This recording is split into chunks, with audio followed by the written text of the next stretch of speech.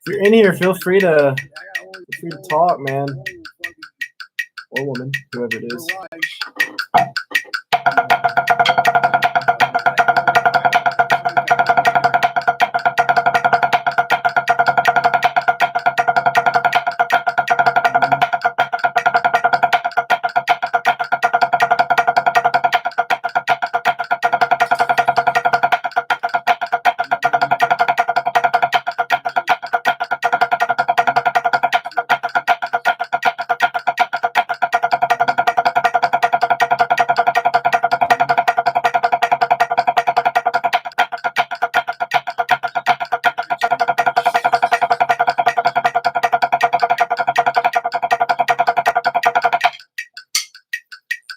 What up, man?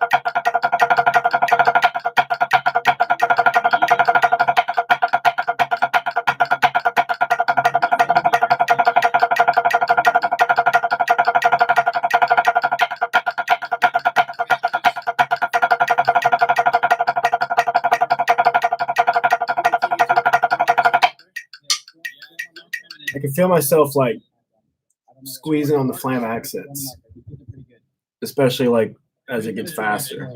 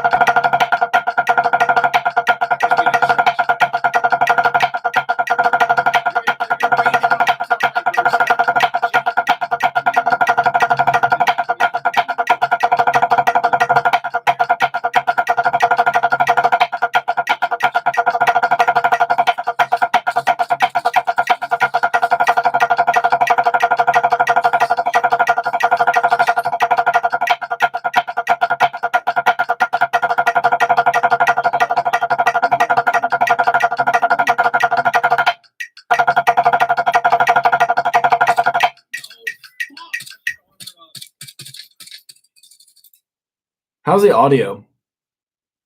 for whoever's watching. Does it sound okay?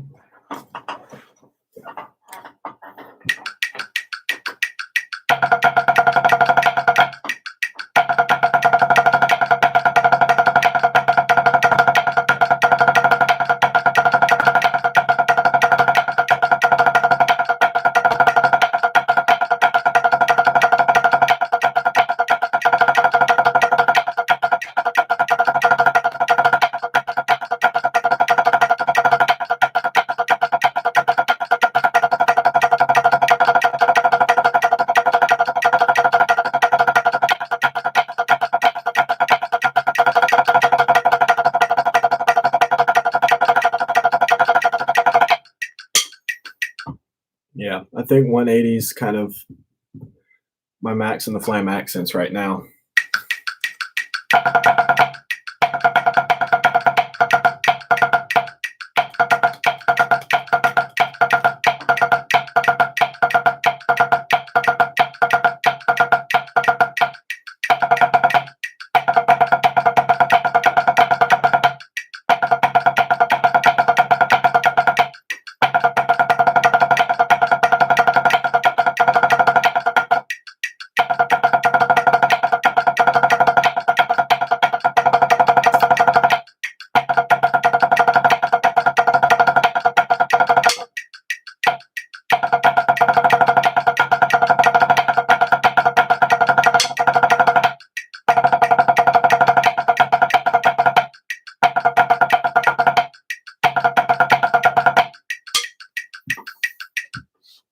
This exercise is called Fulcrum Freddy's, and it switches between flam accents, which are felt in groups of 3, and then eighth notes with diddles on them, and then singles at 16th notes. And it's supposed to make you feel, this, this, and make it feel super reboundy and the same.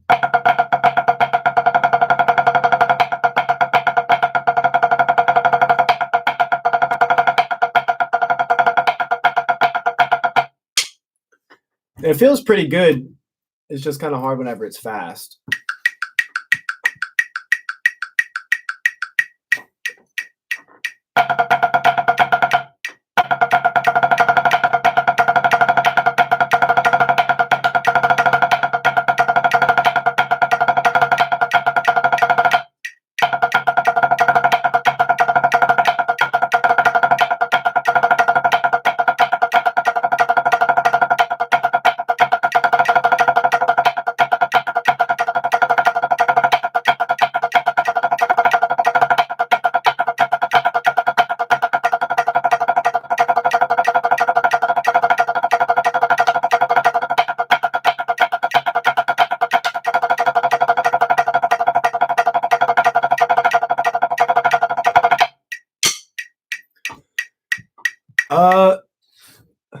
No, I actually haven't auditioned for any indoor group, period. I just happen to have their packet. And I like the way they play, and I like the stuff that's in it. It's pretty fun stuff. I auditioned for Blue Knights. I only went to one camp though. I got a call back. It was the Dallas camp in I think November. It was it was actually the day that LSU played Alabama. I was driving up to Dallas to audition there. So I gave up my spot on the LSU versus Alabama trip to go to a satellite camp. And it was okay. I had a weird experience there, but all things considered, it was actually pretty cool. I'm glad I went, but they gave me a call back, but the callback was all the way in Colorado, and I didn't really have money to be flying out to Colorado and doing all that. Plus, Blue Knights tour fees, if I even made it, would have been like $5,000 plus, whatever you have to buy for tour. So it ended up being a lot of money. So that's about the extent of my audition. I've thought about auditioning for a group in the spring, but I'm also going to be doing school, so I don't know how realistic it is.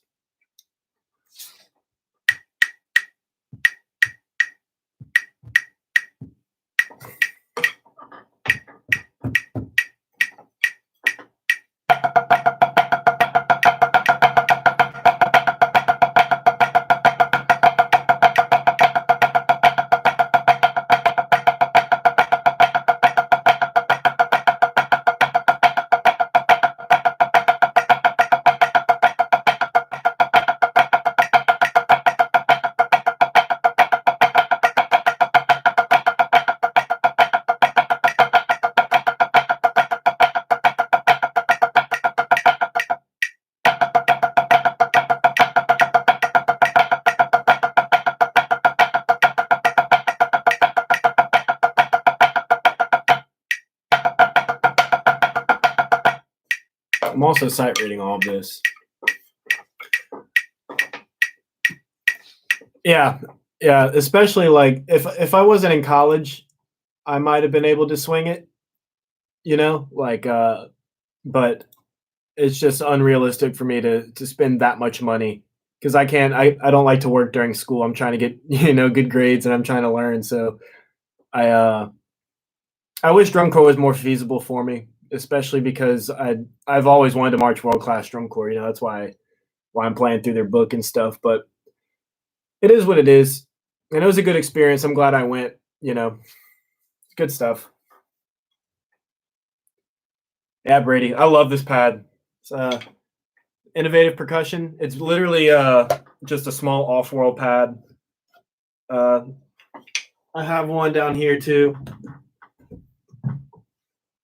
but I like the way the small one feels, and it sounds really cool. Like this one is deeper. Well, whenever it's not on another pad, it's a little bit deeper.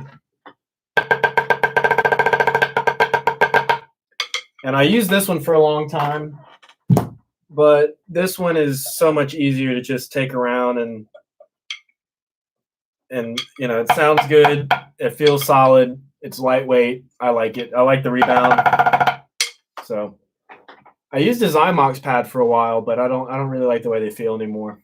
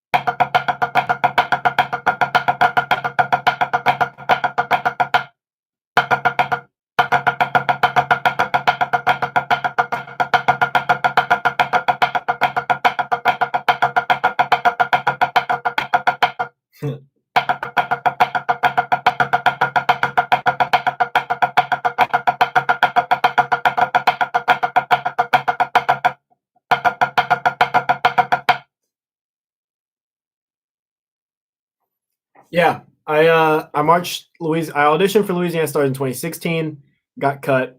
That was my junior year of high school, or would have been the summer before my senior year, so after my junior year of high school. Then I auditioned again for the 2017 season, and I made it, and I was on the end. Uh, and that was the summer before my freshman year of college. Then I took a year off in 2018, and then I was supposed to march last year for 2019 as the section leader center snare, and I made it through like a week and a half of the spring training, but I had major tendonitis the whole time and I couldn't march. Like that was just unrealistic. And I got to the point I tried to push through it. I figured, it's drum corps, your ankle hurts, but it got to the point to where I couldn't stand still and play the music on a stand without my leg hurting, without my foot hurting. So I had to unfortunately go home, and it kind of bums me out, especially being the section leader and my chance to tap for a group, and Louisiana Stars is a phenomenal group. I love the people there, but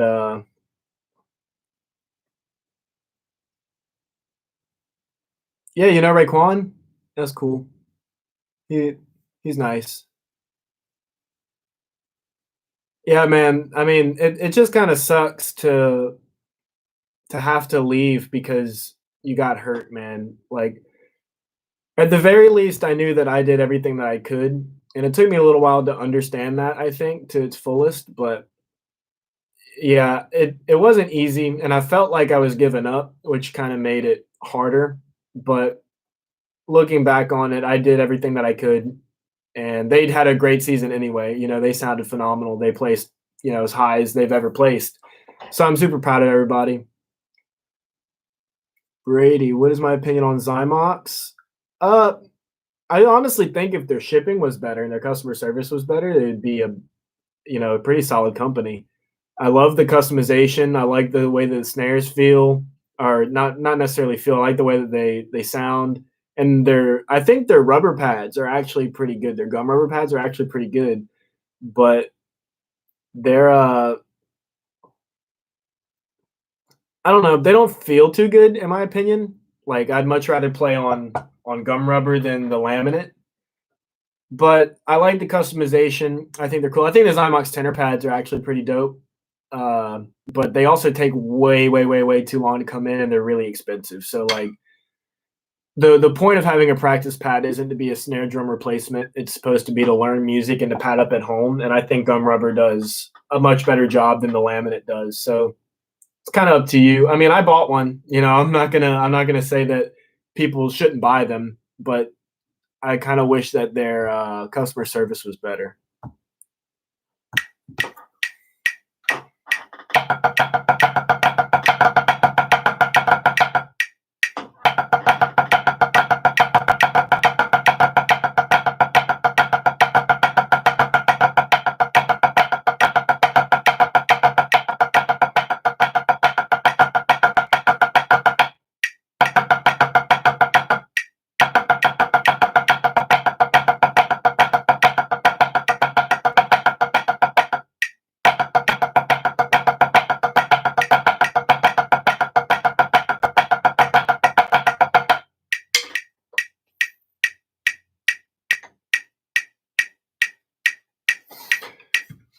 Yeah, man, I feel it kind of sucks that it got canceled. This is my age out year, and although I went and auditioned and said I wasn't going to audition anymore, so I kind of took myself out of it anyway. I'm kind of hoping they give an extra year for age out so that maybe I can go do world class core when I'm 22. Uh, I wish I had taken the time and gotten my hands to where they are now, like a year or two ago, because it just kind of sucks being able to like play. I finally feel like I'm at a point to where I can understand some of the more fundamental parts of drumming, and I don't get to like practice that at the highest level anymore. Especially somebody like I want to go and teach. I feel like it'd be cool to have the world class experience under my belt to be able to say like, hey, I did that. And, having the extra year would just be super clutch. But things happen for a reason, and I'm ultimately not too upset about it because I did march 2 years of open class or 1.5, whatever you want to call it. So, there's give and take. And I got to spend the summer with my friends and do some cool stuff with Tiger Band. So that was fun. There's always plus sides to it, save money too.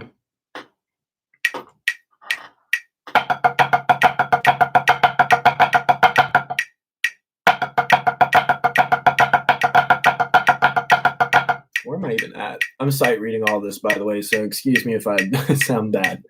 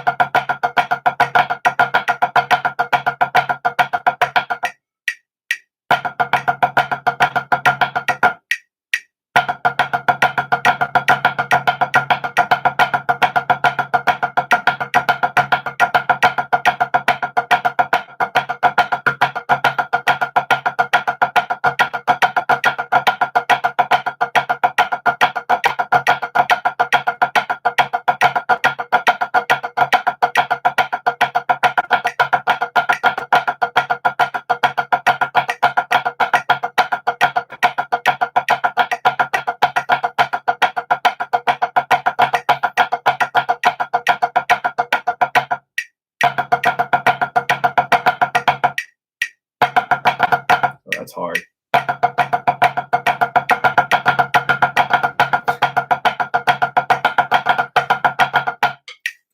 Y'all ever heard of foo bars? It's kind of difficult. Wasn't ready for that.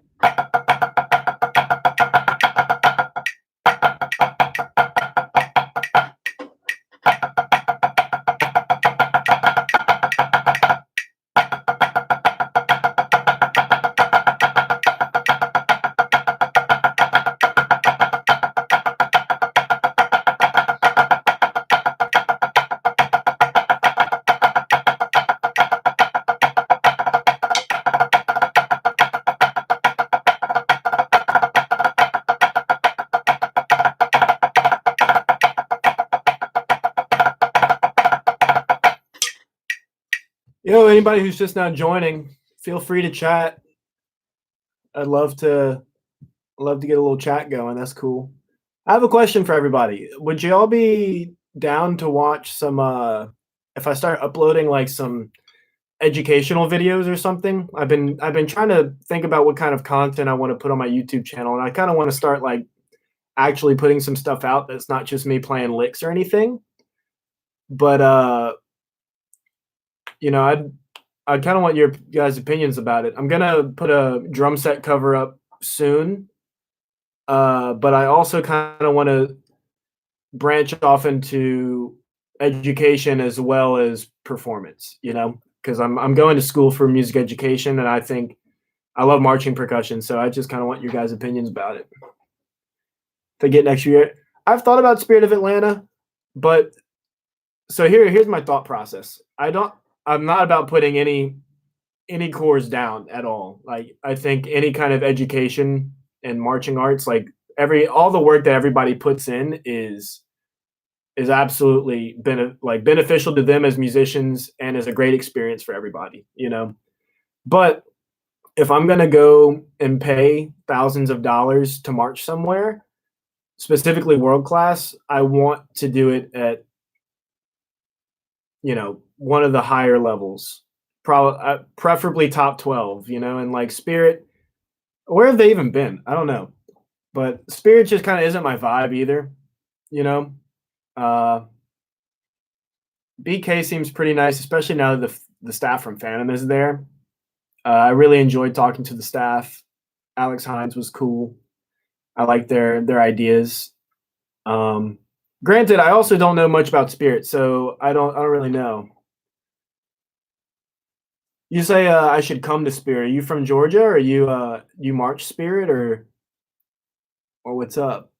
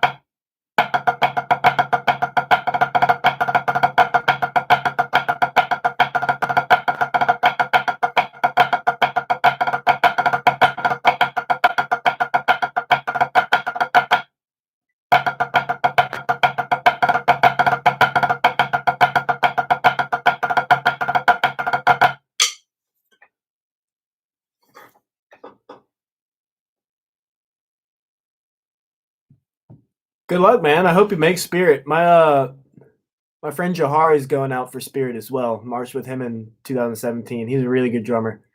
So if you see him, tell him Cameron said hey.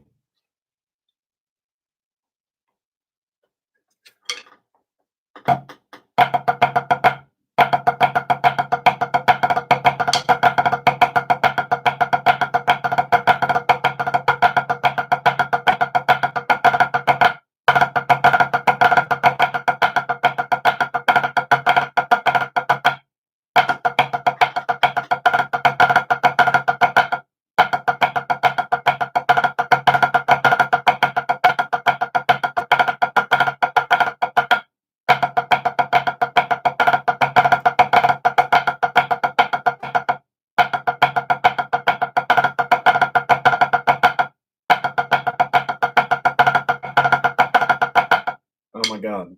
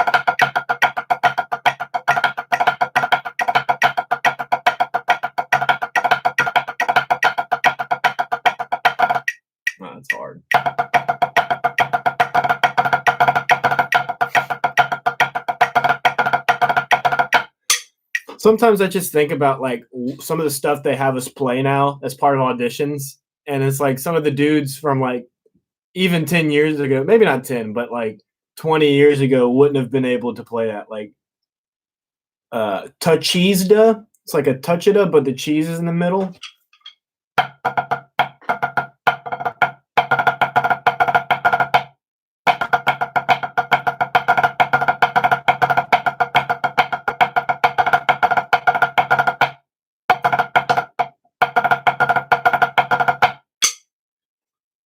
Also, always use a Met. I'm doing a bad job at that.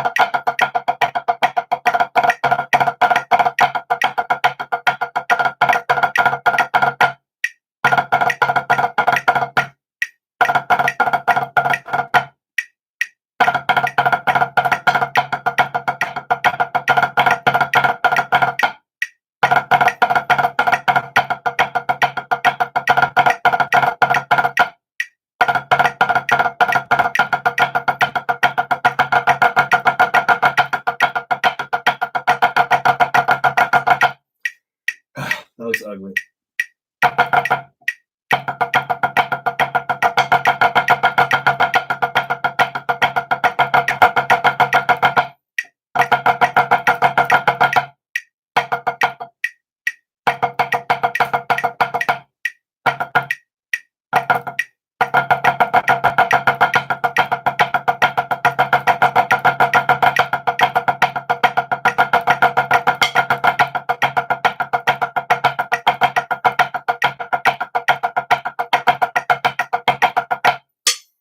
If anybody's new in here, feel free to leave some comments in the chat. I'm down to talk with anybody about anything drumming or music related, or even just about whatever. If anybody has anything cool going on, let me know.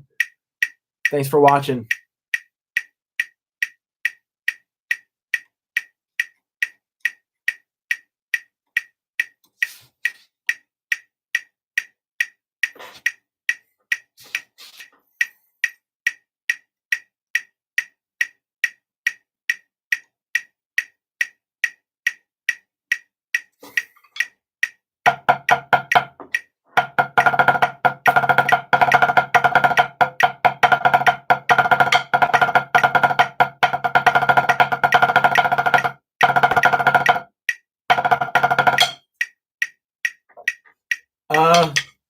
I've only marched Louisiana Stars open class drum corps.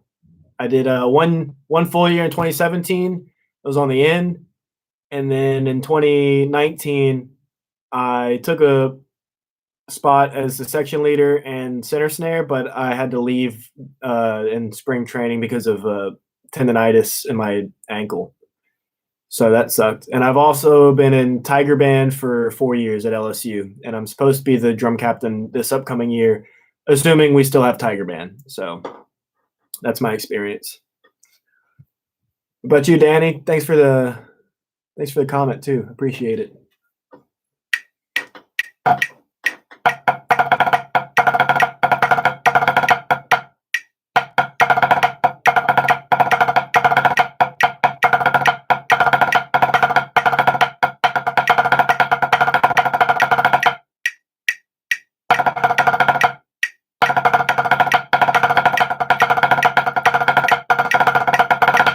It's hard.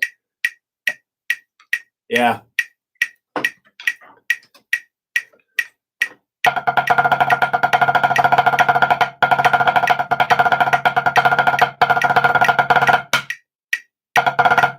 feel like this exercise isn't supposed to be played this fast, but yeah, no, Aiden. He's He's my like room partner whenever we were in the dorms at UL.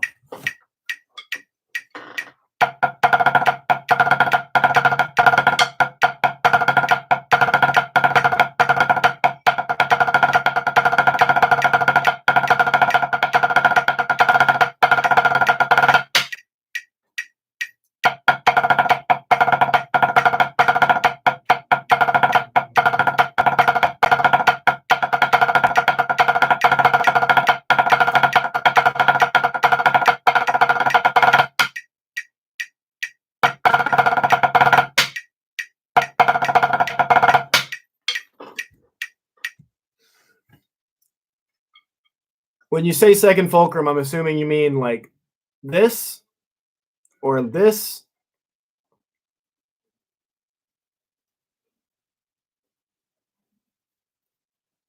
Yeah, Aiden's super, super nice. And he kind of blew my mind. He was marching tenors and he told me, I thought he was like 19, 20 years old.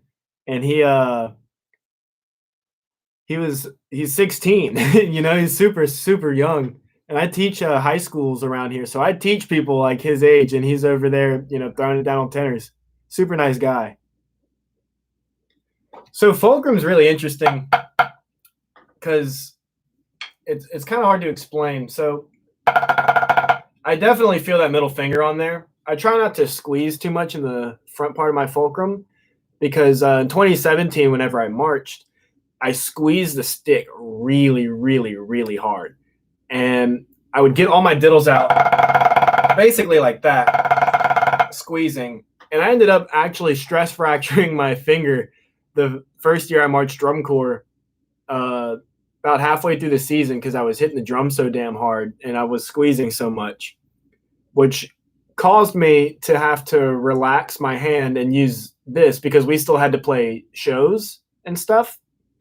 And we still had to practice every day, it's drum corps. So I learned by, pain to use my back fingers. But with that said, I try to use the whole hand kind of as my fulcrum. Like I don't really feel too much pressure up here anymore. It's kind of like a combination of the back fingers, although the middle finger is the front of the back fingers, I guess. Like whenever I do that, I'm feeling more like equal distribution across all my fingers, all the back three fingers, and this is just kind of keeping the stick in place. And the middle finger does play a very important role in that, but it's not like I'm only using this, although you can do that. But you want to try to minimize like pressure points at one part of the stick, and you want to try to keep that even distribution. And I mean, obviously, as you get faster, you might find yourself sliding towards the front. But like I said, I try not to focus the fulcrum point on one part of the stick. I try to even distribution.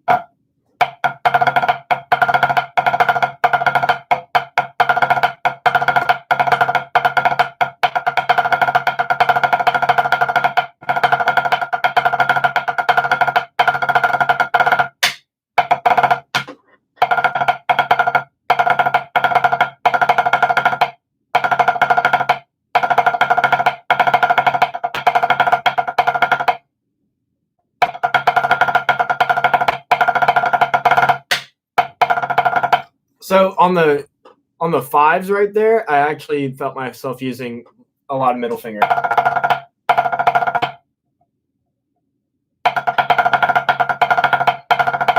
Like I feel that here for sure. But whenever I try to even it out like that, I feel like I get better fivelets. So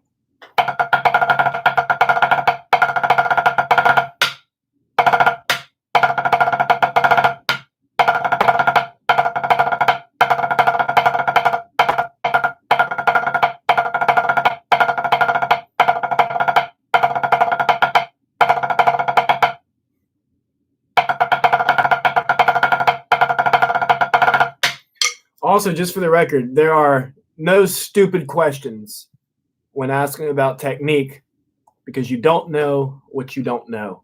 And that will absolutely never change. So ask the stupid questions, because if the question is enough to like come into your head, it's an important question, you know.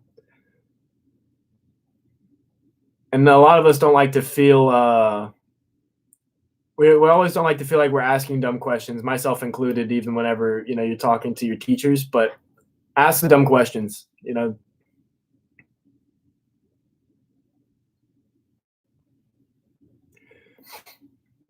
So that, I don't disagree with that at all, using this to do that, because it does teach you how to take the weight from the front of your fulcrum, and it teaches you how to open it up a little bit.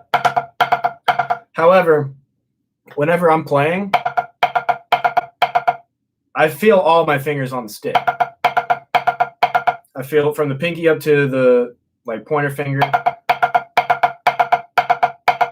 And I mean, just by how the stick is, you're gonna feel it on these fingers for sure. But I also feel all my pinky and all my pointer finger on the stick. So it's evenly distributed, because if I feel more on these fingers, that means I'm squeezing the stick. And you never want to squeeze the stick. You always want to try to keep your hand as relaxed as possible. At least that's what I aim for. And I think it helps let the stick do a little bit more of the work.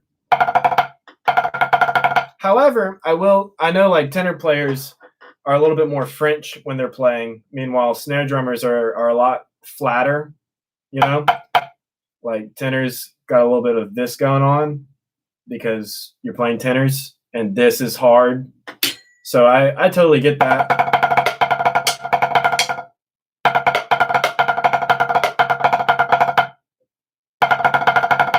Although I would never march tenors just because they're so fucking heavy. Whew. It just gives me chills, man. I can't imagine doing a whole season of drum corps marching tenors, man. You got to have some serious drive to do that. I'm gonna play some lot jams. If that's all right with y'all.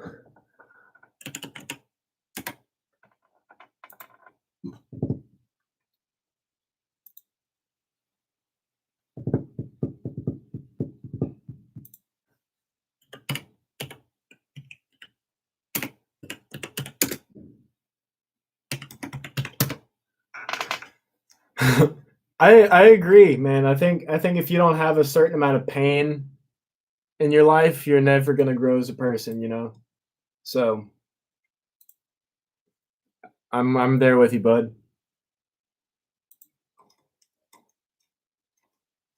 All right.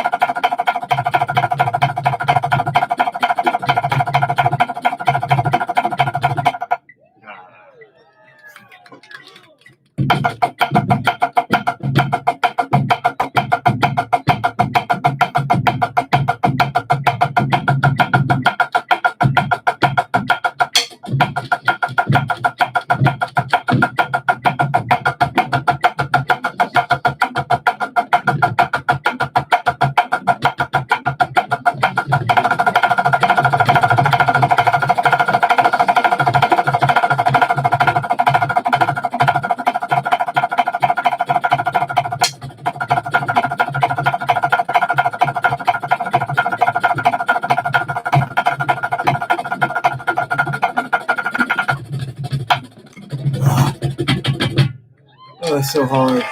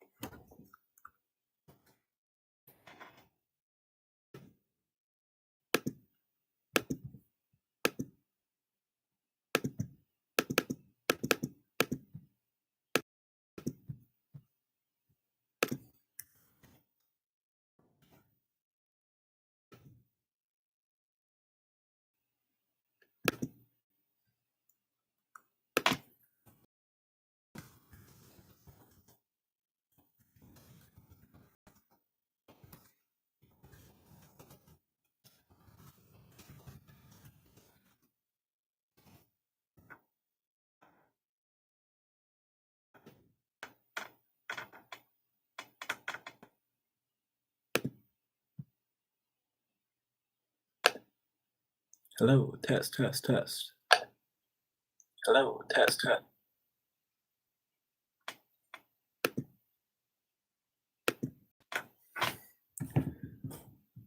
Hello, who is here? Please feel free to leave some stuff in the chat. I'd love to talk with whoever's in here.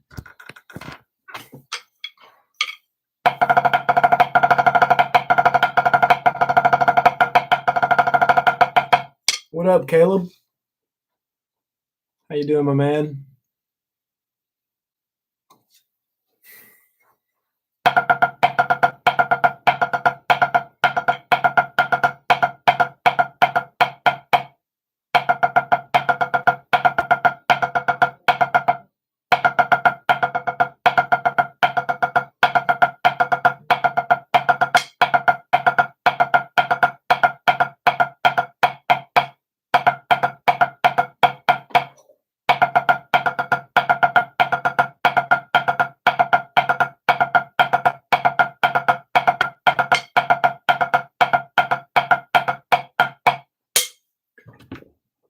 Yeah, that's what I like to hear.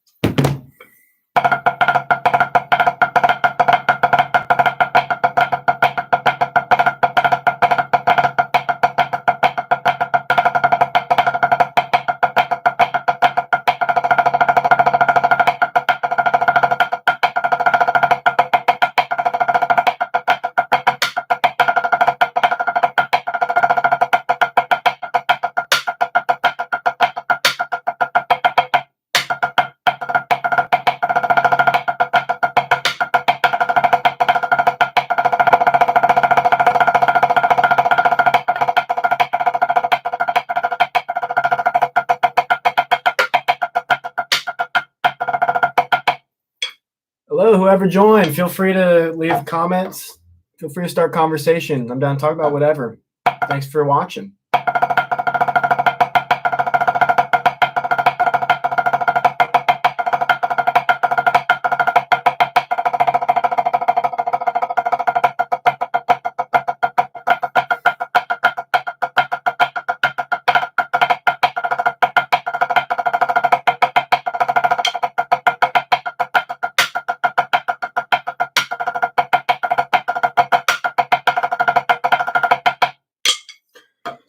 All right, let's play some warm-ups.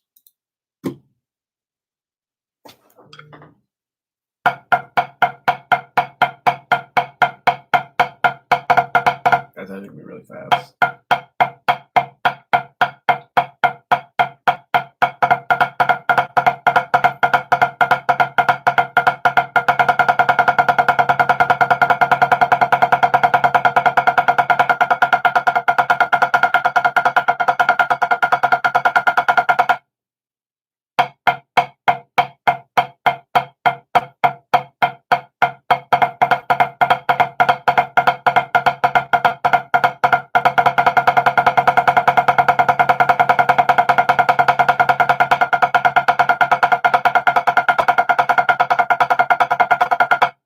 You can really hear the pitch difference in my sticks whenever I play that exercise.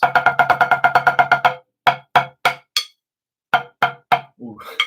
I don't even know if this comes across. Whoever's watching, if you can hear that, let me know. Like, this one's way lower.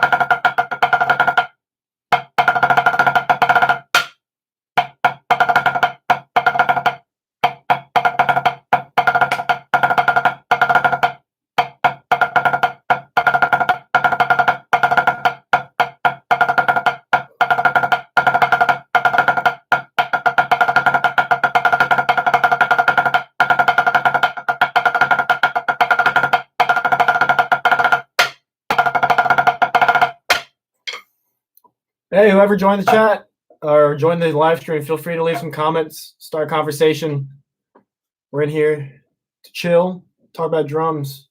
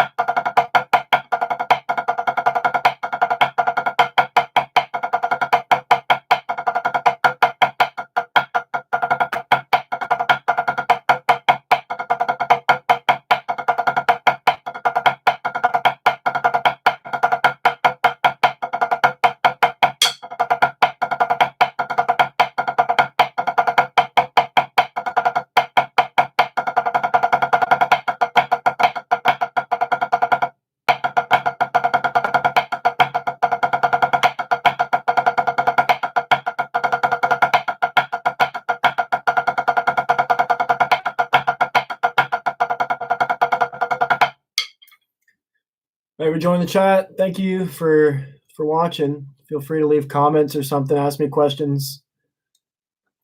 Whatever.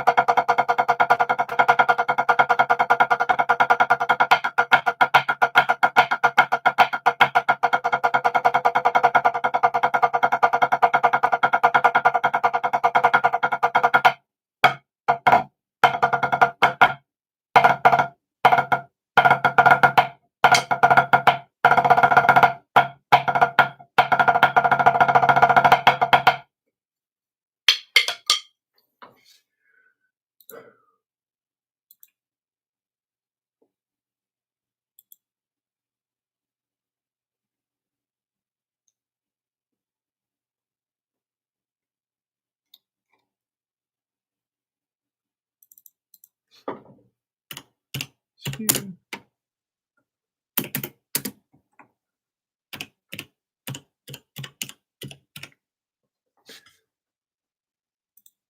Hello, whoever joined, welcome. Thanks for watching. Feel free to leave comments. I am down to talk about whatever.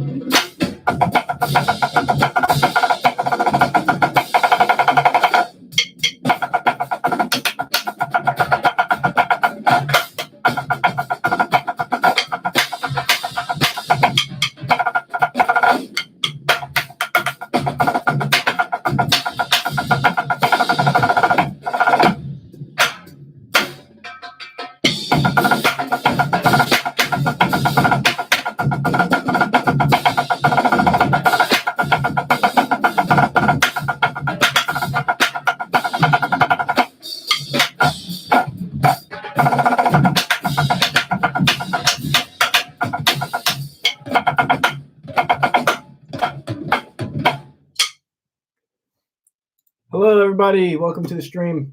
If you're new, haven't been watching, feel free to leave comments in the chat. Ask me some questions. Tell me about stuff. What up, Brian? Thanks for joining. Don't forget to leave a like too, man. That'd be awesome. How do you rebound the stick? It's a very good question. I'm glad you asked. You literally just something. I don't know if this is obviously like a trick question or something. I don't know if this is a meme or not, but something I do to rebound the stick is I grab my stick by the single fulcrum and I make sure that I'm using the wrist, right? And the stroke always comes from the wrist.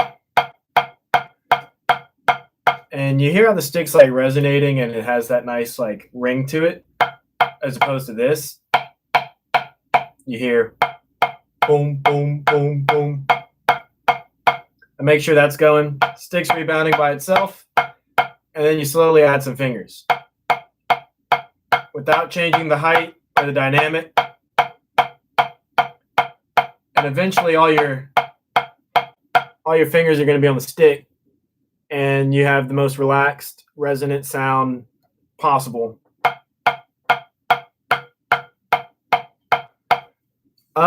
Cisco Hance taught me that from Academy. He came in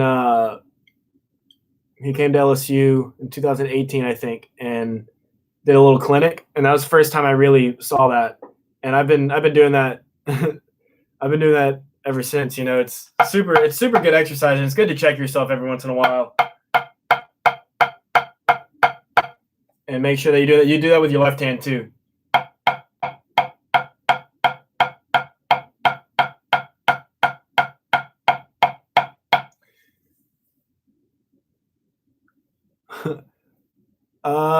I mean, Michael definitely helped, especially, you know, applying it. But the first time that I'd seen that exercise in particular was Cisco Hands.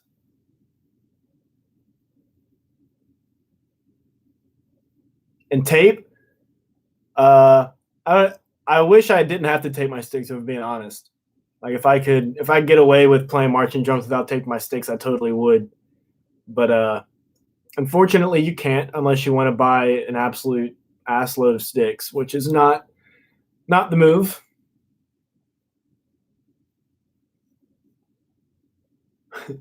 Yeah, Cisco always looks fresh.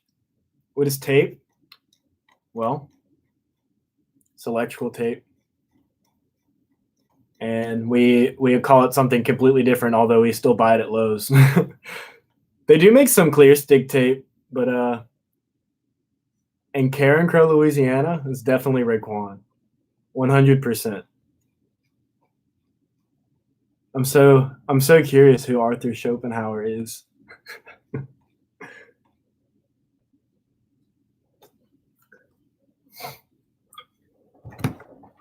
Hey, bro, no, he's actually got hands. He's a nice dude. I enjoyed being around him.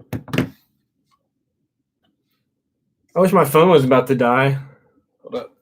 There's a solution for that.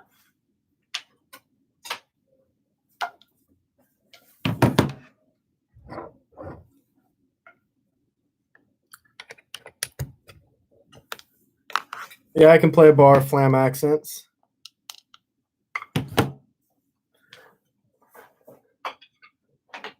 Only if you tell me who this is.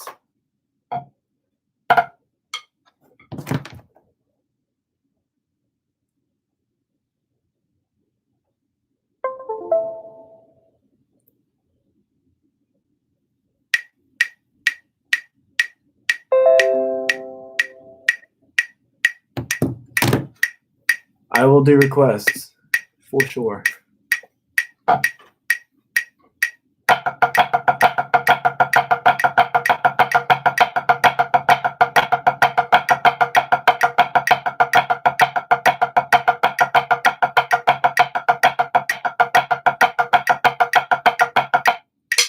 Did I pass your inspection?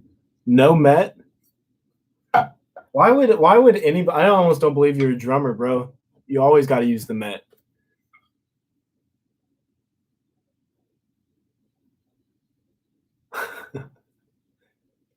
You actually just said repeat, which implies that you keep going. So. Does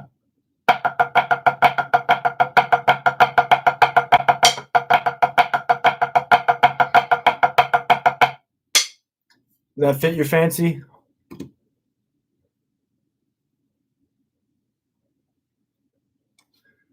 Hey, everybody, if you're watching, feel free to leave some comments and enjoying the discussion. I'm down to talk about whatever. Don't forget to leave likes. That'd be super nice. And if you're not already subscribed, feel free to subscribe. I feel like I'm gonna start making some more content on the channel. Also curious how many of you guys are drummers and how many of you guys are my Facebook friends.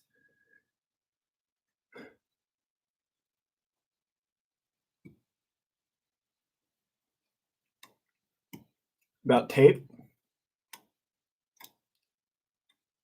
Anything specific about tape?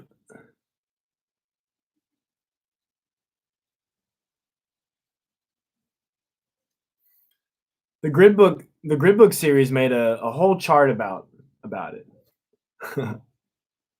Tilted or flat drums? Personally, I've only played on flat drums, but you know, I don't really mind like a little tilt. like that much. But I see some groups that like do like that. I think that's crazy. But I've only played on flat drums, so I would not want to transition from a flat drum to a tilted drum. Honestly, like I've kind of developed at this point how to play on a flat drum. I feel like doing this is just going to throw off all of the stuff.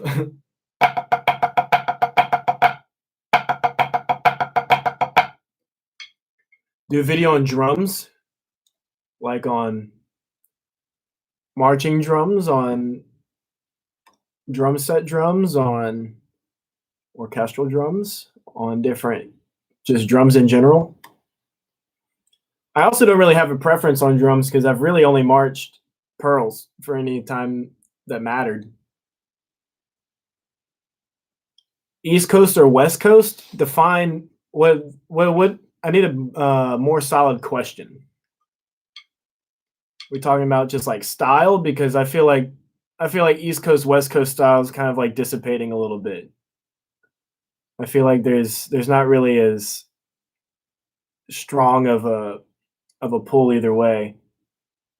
And I feel like if you're like completely one or the other, you're probably you know going to the extremes. You should be able to do just about whatever as long as the stick is bouncing and like you're getting nice and relaxed sounds. You know, I don't really care about what coast you're on. However, with drum corps, I grew up listening to the Blue Coast. That was the first drum corps I discovered. So I guess in a way it'd be East Coast, but the fine and relaxed sound. I don't want to like blink when people are playing because the like transient's so loud. You know, like band directors like to say a nice round sound. Like if somebody's hitting the drum like that, as opposed to I want to hear the stick. I want to hear the stick when you're playing, if possible. You know, although that is kind of hard on actual marching drums sometimes, just because the actual drum is so loud that I find it's kind of hard to hear the pitch of the stick. But you can definitely tell the difference between somebody squeezing the stick and somebody that's not. You know, that's the one thing I don't like about having to play on a pad all the time is you develop this sound concept on this thing, and I can hear the sticks pretty well on my pad. They're not matched at all. This one like completely different pitch, but you develop that sound concept on a pad, and then you like go to a drum, and your sound concept is completely different, and it feels not. I don't want to say completely different, but it's definitely a different feel. Anybody that plays a drum knows that. With Stars like, it was cool. I enjoyed my time there. You know, I'm glad it existed because had it not existed, I probably wouldn't have been able to do marching percussion. Just because it's so unrealistic for a lot of people to march drum corps that I had the cheapest drum corps and a good staff in my backyard was, you know, I'm so thankful for that. And the people there were awesome. The staff, I enjoyed the staff for sure. I feel like they taught me a lot. I definitely learned all of my marching technique from them. Like in high school, I was taught how to play. I guess we definitely had text, but we didn't have the same text, and it just kind of led to a lack of consistency in high school. And I never really learned the true fundamentals of like how sticks and drums work. So definitely thankful that I met Troy and the rest of the staff there, and they kind of fixed me up a little bit, and they kind of gave me an actual they gave me I think the first good sound concept, because since then it's been nothing but improvement. Meanwhile, in high school, I can definitely remember hitting walls and not knowing how to get around them. But now that I know what I'm aiming for whenever I'm playing, it's a lot easier for me to practice and learn by myself than it is to to do that otherwise. Although obviously there's always help, and you don't know what you don't know. So for sure, it's always a process, you know.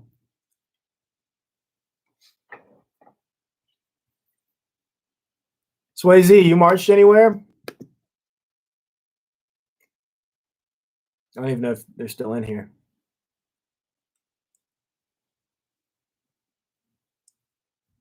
No. How's that?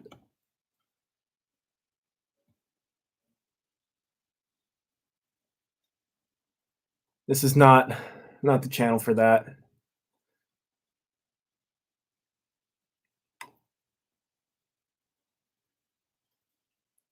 Hey Tyler.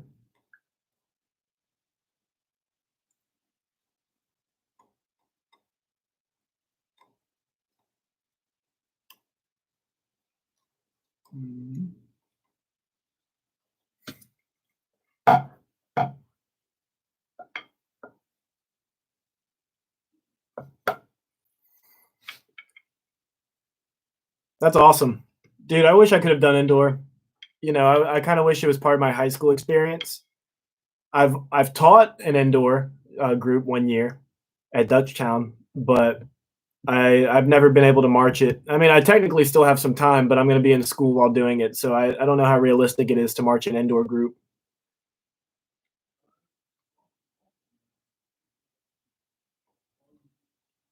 Did you have a good time doing it?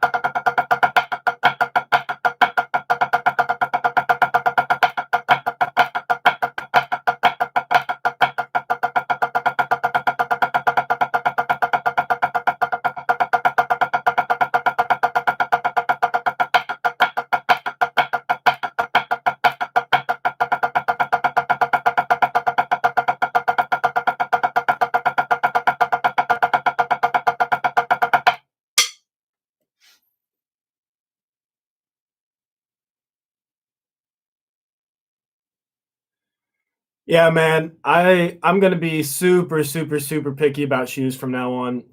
My the season I was supposed to be at Stars Center Snare and their section leader, my shoes gave me tendonitis and I had to drop. And that sucked a lot.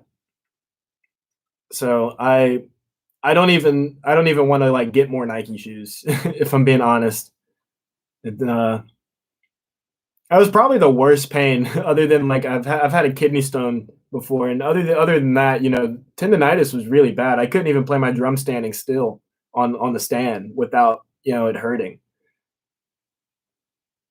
And it blew my mind because I thought I was doing everything the right way, you know, marching technique and stuff, but I don't know.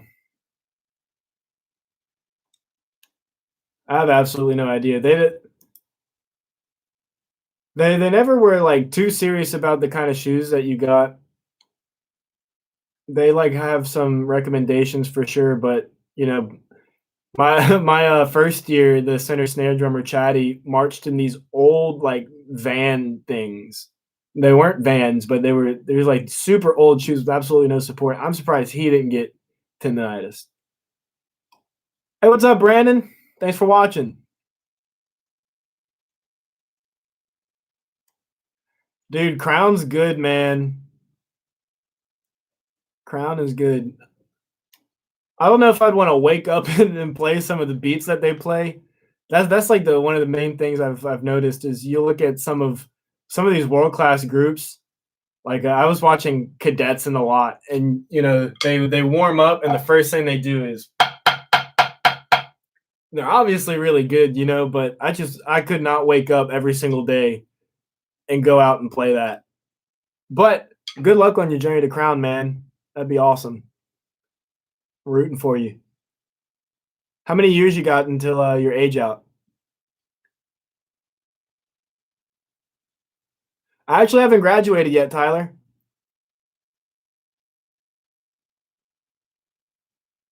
But thanks for the season was awesome, and forever LSU, go Tigers.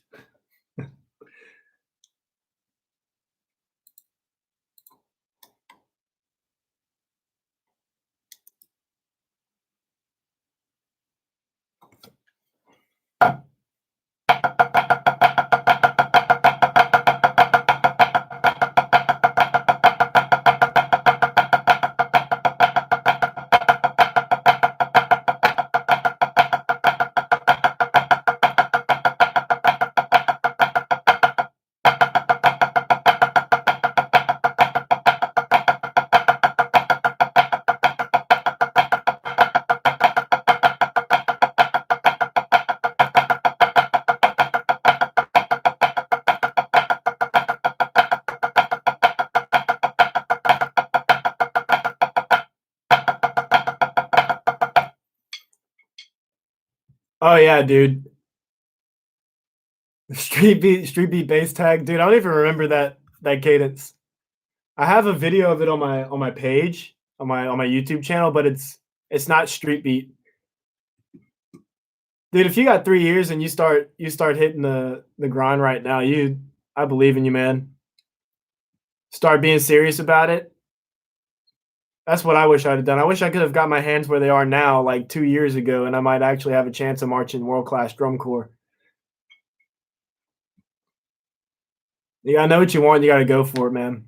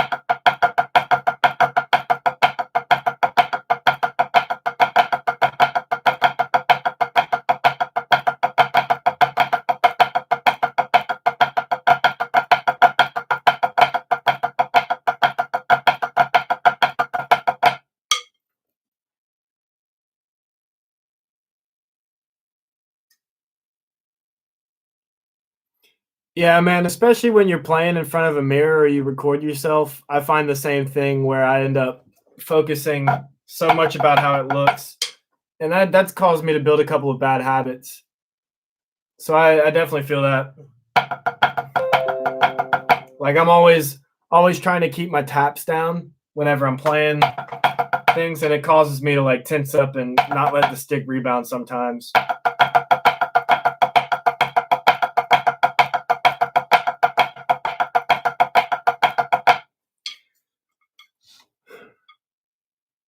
But I mean, it's definitely a process, so I get that.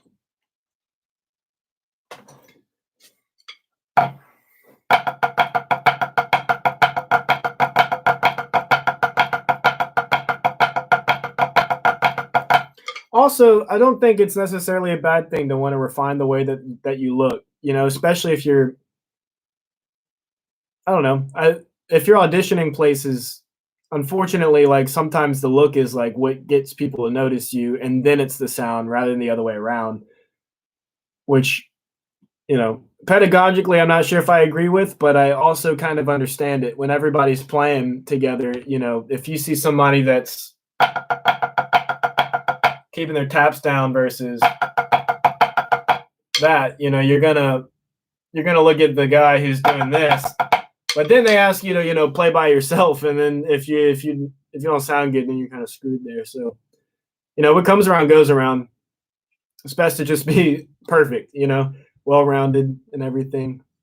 That's the dream.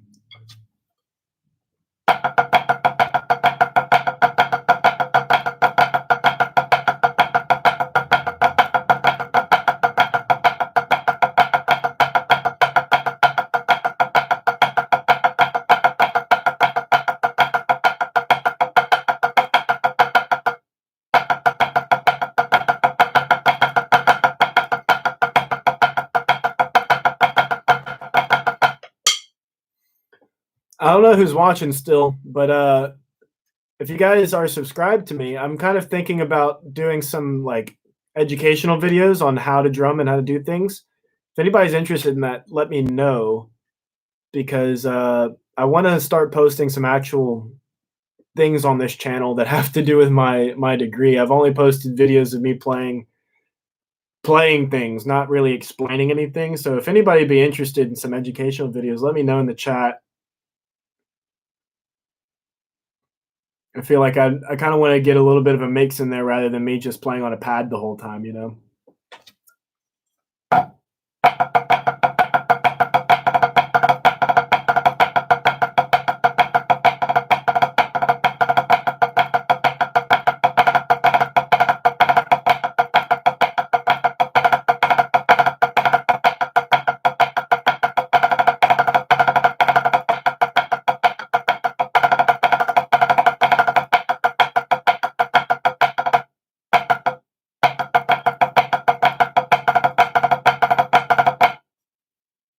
I just did.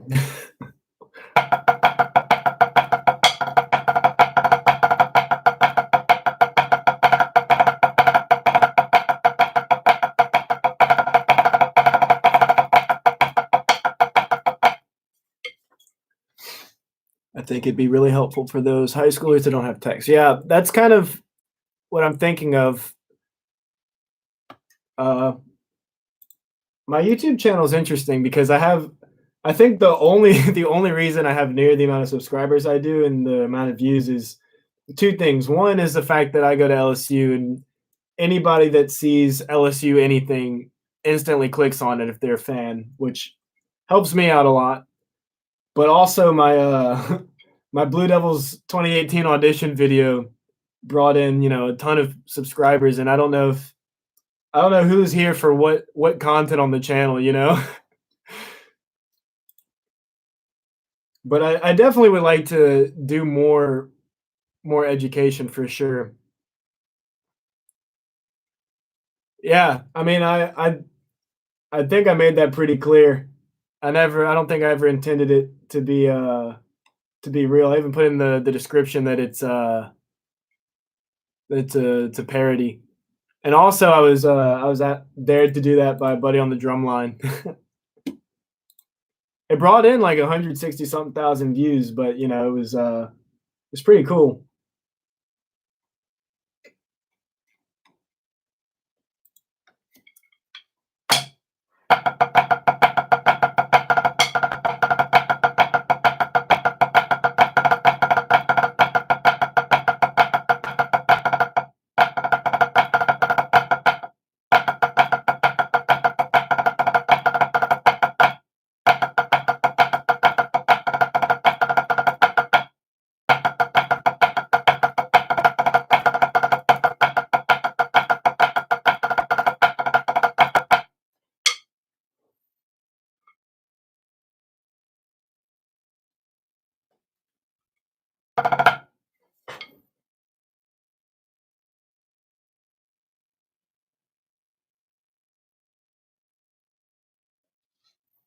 Yeah, did it was the video helpful?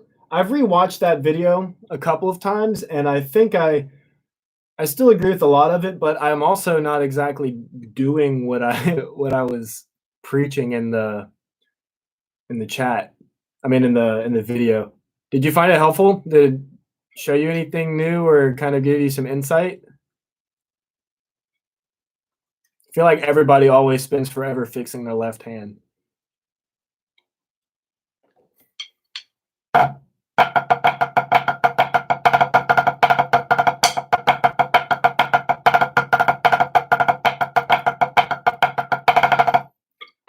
feel like Arthur Schopenhauer over here is like the YouTube drumming, god coming and making sure I'm on my on my game.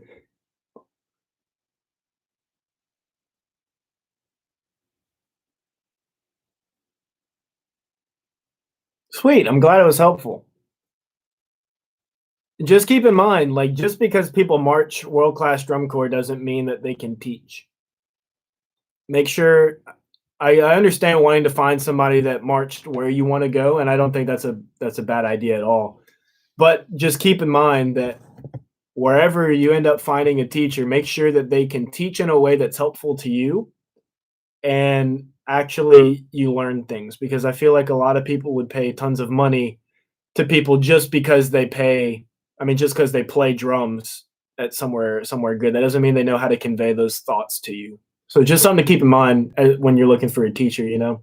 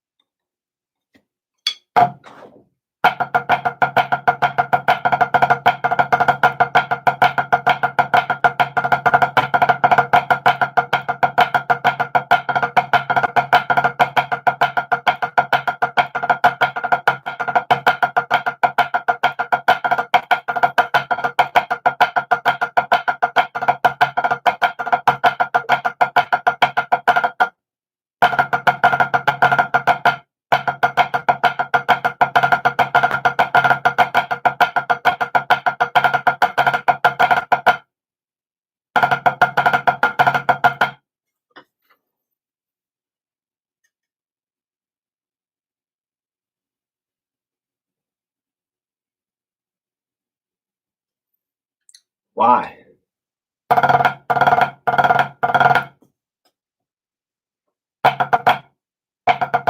That was 4. I can't count.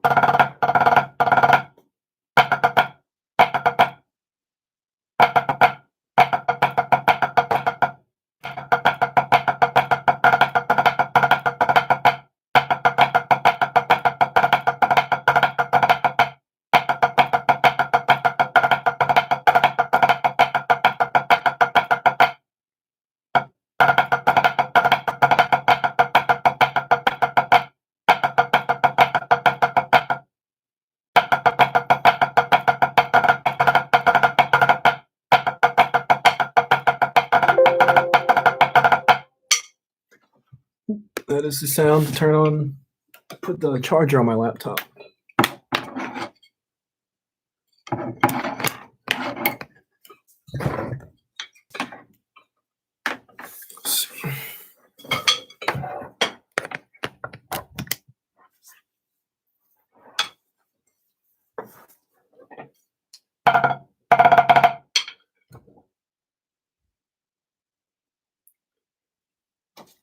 I wish it would let me see who's in here. I can only tell by the chat when people comment, and it gives me like a head count, but it doesn't tell me who's in here signed in. It kind of sucks.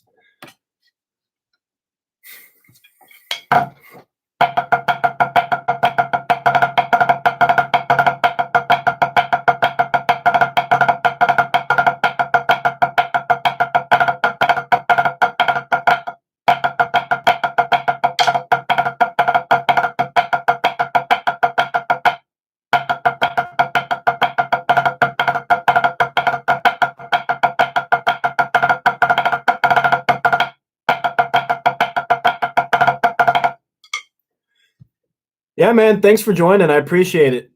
I'm glad my videos help. Good luck on your journey to Crown, man.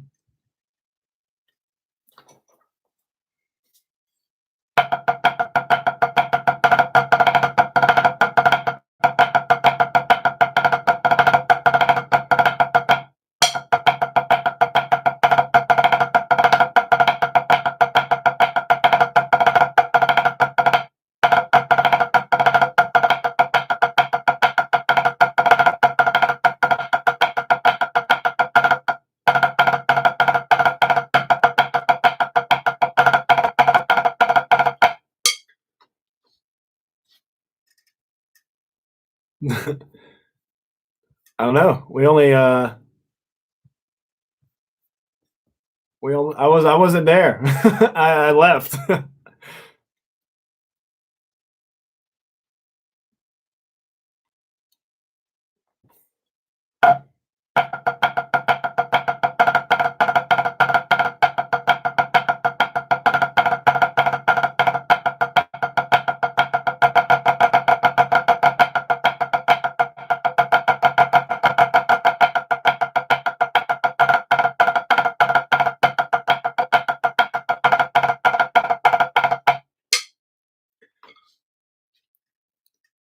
Anybody that's new to chat, please feel free to comment, ask me some questions. Thanks for watching. If you haven't already, please leave a like. That'd be awesome.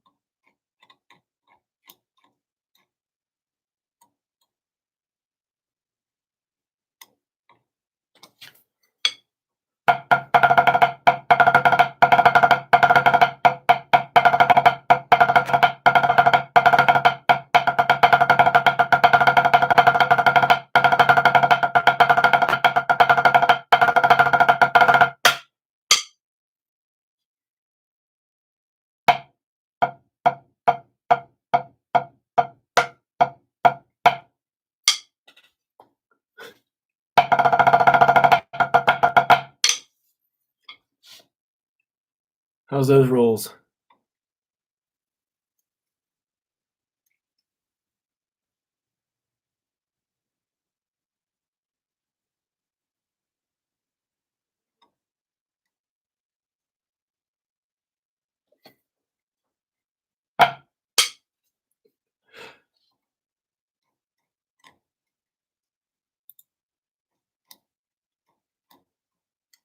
I didn't mean to hurt your ears, bud. I'm sorry.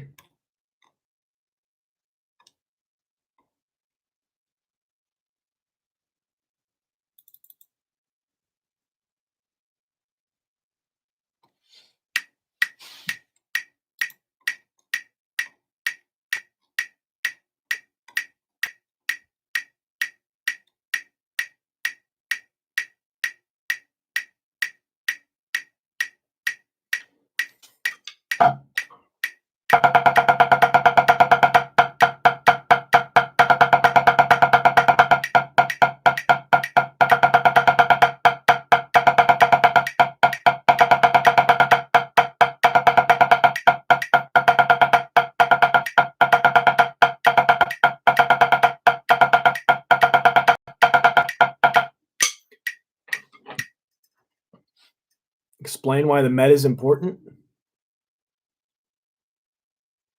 Well, I don't think we should like always use it, but I definitely think that at least when practicing by yourself, it's nice to have it there, especially when you're playing like warm up exercises and stuff. Show music too. Like it's just kind of important to know how the rhythms fit within the time.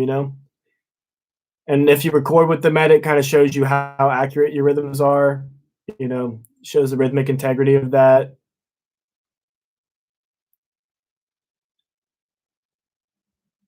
Yeah, I mean, that's the common thing. Everybody uses the Met.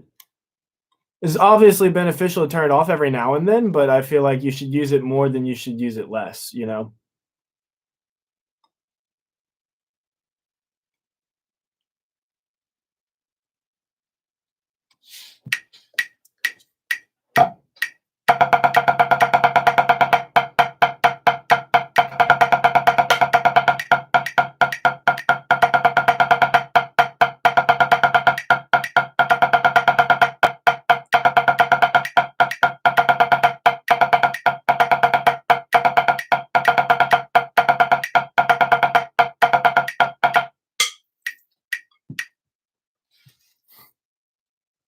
Well, I mean, drummers need to know how to play in time, and you don't really know if you're playing in time unless you've got something that's in time playing with you. You can't exactly rely on yourself or other humans to be exact on that.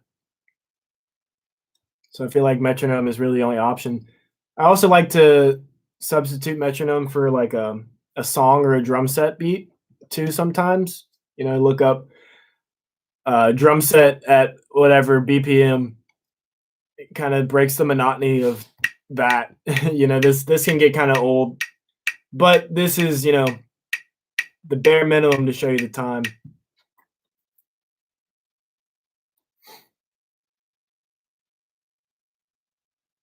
It's also cool to put on like different subdivisions. Like if you're playing in something in 12/8 and you can still play with the like eighth note metronome on and feel the polyrhythm build up. That's cool and it kind of further like deepens your understanding of where the time is or in the pocket it is. Makes things groove a little bit more.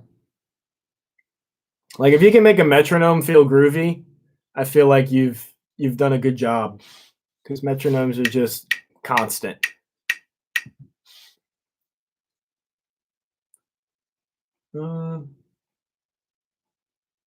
Let's see.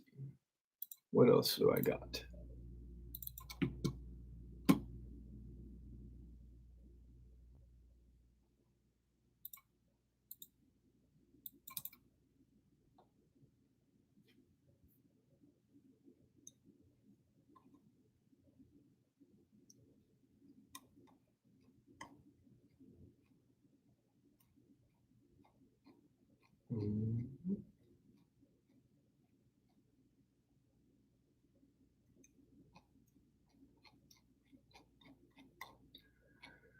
Where is my music?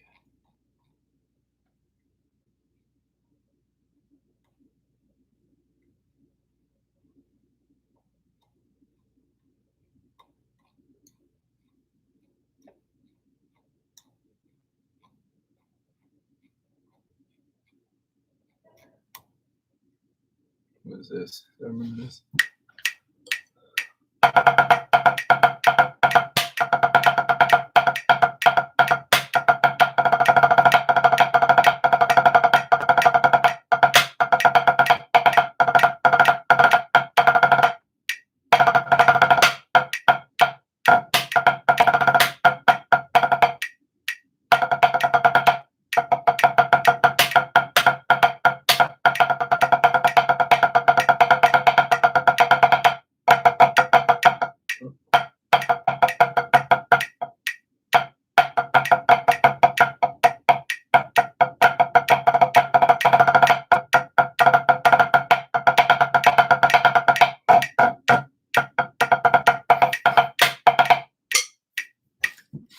Forgot about that. That was one of our audition licks for Drumline last year. It was all right.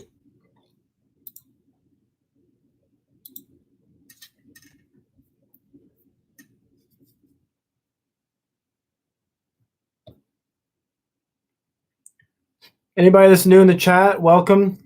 Thanks for watching. Leave comments. Feel free to ask questions, talk about whatever, and don't forget to leave a like if you haven't already. I appreciate it.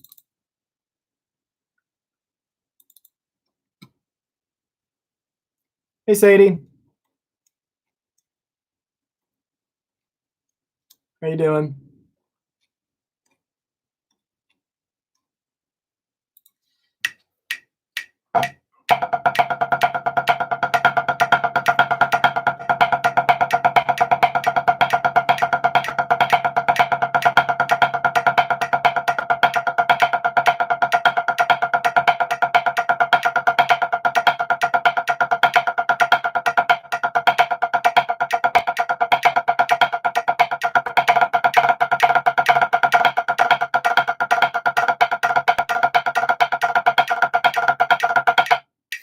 Whenever I had that diddle, I instantly got heavy-handed. Good.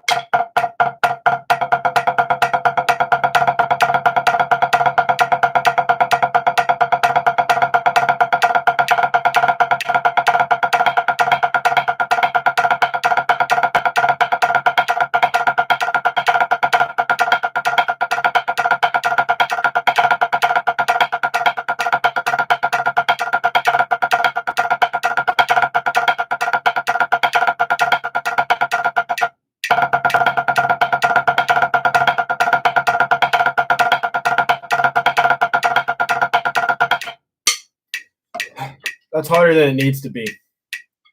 Everybody, if you're new to the chat, welcome. Thanks for watching. Feel free to leave some comments, ask some questions. Thanks for watching. Feel free to leave a like too. That would help out. Thank you guys for watching.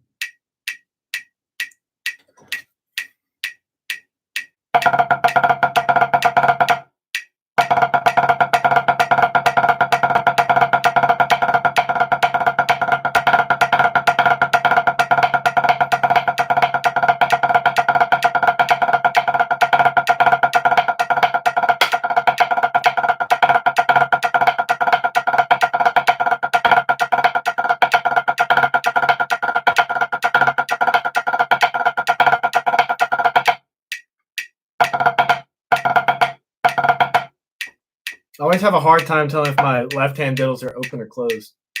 I don't know why.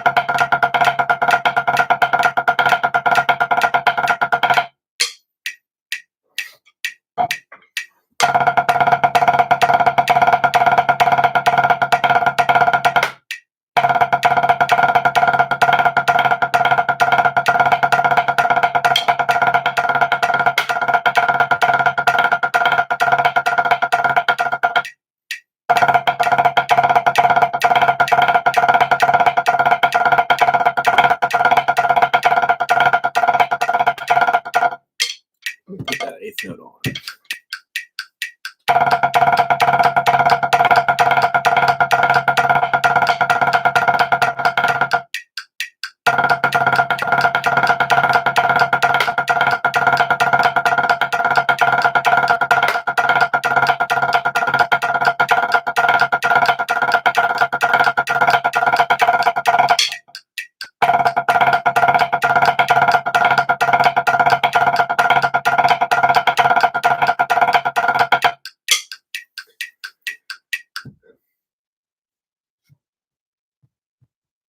If anybody wants to hear anything specific, feel free to leave requests. Anybody has any questions, feel free to ask me stuff. Thanks for watching. I appreciate it.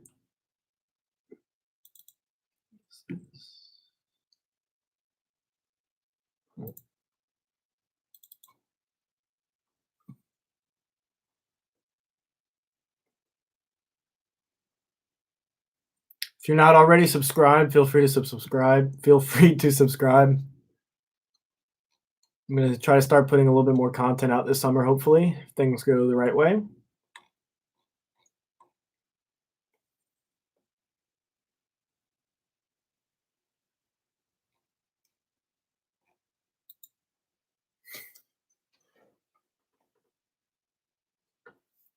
Yep. I'm talking about for LSU at least. Yes. I'm going to be a drum captain and center snare at LSU this upcoming season. To what degree that is, we'll find out as the season goes on. Details on the season come out. Tiger Band is happening no matter what, which is cool. So I will be doing it to some degree, hopefully to the fullest degree, so I can count off pregame and stuff like that in Tiger Stadium. That'd be awesome. But depending on how all this virus stuff happens, that might not happen. So we'll see.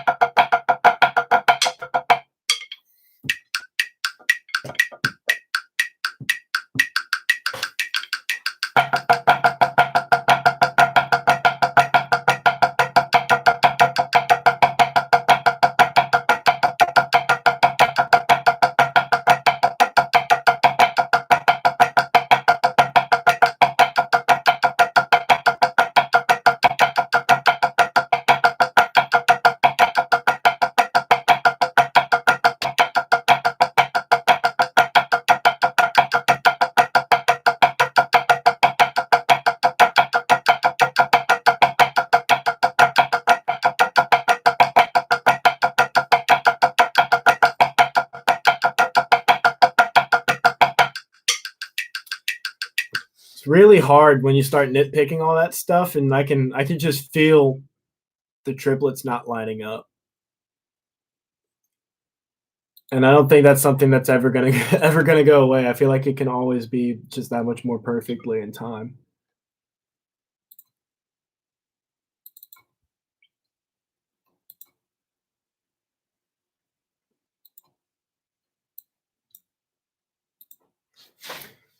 I also wish it could show me who's on the stream. I can't see anybody's username or profile. I can only see whoever comments. It shows me who's in here. It says I have 3 people in here, but I don't know who those 3 people are.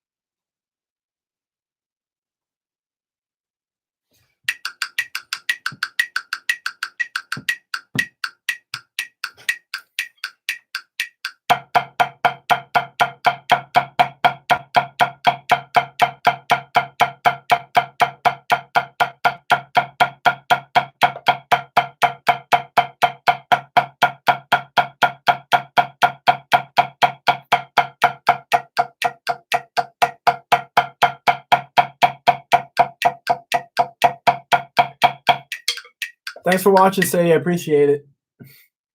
Have a good night.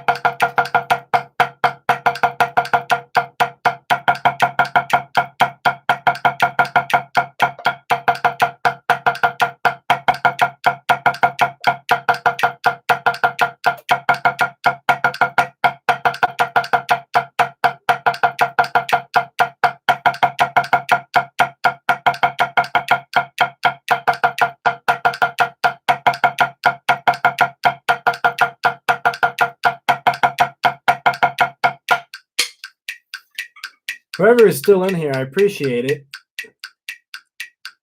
If you'd like to make yourself known, feel free to leave a question or something in the chat.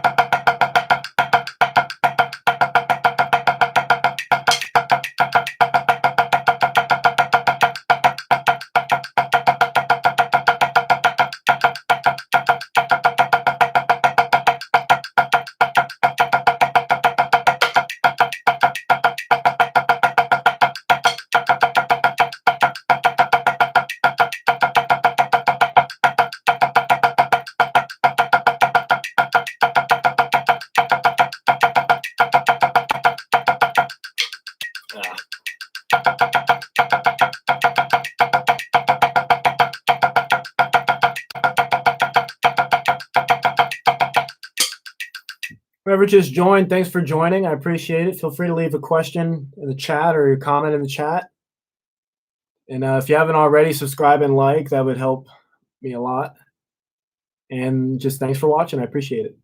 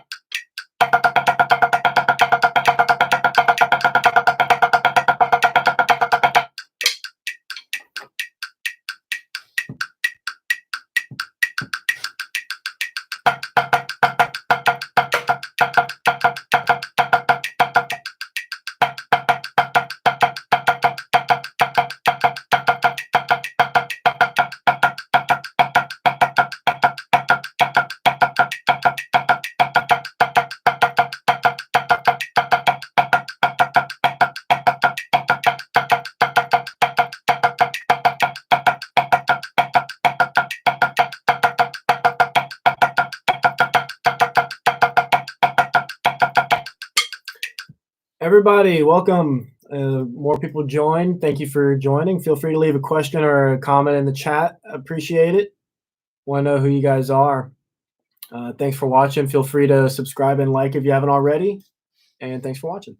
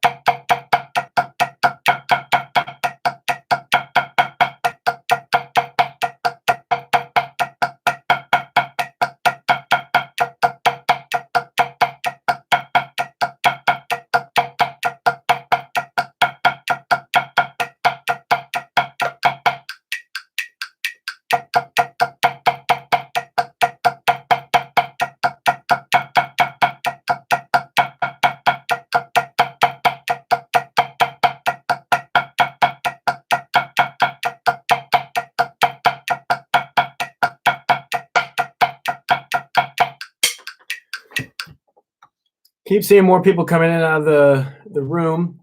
For those of you who are here, thank you for watching. Anybody new, feel free to leave comments or questions in the chat. I'd love to talk to you guys, see who you guys are. Just talk about drums or whatever, school, LSU, whatever. I don't really care.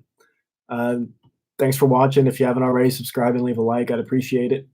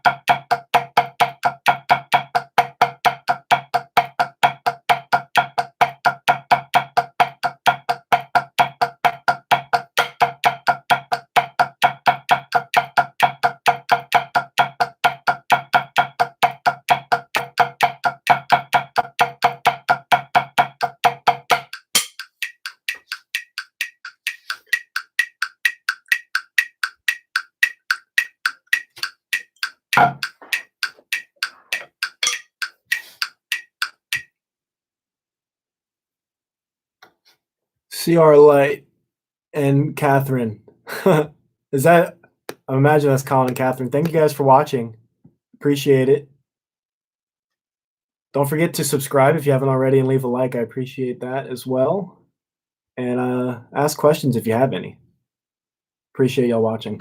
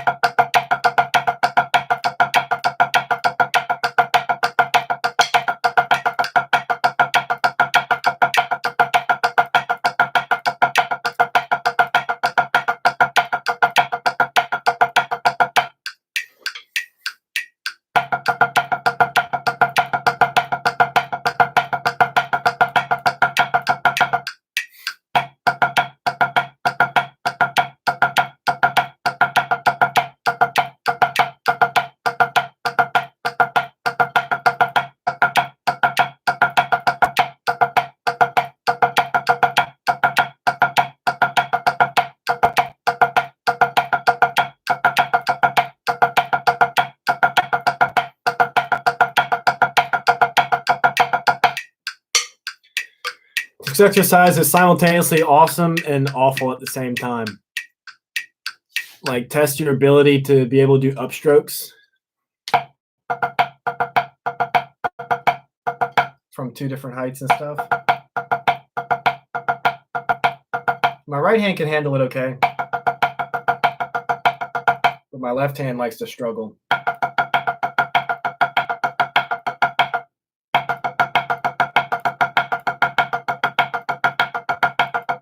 Sometimes it works, sometimes it doesn't.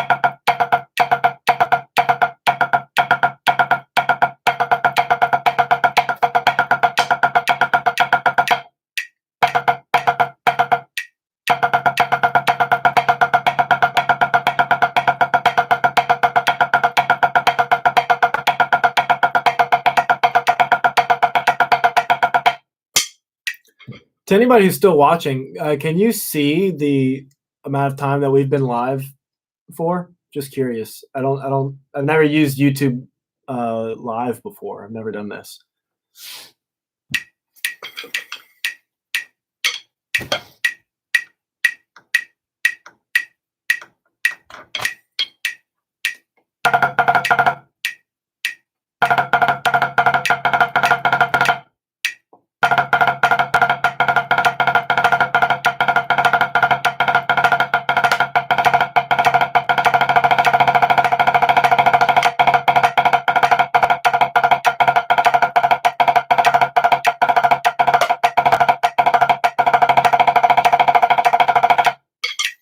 Hey Ryan, thanks for watching.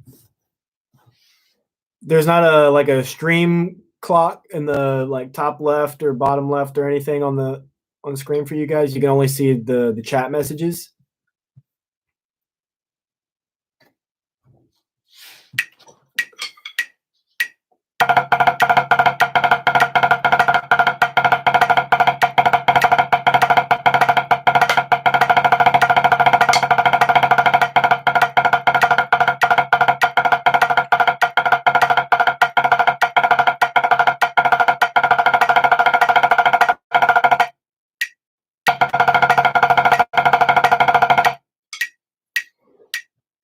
All right, well that's good to know. Hey Josh, how you doing, man? Thanks for watching. And for anybody in here that's new, hey Christian, just chilling. If you're new here, feel free to leave questions. Feel free to talk to me in the comments. I'm down for to talk about whatever. Let me know how you're doing. And also, don't forget to subscribe and leave a like if you guys haven't done that already. That'd be super helpful for me. Currently drumming through the LSU Drumline audition packet right now. So just working my way through it.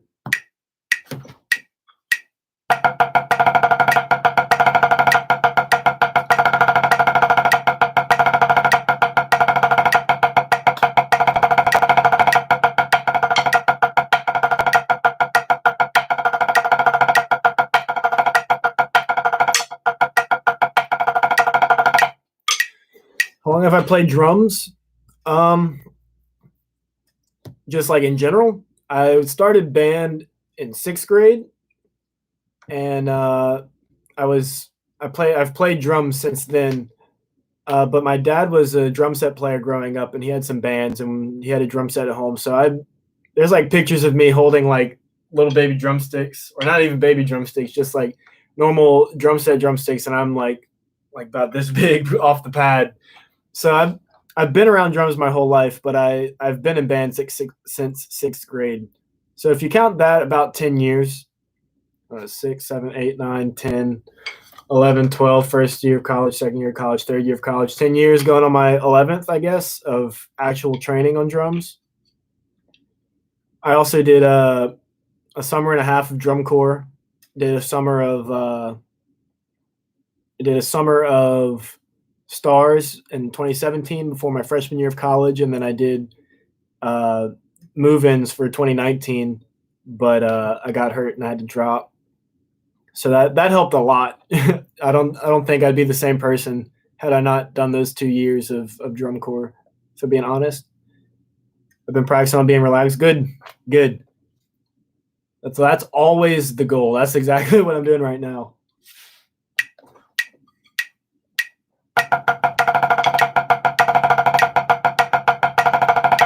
I got a lot of people in the room right now. Let me. I just want to ask you guys a question.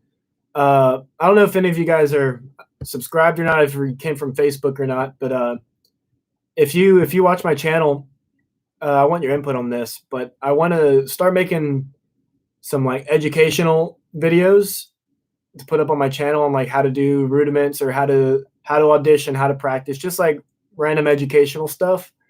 Would you guys be interested in watching that? Would that be something that you want to do? Or would that be something that like you watch and like and share around?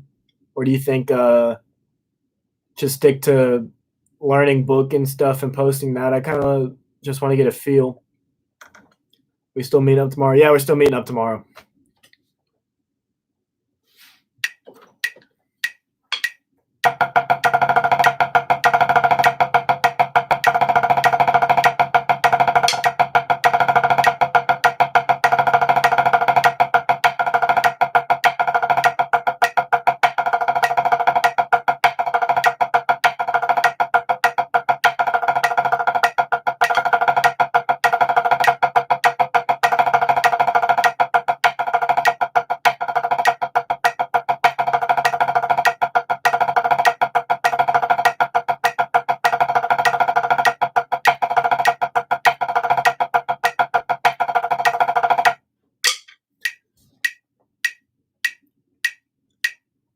I'd share the videos with future students if I thought it would help them. Awesome. Thanks, Ryan. I appreciate that.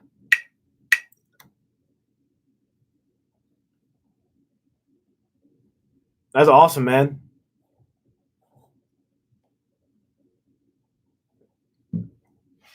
Excuse me. How old are you now, Christian? Because that's serious. That's good stuff. Can I do breakdowns of DCI shows? I've thought about that actually. I posted the Vanguard book on my page. I thought about doing a process of like how I learned it and some tricky stuff, but at the same time, I don't know. I feel like that could be a cool thing.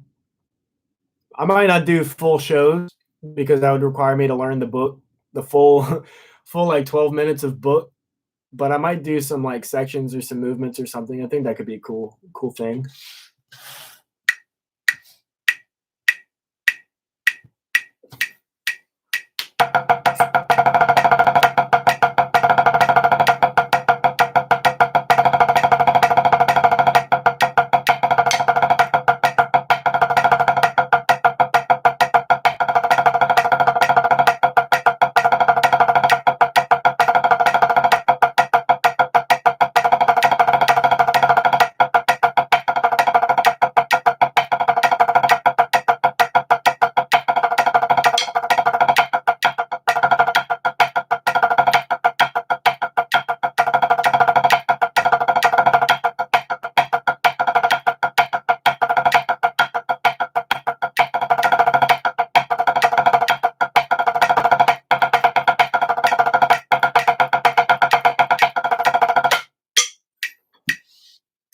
I'm also trying to practice flams from Blue Devils.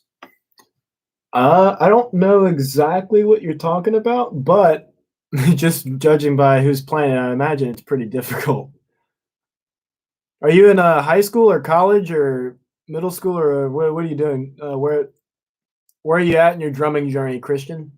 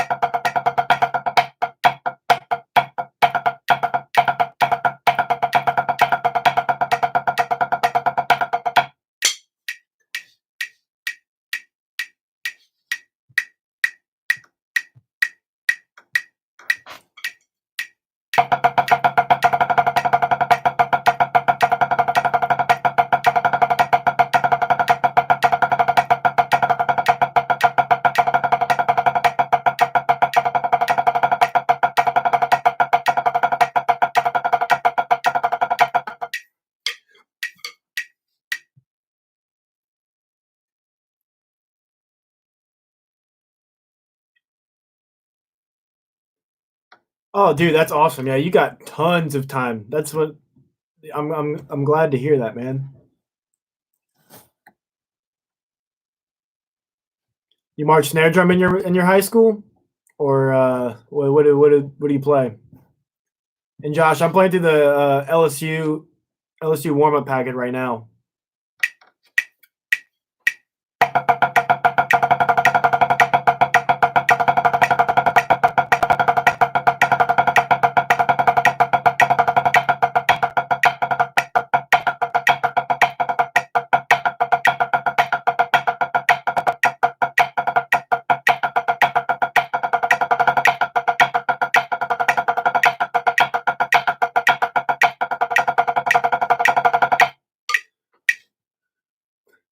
That's awesome, man. You having fun with it? You like it? You think about staying on it? You think about switching off to bass drum, tenors, front ensemble? You want to march drum corps? You're learning Blue Devils flam, so I imagine you probably want to do drum corps, huh?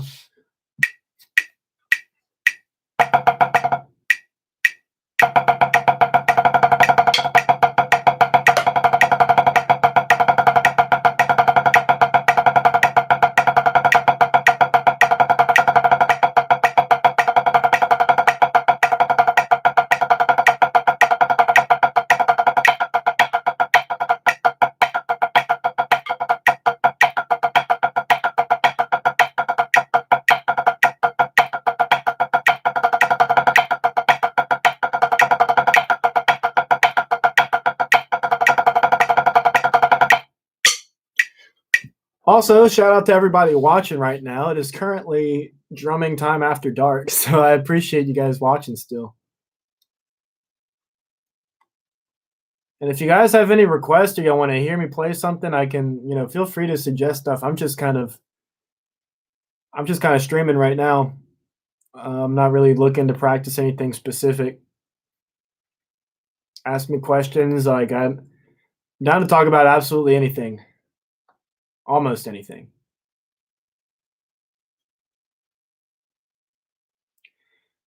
Yeah, man, I was never really good at tenors, but I think that's the cool part is that they can do all that without hitting the rims. Try not to get in the mindset of the snare is better because it's not. It's just an instrument. No instrument's better than the other ones just because it's an instrument. Unless they're wind players, because drums are better than winds. That's just a joke. But I'm glad, man. Keep the grind up. If you want any, like, if you have anything specific that you'd like to work on, let me know, and maybe I can explain something here, or maybe I can make a video about it. Because I definitely want to start, making some educational videos up. So any input is welcome.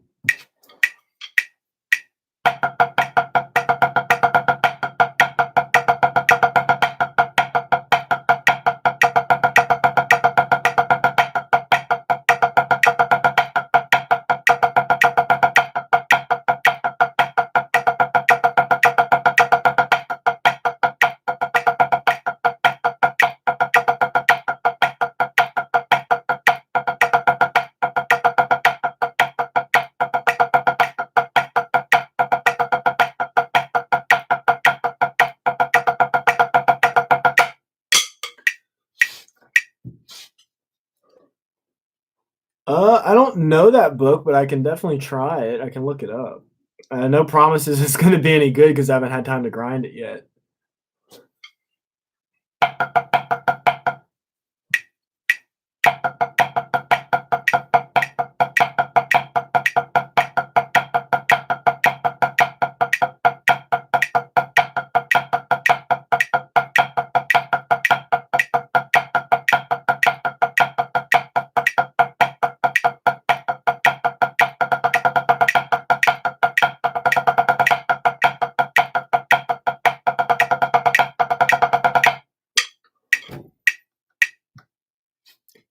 Thanks, Christian. I appreciate it.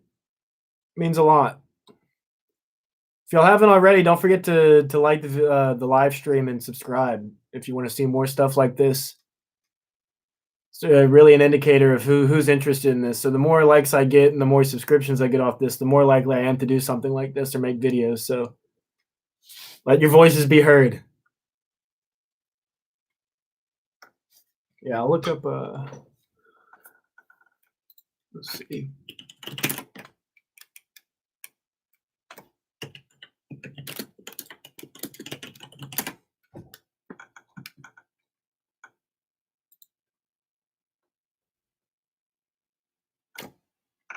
Awesome, Christian. I appreciate that, man. I really do.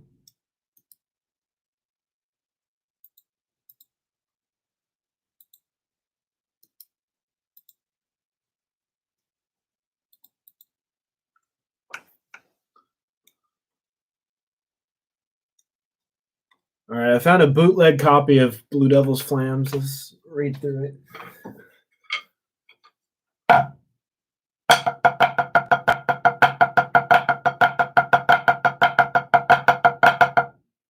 Let's see.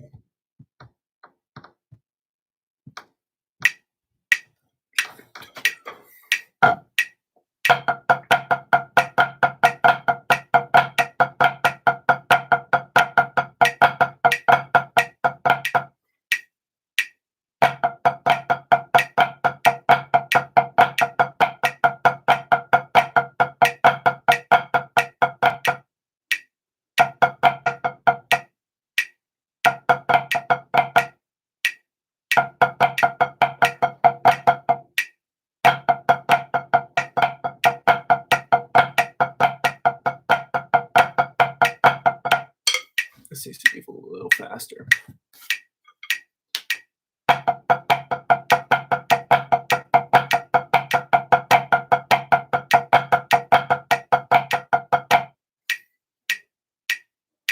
Yeah, it's odd phrasing. It's kind of weird.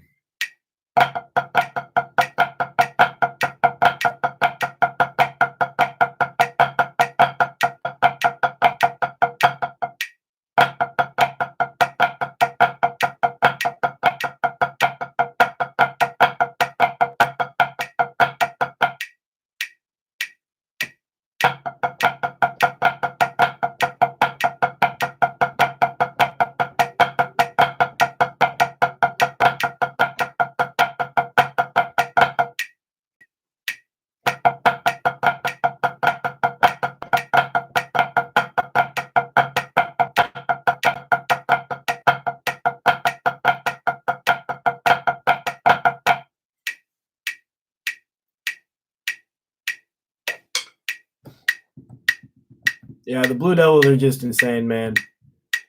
Anybody who marches this is like insane. Thanks, Catherine. I appreciate it.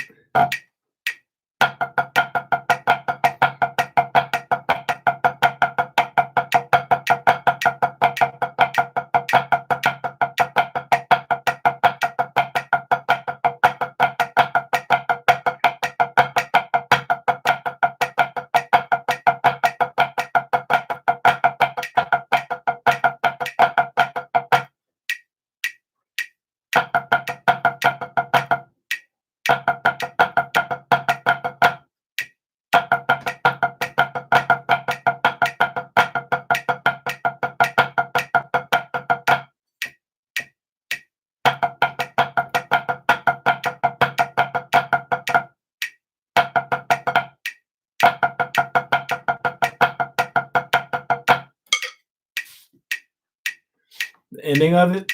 There's the version I'm using has a watermark across the middle of the exercise, so I can't even see what it says.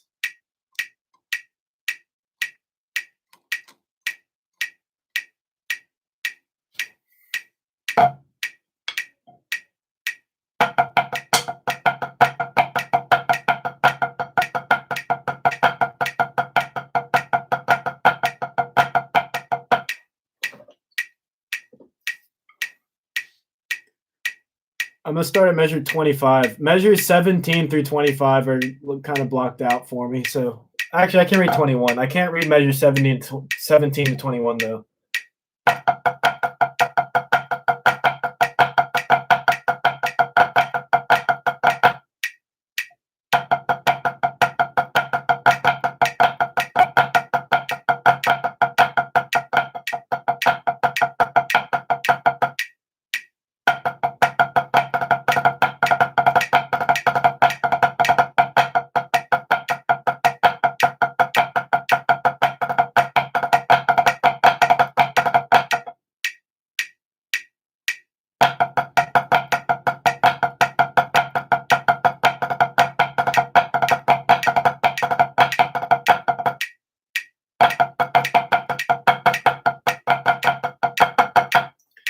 The ending's not that bad. You just gotta learn it slow first.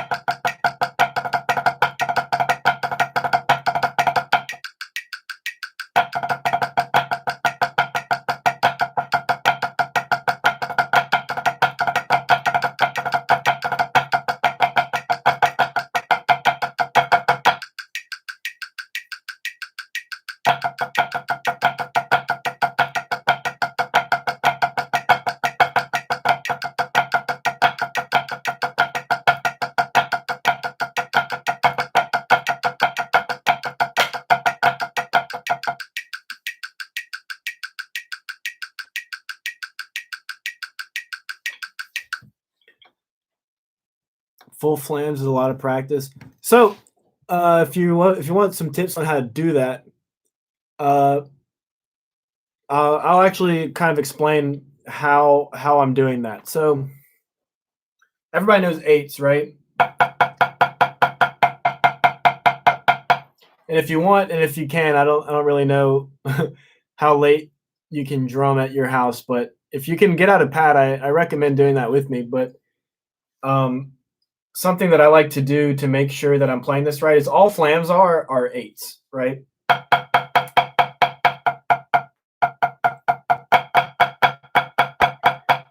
Right? You're just doing them on the low end with your left hand and the high end with your right hand. Or opposite. The leading hand is high, low hand is low.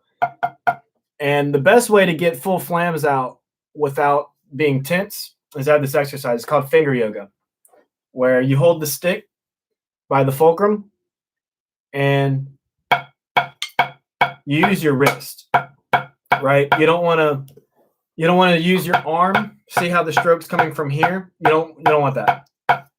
You want to try to use the wrist. And the wrist bends. And you'll hear, if you're doing it right, the stick's going to bounce up on its own, and you'll hear the pitch of the stick. Listen to the difference. Versus, I don't know if YouTube picks that up well, but if you squeeze the stick really hard and try to hit, you're not going to hear anything. But if you relax your hand completely, you're going to hear the pitch ring.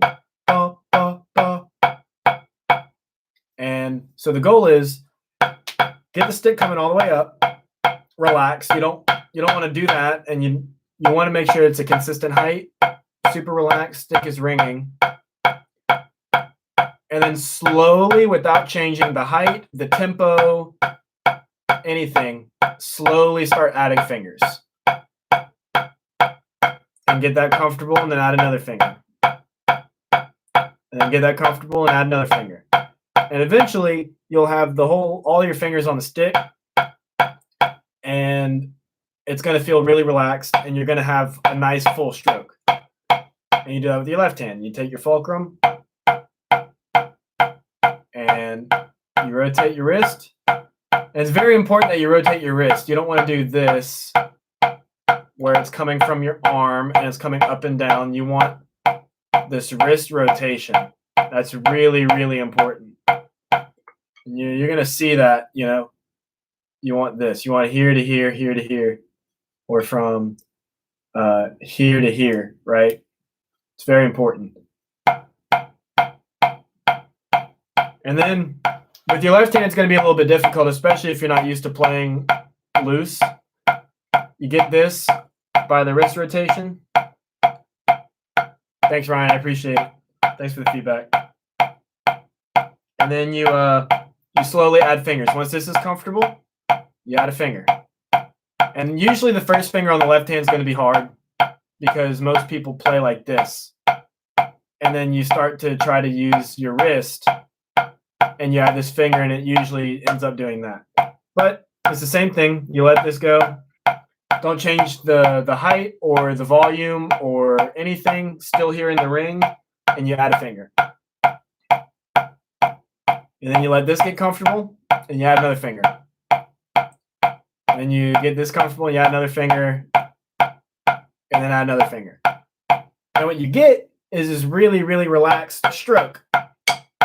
And that's what you want to try to feel at all times while you're playing on the drums.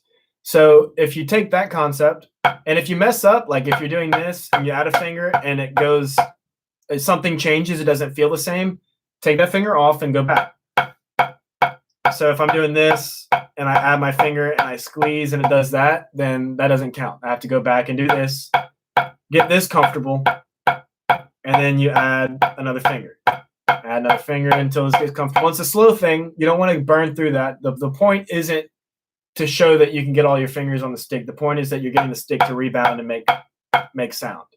So you practice that, and then you take that same feel and you lower it. And you see if you can get this low while having the stick rebounding. And then all you got to do at the end is just do them at the same time. Now that's easier than said than done, and they play it fast. So obviously you're going to be playing like, which is, you know, you're going to have to work that up, you know. So, and it's not going to come overnight. It's something that you really have to work on, and I work on it all the time. I mean, I've been in this live stream for like 2 hours and 45 minutes just drumming and trying to get this done today. You know, like it takes a while, so don't get discouraged if you can't do it on your first try. But just mess around with getting that ring from the sticks. And, you know, Catherine, I know you probably don't have marching sticks, but you can hear the exact same thing with your concert sticks, right? Like squeeze them really tight and do this, and then relax it. And you can hear the difference. And the same thing applies. You know, you can do this if you're doing drum set, whether or not you're doing like orchestral percussion, snare drum, marching snare drum. It's all applicable. It's all the same thing. And you just relax and you slowly add fingers.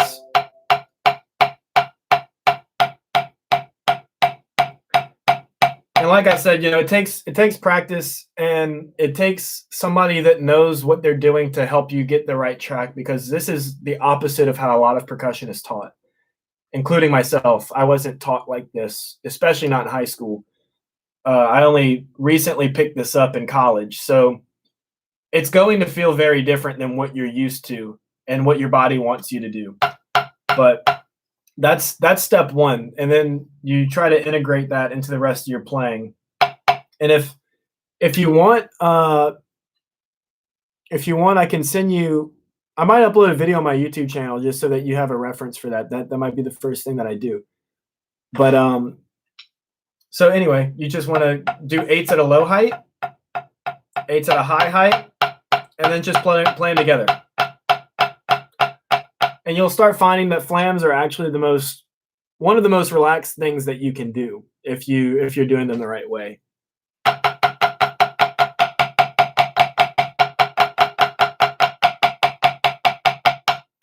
And you're gonna want to practice this at a medium slow tempo, and try it really takes some self-restraint to not rush and not speed up and say, oh, I got it, I'm just going to do this now.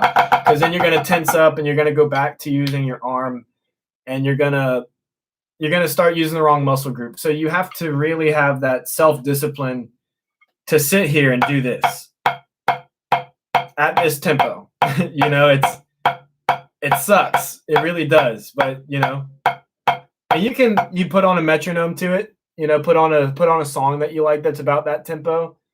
The fastest I would go when you're starting out is here, maybe. And something that's important is to make sure that you're filling up all the space. So you don't want to do a really snappy thing. You want to make sure you feel a stick moving through all of this physical space up here, right?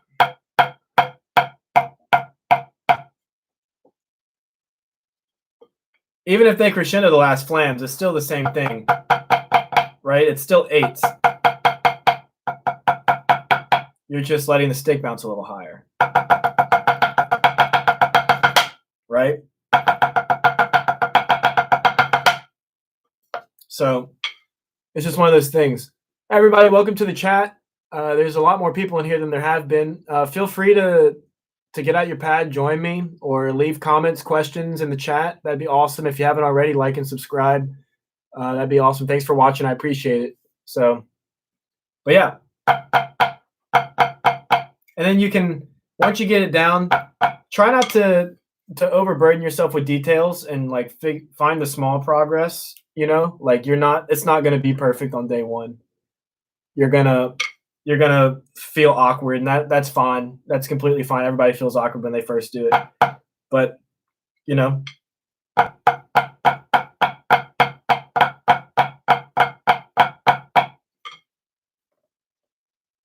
yeah, I got that for graduation. Whenever I graduated, I got some money, and it's nice. I like it. I haven't actually had to use it in a performance yet, and I've had it for like 4 years, but I'm glad I have it. It's something that I can say that I have as a percussionist. It's pretty neat. I also have a couple other instruments I came into to luck by getting through some family members. Like I have two tubas now, and I have a flute, which is kind of cool. I feel more like a musician than a drummer. I got like some try. I also have a trumpet. I need a better mouthpiece, but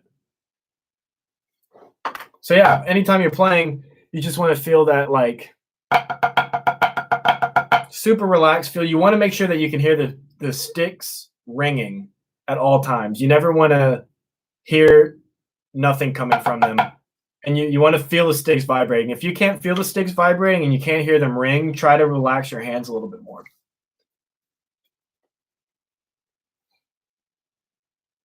Cajones are nice, man. Like it's like a acoustic. I want to say acoustic drum set, as if drum sets aren't already acoustic, but like it's like the more intimate version of a drum set, and it's not so loud. You can use it in some different circumstances that drum sets can't, which is kind of nice.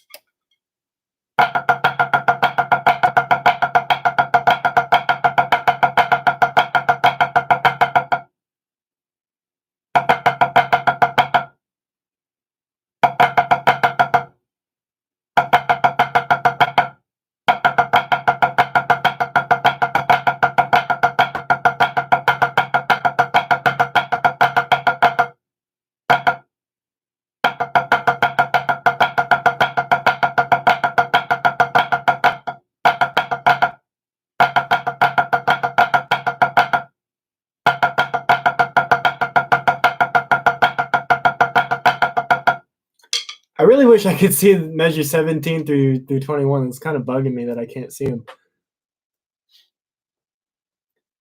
But Blue Devil's Flam, so like think about all you're really doing is at the very most you're doing this. You're just doing accents and taps. I guess they do have diddles towards the end. Never mind.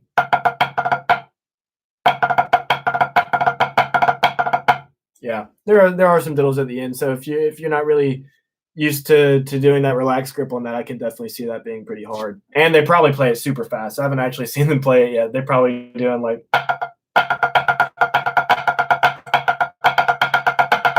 something like that, right?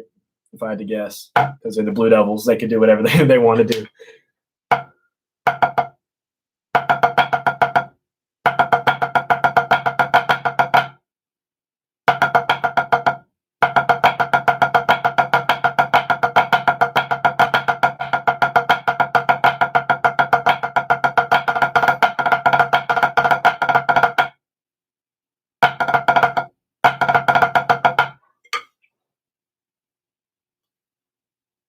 Yeah.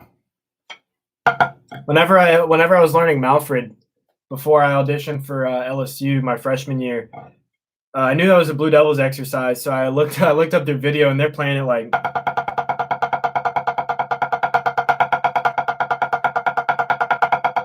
And then I was like, I can't do it that fast. I have to do that on my own to the Met.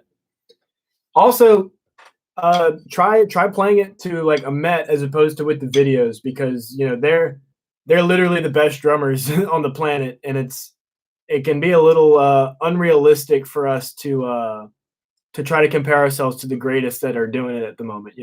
So obviously, like that's somewhere to aim for, and I don't want you to think that you can't aim for that, because you can absolutely do that. Especially now that you're you're only in 10th grade, you got all the time in the world. But like, don't feel bad if you can't, do what they did. I did go on Alfred. I appreciate that, man. Thank you.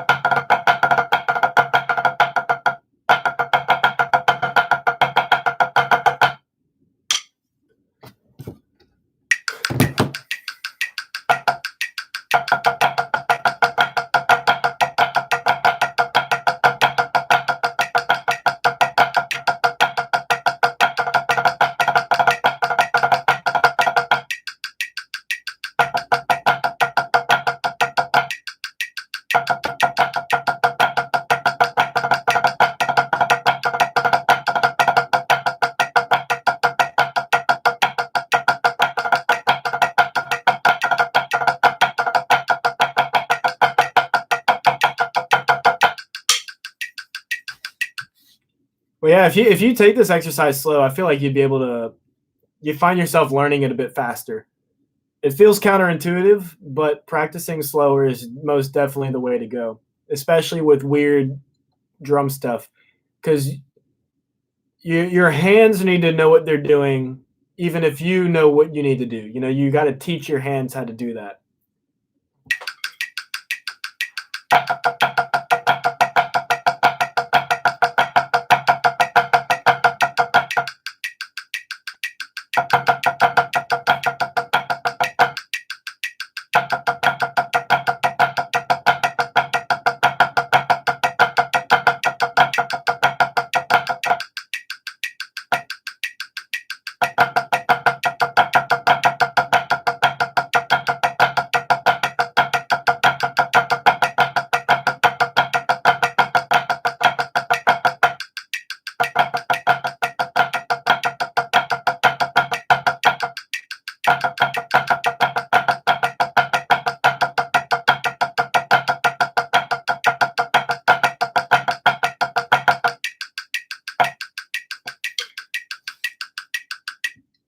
Oh yeah, absolutely. I know who Brandon Olander is. He's good. Dude was playing with the Blue Devils when he was like 10. It's absolutely absurd. So it's California dudes, you know. They have all the they have good music education over there. Those dudes are just good from middle school. You ever heard of Bryce Gardner? He's really good too. I'm gonna see if I can find some Blue Coats 2019 stuff.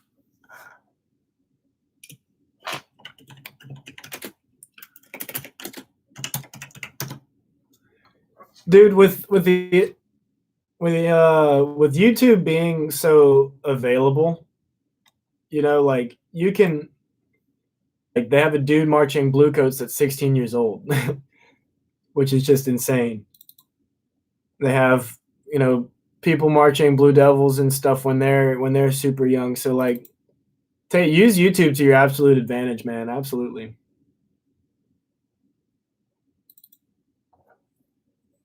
I remember when I was in sixth grade and early in high school, man, I was also just watching Brandon stuff play.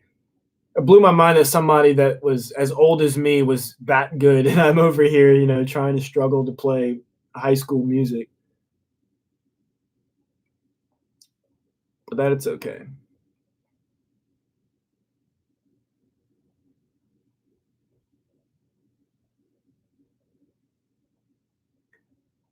Josh, did you want me to play any specific Blue Coat part from 2019? Like the opener, closer, whatever? Did you have anything in mind?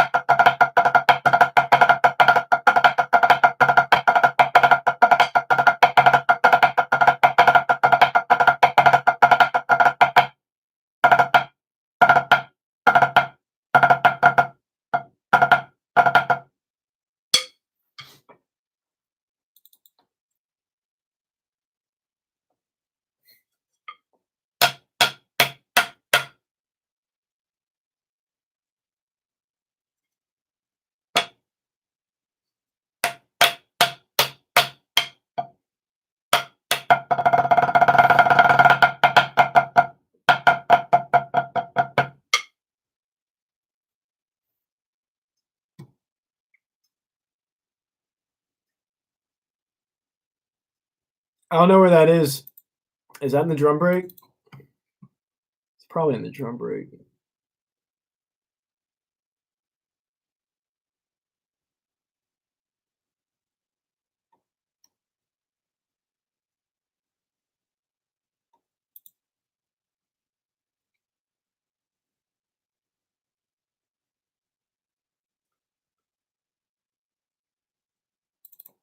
Sweet.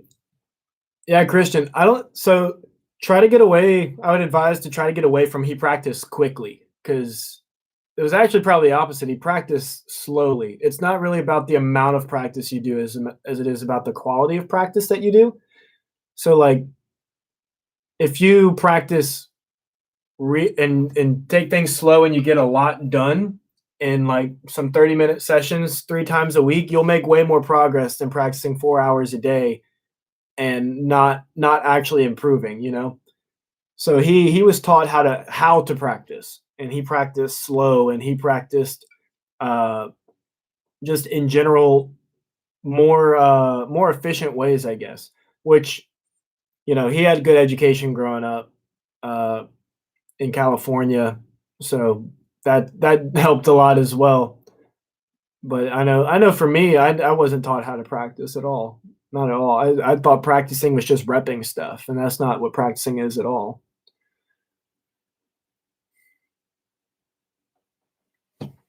I try, Catherine.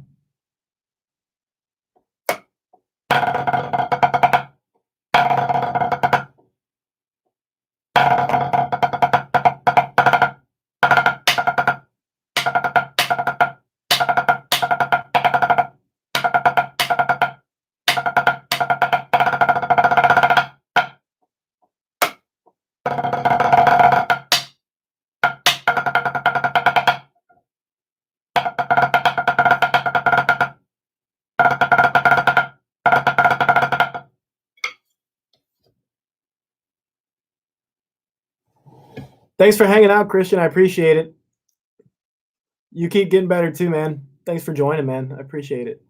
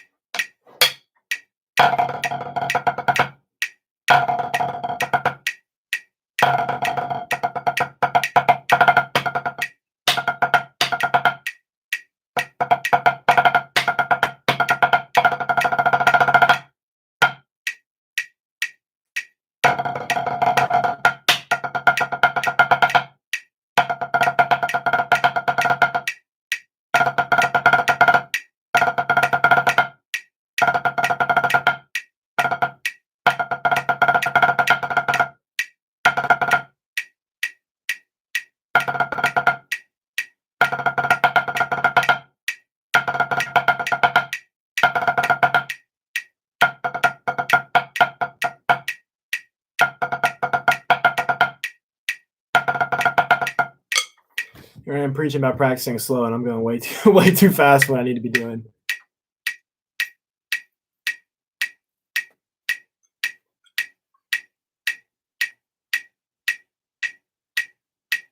No, man, not your bad. Keep going, man. I appreciate it.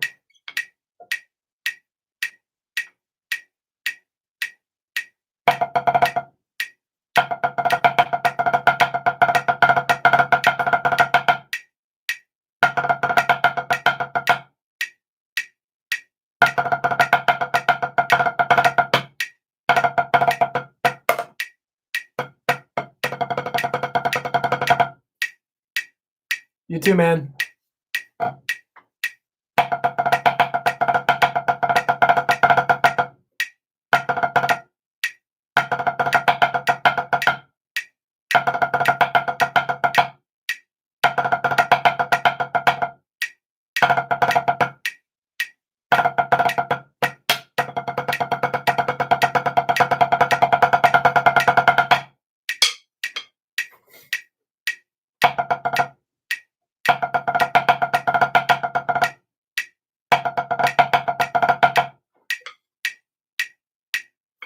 It's super easy to just want to go fast, man. Like you just want to get it done. I totally get that.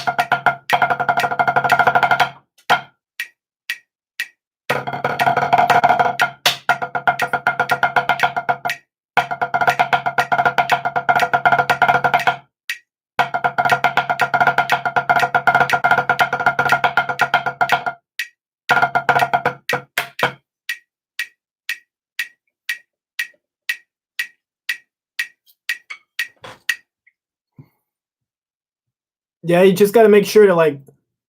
I understand that to a degree too, because like whenever I'm in front of my teachers or something, I'm playing for them. Like it, you always mess up and you don't play it right. But that's because we haven't actually learned it as musicians. You know, like when you go home and you can play it by yourself, that's good for sure. That's progress, and you should feel proud of that. But you also got to realize if you can't play in front of other people, you probably don't know it yet. Because at the end of the day, it's music to be played for people. It doesn't matter if you can play it on your own.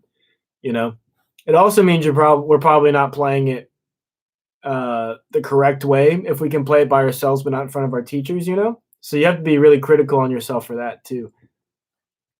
And that falls under the quality of practice. You know, you got to hold yourself to high standards if you want to really get a lot out of your practice sessions. I think.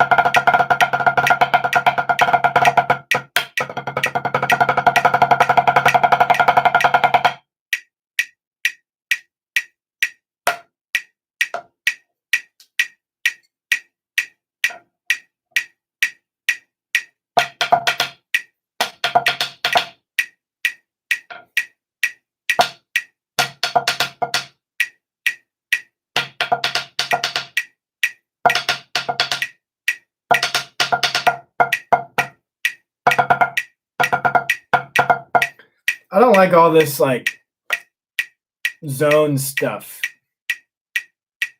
Like it sounds cool, but I don't like learning it. It's kind of a pain.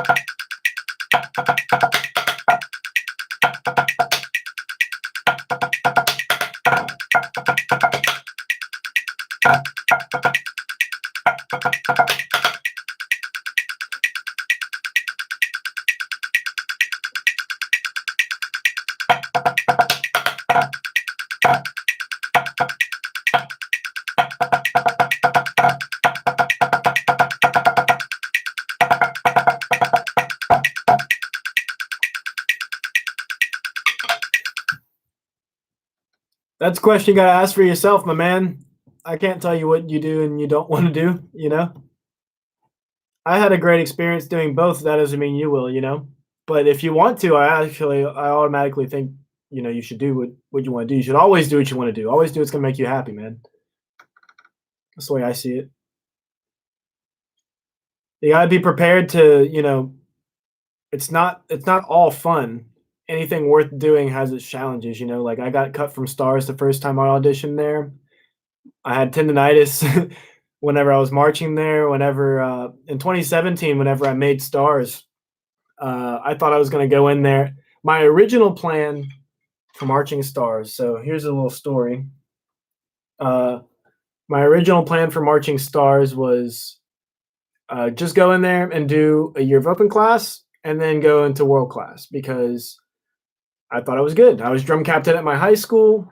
I posted videos on YouTube, had a lot of views. Like I thought I was good. And I went and auditioned for Stars in 2016 and got cut. And I was like, whatever. Okay, I'm going to go back again.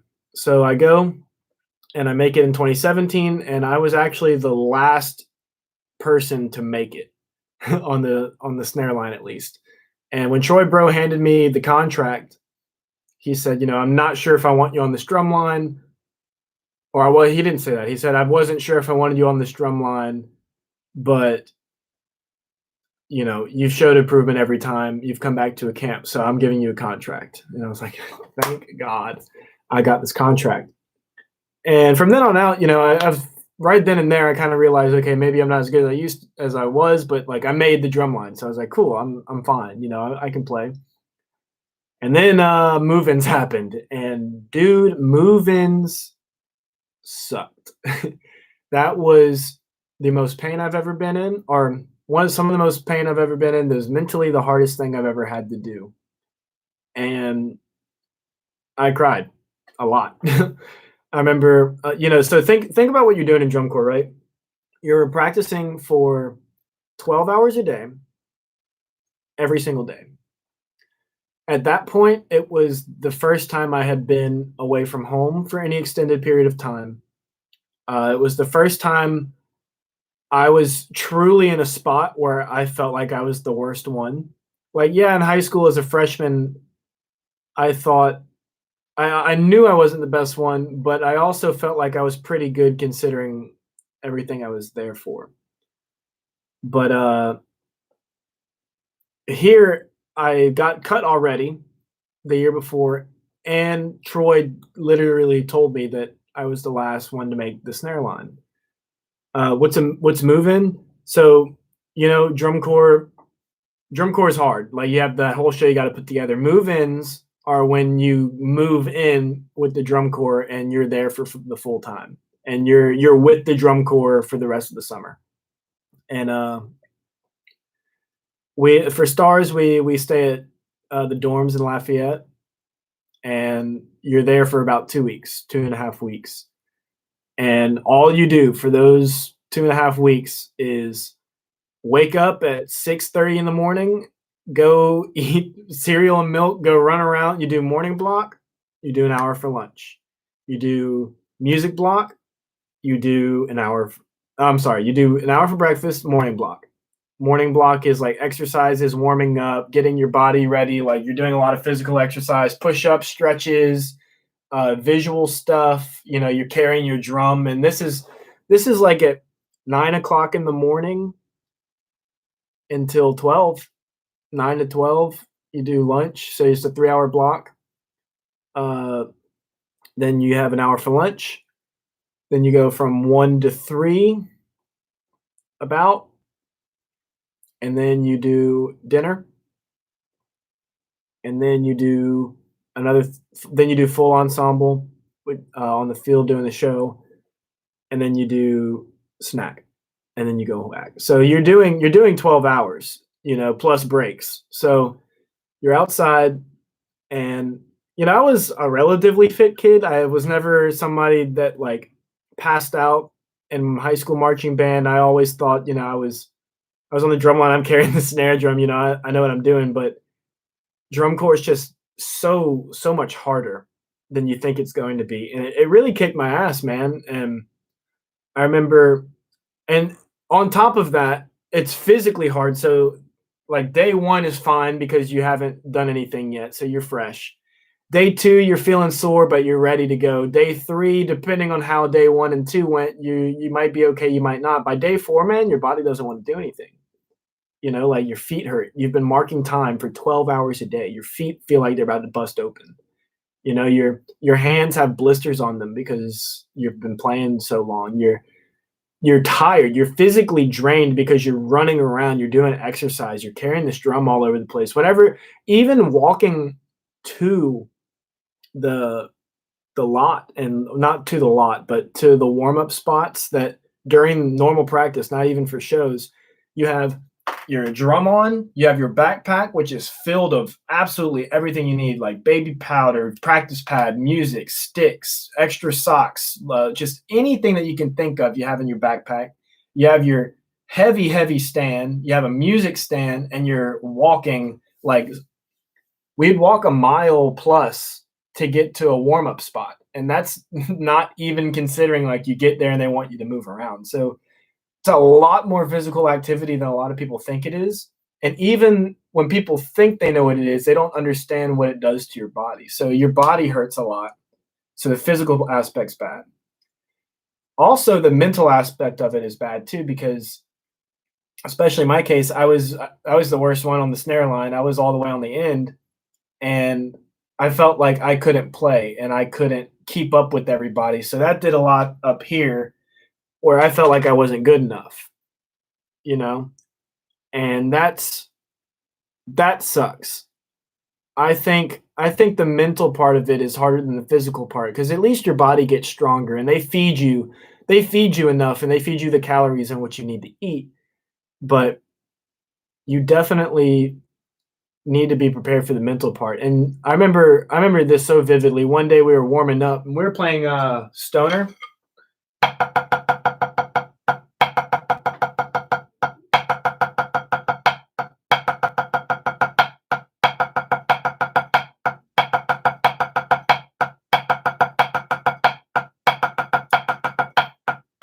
And we got to the left hand, right? And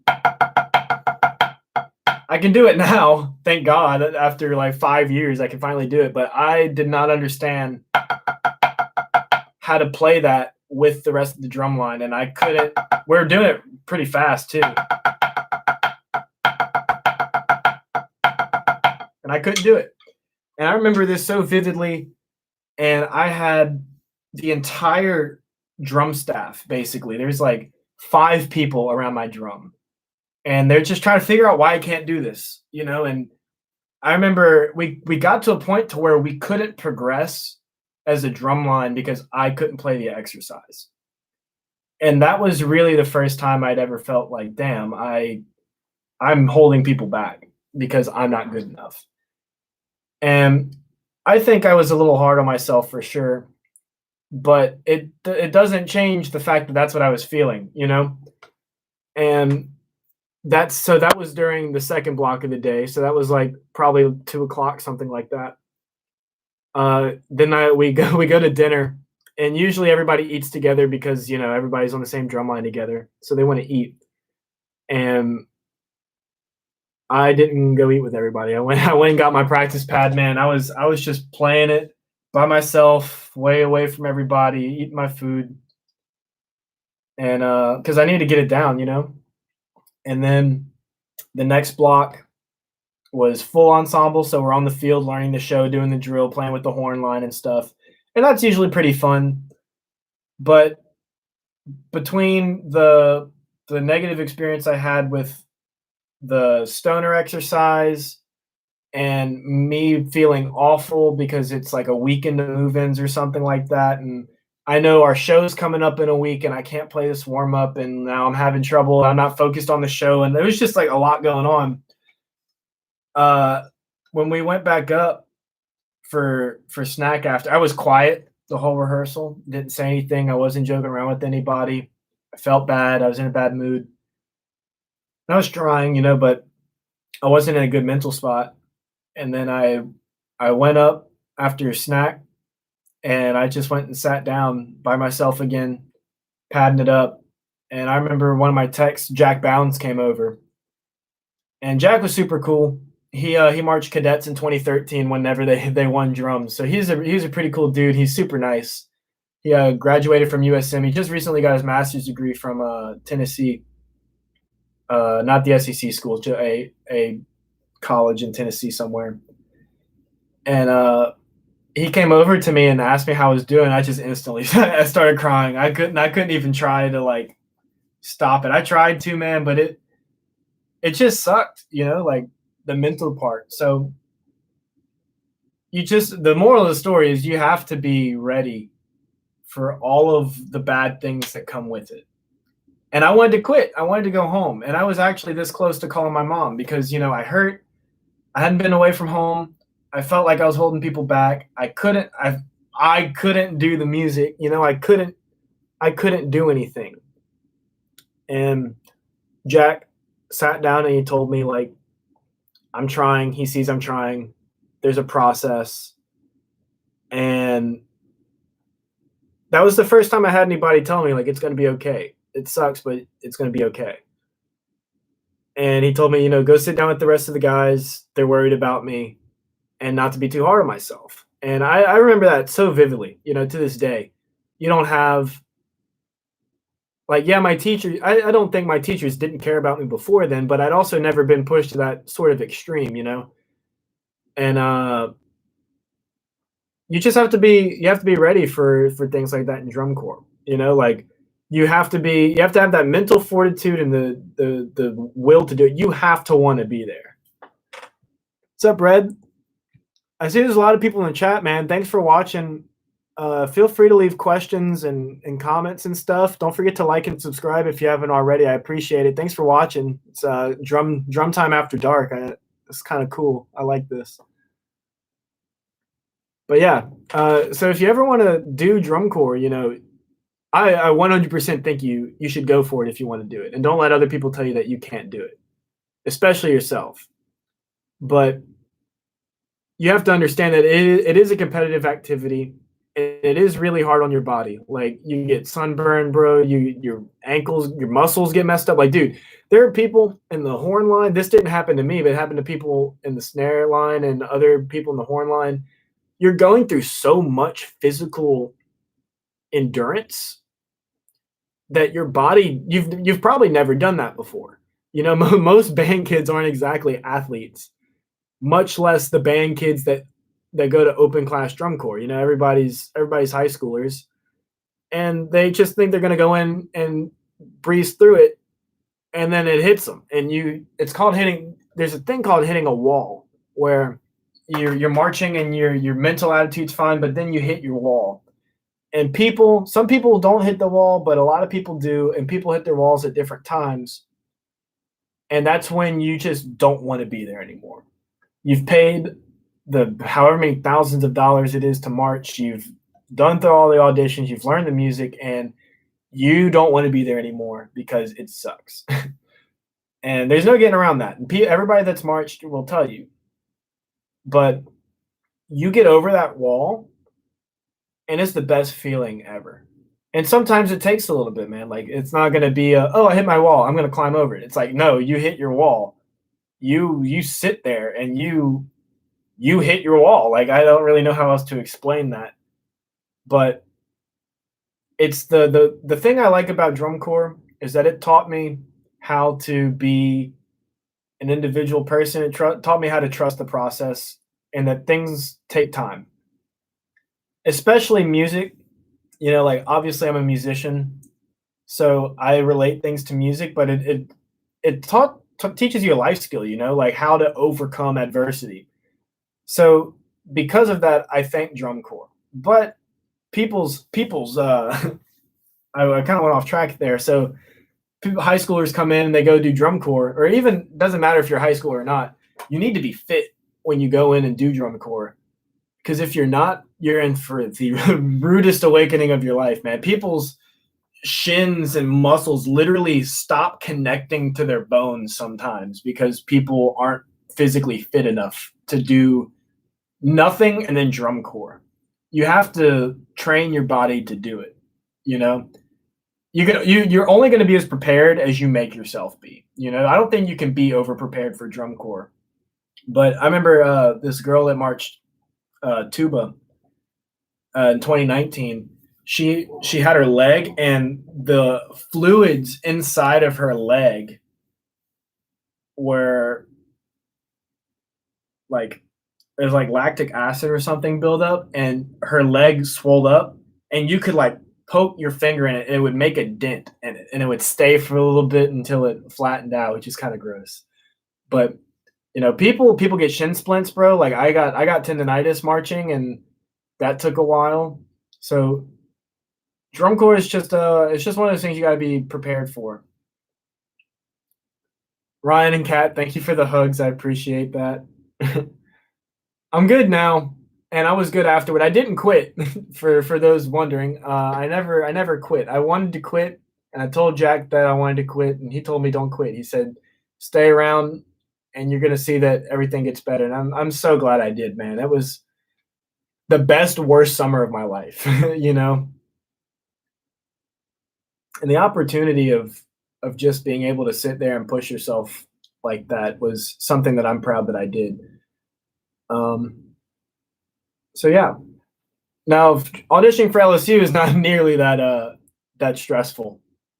Yeah, it's competitive, but you don't do that much. It's not nearly that much. Band camp is hard because there's long hours. Like band camp for LSU is similar to drum corps in the sense of like time, but as far as intensity goes, LSU's band camp is a breeze, man. Like, yeah, you get tired because you're waking up at 7:30 to go play drums, and you're not leaving until like 11:30 at night, and you got to do that for a week straight. So that sucks, but they feed you well. You get to sleep in a bed, not on a gym floor. We practice inside the IFF, so LSU is a lot easier, but it's still pretty hard. I'm not gonna say that it's not hard. Any kind of marching activity is hard up here. Physicality is a little different, but definitely the mental aspect is hard no matter what kind of marching band you're doing. High school marching band, college marching band, drum corps, open class or world class, it doesn't matter. Marching band, I like marching band because it takes smart people to do it, and it takes physically tough people to do it. You can't be in marching band if you don't have those and have a good time and truly succeed, But especially on drumline, man, you put the drum on, and it's just like it changes everything. It's so much weight. I feel bad for baritone players too, because they have to hold up those huge things out like that. Or in drum corps, the contras, man, they huge things, and they're holding them up like this, and they can't put them down. I feel bad for them. How'd I get hurt? Well, I had bad shoes. I don't really know why, but I think that's it. I had bad shoes, and the way that you march in drum corps is a little bit different than college marching band or high school marching band. It's a lot more strict, and you're making bigger movements usually. It's drum corps, so everything's kind of raised up to the extreme, and you're also doing like actual physical exercise too. You're not just marching around, which is physical exercise, but you're doing like push-ups, ab workouts, leg workouts. You're stretching, like you're doing a ton of stuff.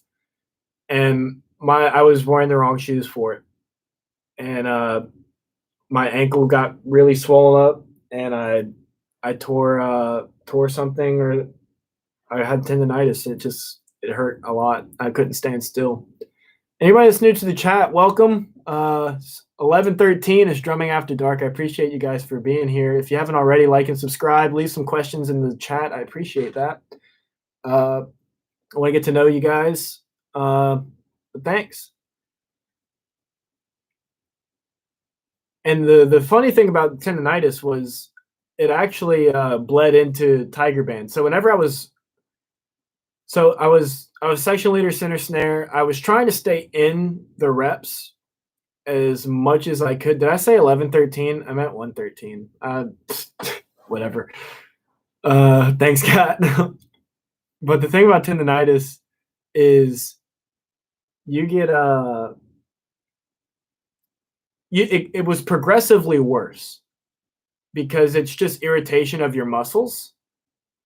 And so I thought at first I thought it was just drum corps pain because you do go through just random pains. Like you're not going to go through drum corps without getting some pain for sure. So I just kind of fought through it. I was like, I haven't done this in a while and I'm getting old. I'm 20 years old trying to do drum corps. I wasn't quite sure about it. But it was I tried to fight through it, and I was also the section leader, so I didn't really want to sit out because I feel like that looks kind of bad. But I powered through it. I think I threw away the shoes. I hated those shoes, but it progressively got worse and worse and worse, and I got to the point to where I couldn't like bend my foot like this because it was so swollen, and I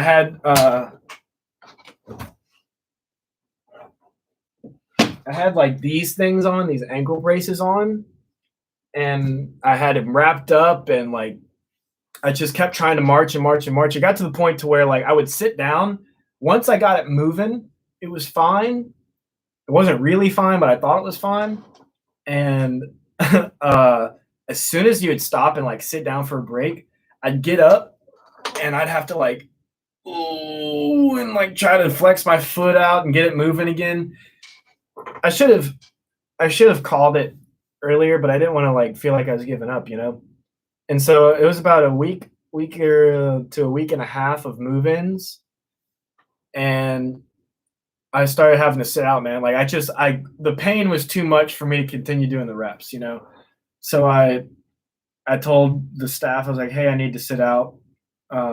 This hurts too bad. And I felt like they didn't believe me at first, just because like it's drum corps and people like to tap out early, just the nature of it. Like when you hurt, you're uncomfortable, you don't want to do it. People tend to tap out early, and everybody gets hurt. So I think they just kind of figured it was a thing, and that's kind of what I thought too. And then I tried to hop in, it hurt more and more and more, and it got to the point to where I literally couldn't do it. Like I couldn't stand. I remember for the first time we performed, I hadn't been learning the drill because I couldn't be there. So I would just sit on the sideline for 12 hours a day and play on my pad, but it's not the same. You need to play on the drum. You need to be moving with everybody to kind of get the real feel for it. And I just felt really bad, man. Like I felt like I was giving up, and I felt like other people thought that I was giving up or making up excuses, because mentally I was trying to be positive, and I was joking around with everybody. So like, it wasn't like I was sick. It was just like an injury, and I could move my ankle without it hurting at some points, especially after I'd started sitting out for a couple days. I didn't understand. I was not talking to you. But they be listening, bro. They're gonna swap my house or something. But I could move my ankle and feel fine after a couple days of sitting out, and I've taken like tons of pain medicine and stuff like that too. But as soon as I would get back on the field, it would flare up again. So like I was fine for every part until I had to do drum corps, which made it look like I was like lying even more. I didn't like that. That didn't feel good. Yeah, they actually did this thing where they had this like electric package. I don't know exactly what it's called, but you put these little like stickers on your calf. They thought so. What happened was there's a muscle back here, connects here. It's your Achilles, connects down to the bottom of your heel, and I think the connection there is a little torn still, because sometimes I still get a little bit of pain. But so that's usually a calf problem, because that's ultimately part of your calf. So they put a bunch of like stickers on my calf and wanted to stimulate it, because maybe they thought that it was like super tense from all the work and the bad shoes. So they started like electrocuting it and stuff, and like it was twitching. That was interesting. It didn't work. It didn't make it feel any better. I didn't feel like overdosing on acetaminophen or anything, so I could only take X amount of pain pills. I had it wrapped up. I was elevating it, ice all the time. Like it just wasn't going to get better. And then I went to the urgent care clinic, and they did all the tests. They did X-rays. No bones are broken. They did everything. They just said it's tendonitis, and it's going to take like 6 to 8 weeks to heal. And that was probably the worst news I'd gotten at that point, because you can't sit out for 6 to 8 weeks of drum corps. That's the whole season. And I knew there wasn't anything I could do at that point, especially because the doctor said it was, but I didn't really get the feedback from the staff that they really truly believed me, especially because the X-rays didn't come back, blood work or anything didn't come back weird. Like it was just my muscles hurt, and it felt like a dumb excuse. But I wanted to push through. I wanted to try. I was like, I've overcome things like that before. I can do that again. So I just stayed out, and I was letting it do its thing. And then we had the send off show. We had the Louisiana Stars home show before we left for tour. Just kind of show parents and stuff like what we were doing, and that was our first public lot available for people to come watch. Then people came and warm up. So if you went to that show, you guys might remember. I don't know who was there, if anybody was there, but uh, I set up, and I didn't have my uniform on or anything, and I was set up on a stand. Everybody else had their drums on, and I was playing, and it felt good. My hands were fine. It was just my ankle, and I didn't perform. It wasn't worth me performing and getting hurt, but I performed. Uh, and then the next day or the day after that or something like that, we went to North Shore High School or something up Covington area, and same thing. I wasn't going to perform, but I was going to warm up in the lot with everybody. And there's actually video on YouTube. It's a very bad video. We sound really bad, but we're warming up, and I'm on a stand, and I couldn't mark time without it hurting. And I kind of knew at that point that I couldn't leave, or I couldn't stay. And so I went and watched the show from the bleachers, and uh, I went and watched from the bleachers. I saw the show be put together, and from there on out, had I stayed, I would have been on the entirety of the first tour. I would have been stuck with the Corps for like 2 weeks, and I would have had to sit there, and I knew I was going to be sitting out. There's no way this is going to fix itself overnight, especially doing drum corps. Like, there's just no way. The doctor said it was going to take a couple weeks to heal. And I knew at that point that I couldn't stay. And I had to make the decision. Do I want to stay with the drum corps and be the section leader that sits out, and they think that I'm coming back in, so they're not going to fix the sets, and they're going to have to learn how to do all these visuals, and I'm not getting the visual blocks in and stuff. Like, I had to make the decision, not only for me, but for the other people I was marching with, that they need the consistency of, this is how we're doing this. And so I told everybody, I was leaving, and that was really hard too. I cried because I felt like I gave up, and I know I didn't, but at the time, I really did. Hadn't truly convinced myself that it was the best choice, and I called my mom and dad to come pick me up. They came and picked me up, and the bus left, and then I came back home, and I spent the summer here. So,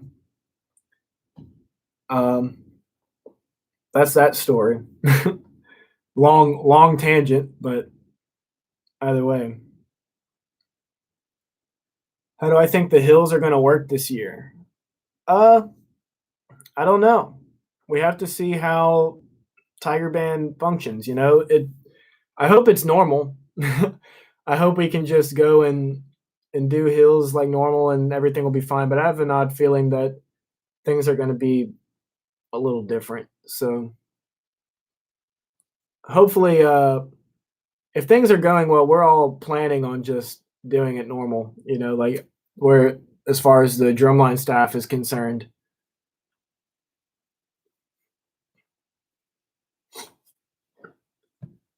There's 8 people in here. That's pretty cool. That's pretty good for 1:20 in the morning. I said the time right that time as well, so any other questions from anybody? This is fun. I like this. Thank y'all for watching.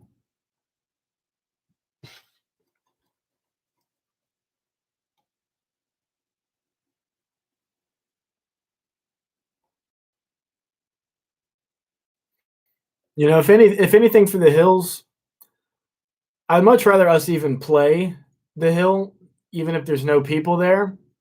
But that would also be kinda lame, you know, be doing Earthquake with, nobody around. That'd be kinda dumb. But it'd be also kinda fun at the same time.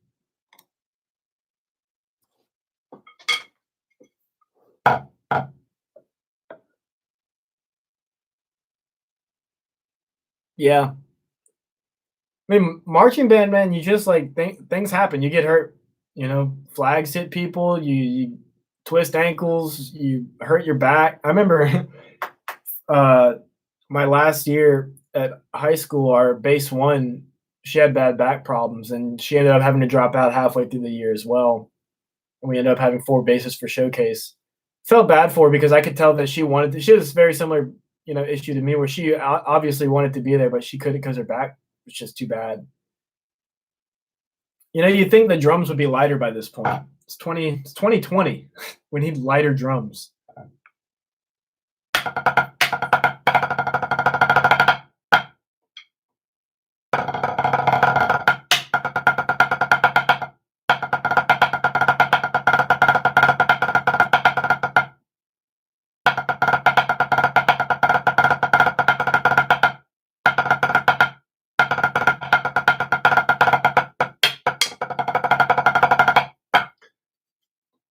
Yeah, rip Abby.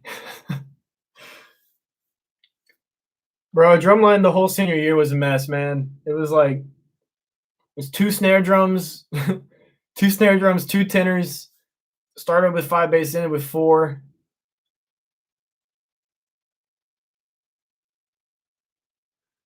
System Blue drums are light, but they don't really sound too good, and they're pretty expensive, I think. And you have to like go through different companies to get them. Drums themselves aren't culture are fine. It's how much you know. You got to know how much you can push your students. You know, you have to have that knowledge of this person's wearing a drum on their shoulders as a 16-year-old kid who looks like about as big as this stick is carrying these tenors that are like 20, 30 pounds, you know, like, and that puts all the weight down here because you want to puff out like that to fill up the carrier. And, you know, it's just like, you got to know how much you can push your students. And if your students are hurting, obviously, you know, let them take them off, especially for high school. Drum corps is a different story because you signed up to be there. You know the pain, but you know you gotta know your students' limitations.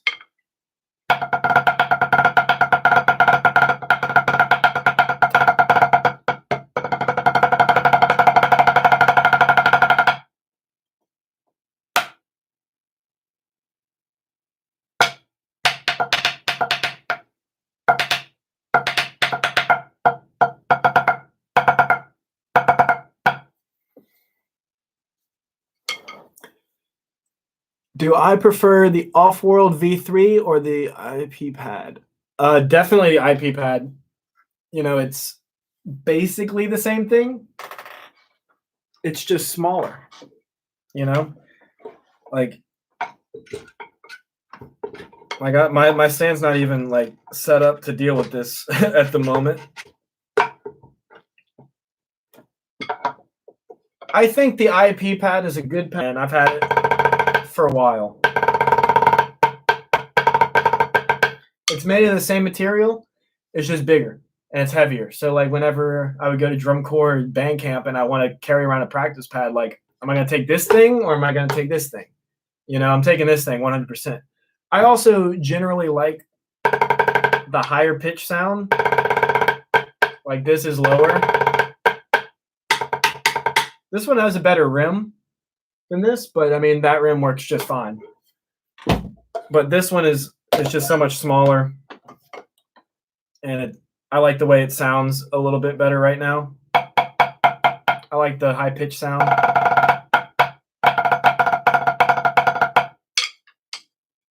I also have this Beetle percussion pad, which I absolutely hate. I kind of didn't have it, if I'm being honest. I think it was a good idea.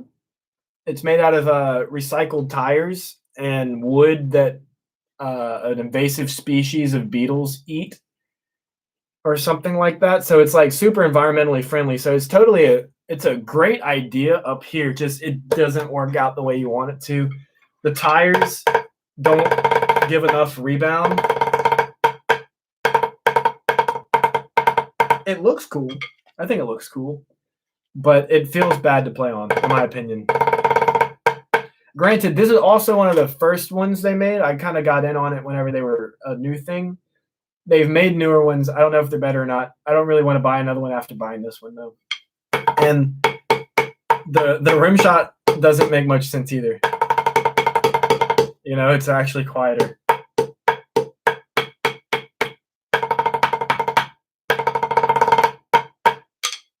Actually, whenever I was playing with this, I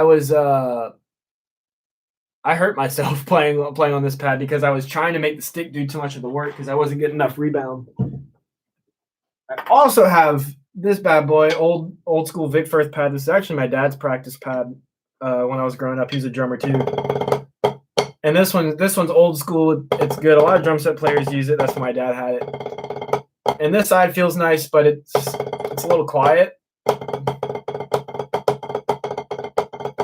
But it feels nice. And then this side, I don't like this side. Like it feels all right. Vic Firth is fantastic company, and honestly, this pad is cheaper than probably every other pad that I've showed. But you know, I gotta give it to the IP pad. Zymox is awful. I'd never buy another Zymox pad. At least not their the ones that have the snares in them. I don't like the way they sound. I don't like the way they sound isn't necessarily that bad. I take that back, but I don't like the way they feel. And they're overly expensive. And yeah, they look cool. That's nice, but like I'd rather it feel good and sound good than look cool, you know? Plus, I mean, all black looks pretty dope.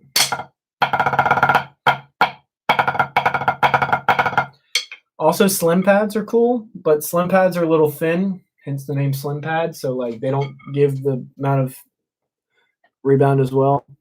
So definitely my vote goes for IP. What about you guys? What pads do you guys have? Just why you march clarinet? Yes, but I like to be heard in the marching band, and I like to have the fun parts. So I would never play anything other than drums in a marching band, except the mellophone or front ensemble. Honestly, front ensemble would be pretty dope, especially with a cool book. But I would never march something not percussion other than mellophone. Mellophone's got it easy. They got the cool parts, only 3 valves, and it's light. Nothing else. And it's cool. I love it. I should make a design for drums. I don't know that much about physics to be doing all that. And I'm never going to have to march drums again. So I could just, tell my kids to suck it up and they got to deal with it to a degree, obviously. Not going to hurt any of my students. But like, I feel like to a degree, you also need to go and experience some of the pain. Like Ryan said, even your fingers hurt and people's mouths hurt after game days and stuff. Like you're never going to get rid of the negatives all the way. There's always going to be something bad,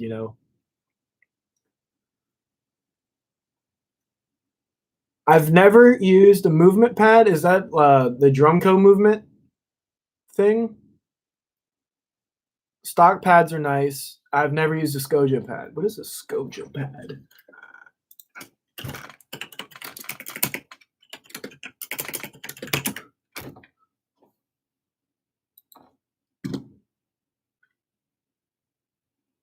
Oh, it's just an off-wheel with the little with the little laminate thing on it. Okay, I got you.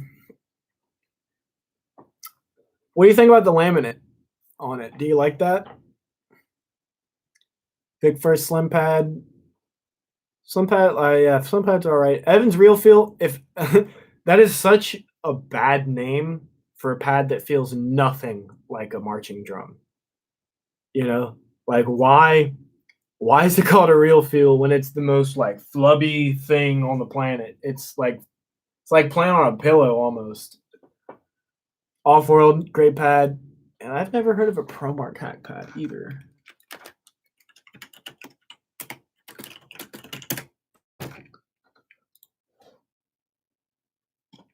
Oh, that's weird. Hexagon. Which one of y'all's pads is your favorite pad? Like, which one do y'all find y'all drumming on?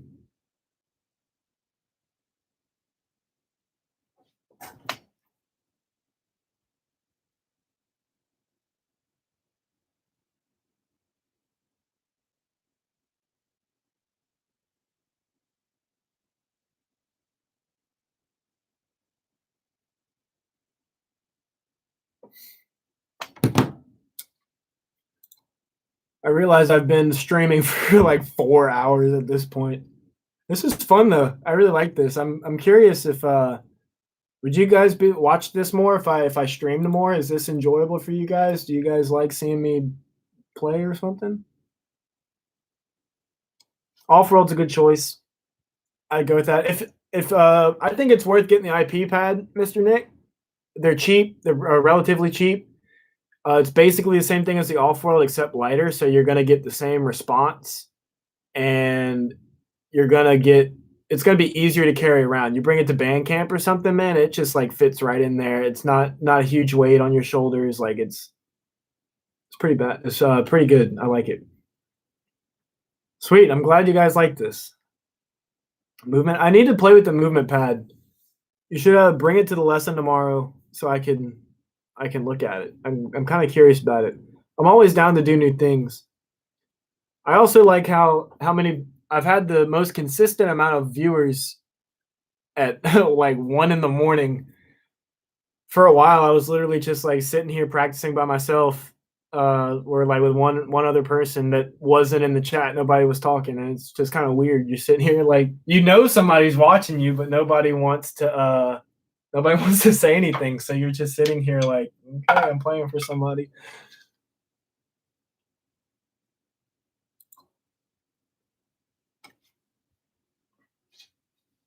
What's Spirit U? Is that like a Spirit of Atlanta uh like camp?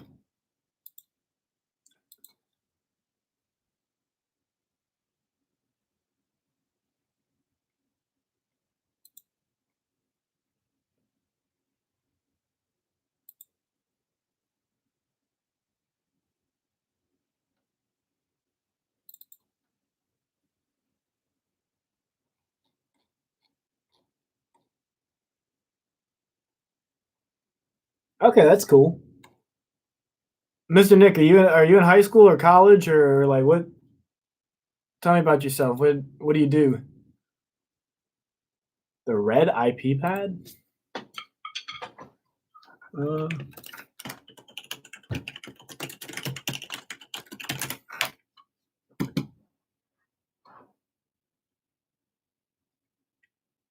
yeah, I think I have. It's like a little softer, right? It's got like a softer rubber on it. I don't have one, and I don't know many people that do, but I have seen those before.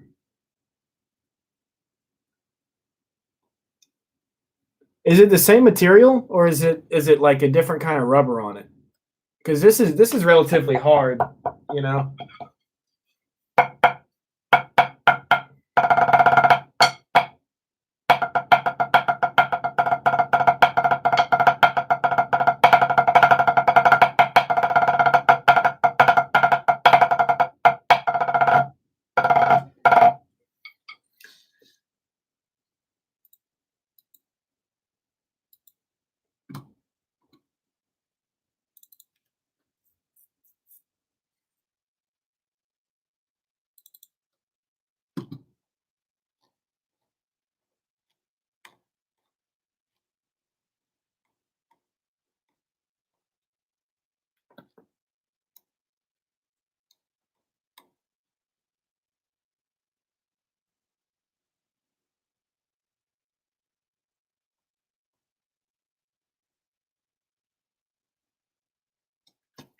Nice, man.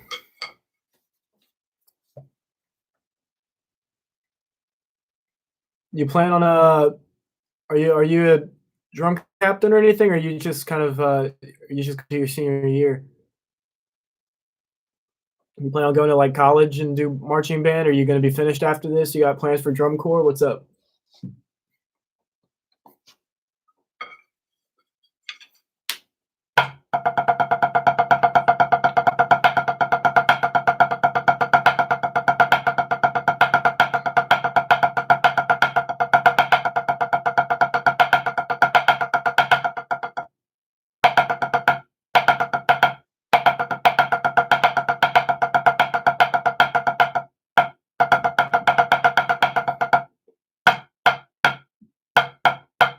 That's weird. I don't feel like learning that.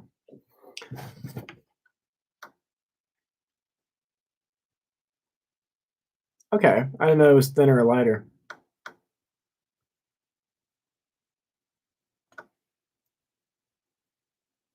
Also, not sure to anybody that's watching, but if you're not yet, subscribe, and that way you'll get notified whenever I start live streaming or something. I may or may not end up moving this to Twitch, but I mean, Facebook is kind of doing a pretty good job at this. I might just keep it on here too. I'm gonna go get some water. I'll be right back. Nobody leave. Ask questions. Get some stuff ready for whenever I come back. That'd be dope.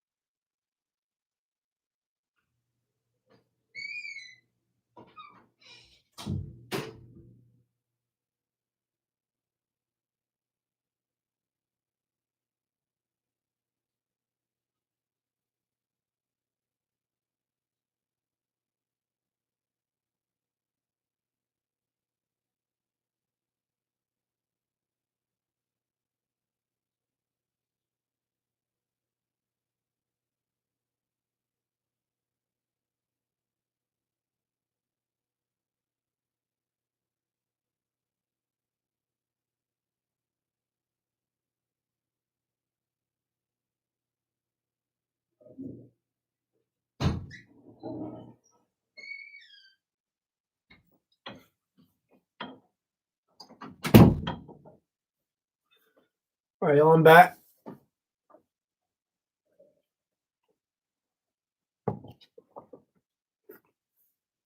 Quarantine's lifting on Friday, man. Restaurants are opening up and stuff. Thank God.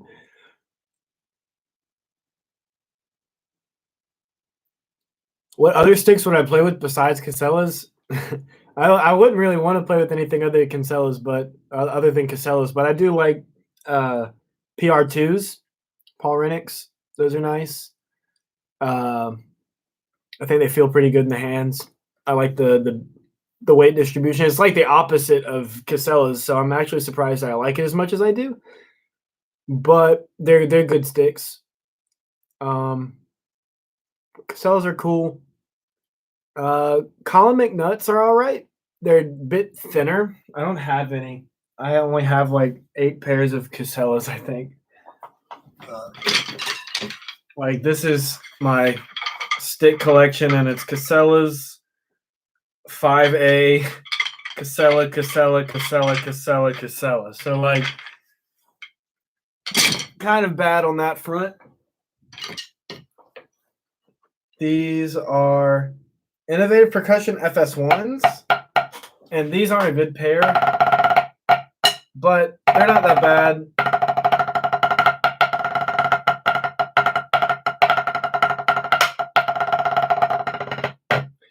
like these, but they're a bit like the weight distribution is like here, as opposed to like Casella's.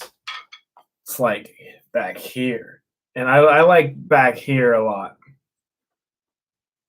I don't own PR2s. Uh,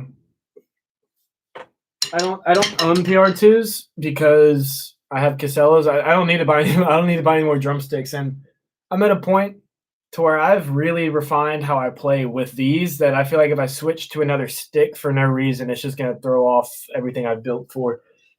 So I mean, plus my as sad as it is, my playing career for marching snare is slowly coming to an end. I have this last season at LSU, which will probably end up using Mike Jackson's. Mike Jackson's are okay, but Vic Firth sticks I find are just really inconsistent in marching quality and like yeah, in just quality overall. Like you get a lot of dead pairs. At least we do at LSU because we order so much.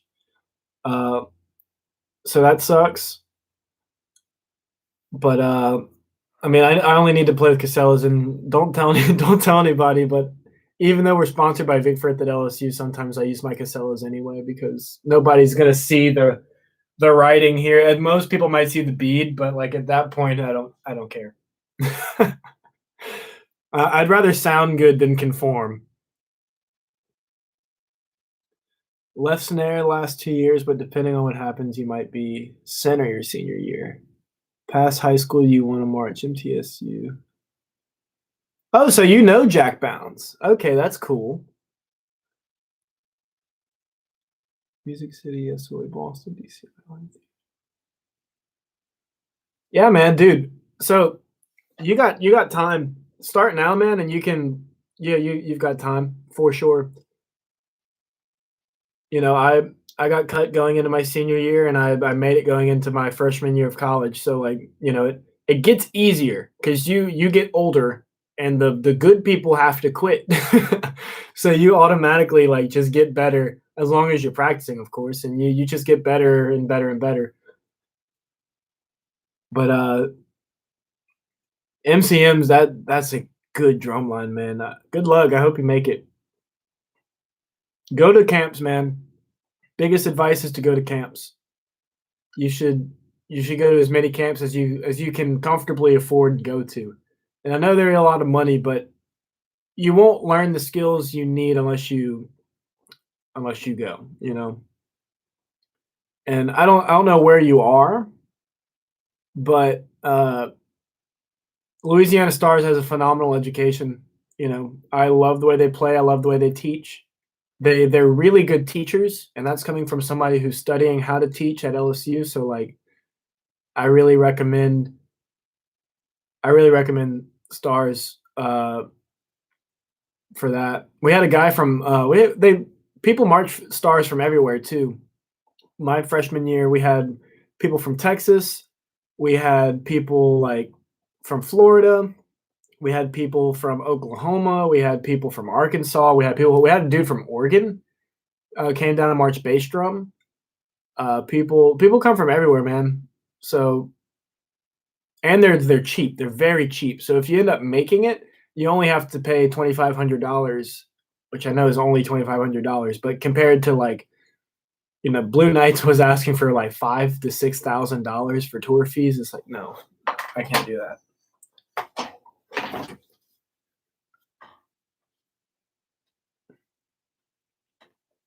I feel like Music City is probably a good spot. All the spots are good, but as you get higher into like the tier level, they start getting people auditioning that are already good. So they focus less on the teaching and more on how they want you to play, which is a little bit of teaching, but also they're not going to waste time teaching people that don't know when they're trying to fill a line to compete with the best in the world. So that's kind of why I like Stars, because they're focusing on teaching, because people that audition there are high schoolers or college students, you know, that they're going to open class for a reason. So you're going to learn a lot more at an open class drum corps because that's what it's geared towards, where world class is like purely performance based.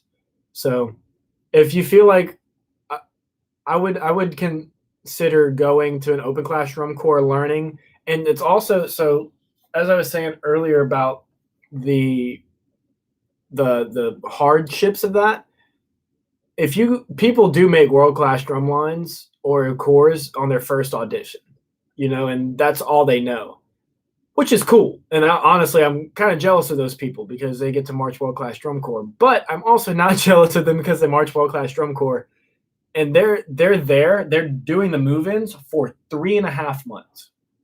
You move in. Taylor Brownfield, one of my friends, was the drum major at Phantom Regiment, assistant drum major at Phantom Regiment, and we finished finals on like May 5th, and he was leaving May 6th, and he was already late to move-ins, and he didn't get back from drum corps until we had already started Tiger Band Camp.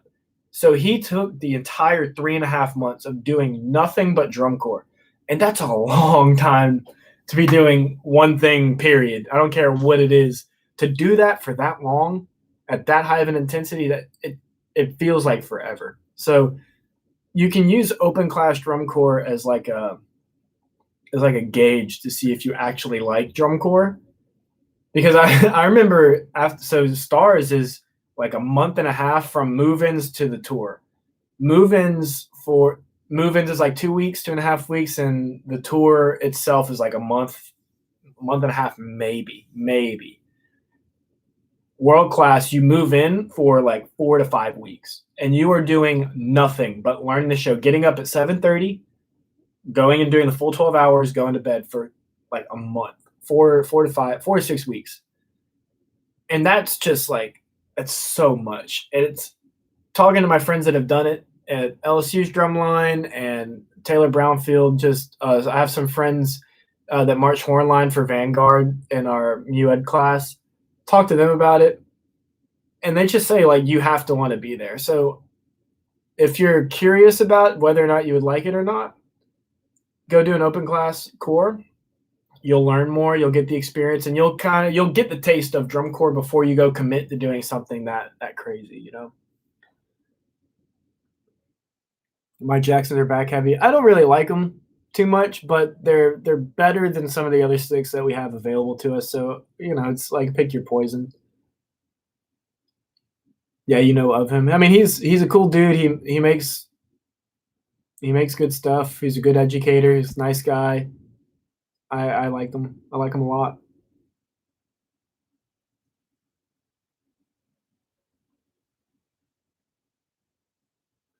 Yeah, Music City is uh, a really, really underrated corps.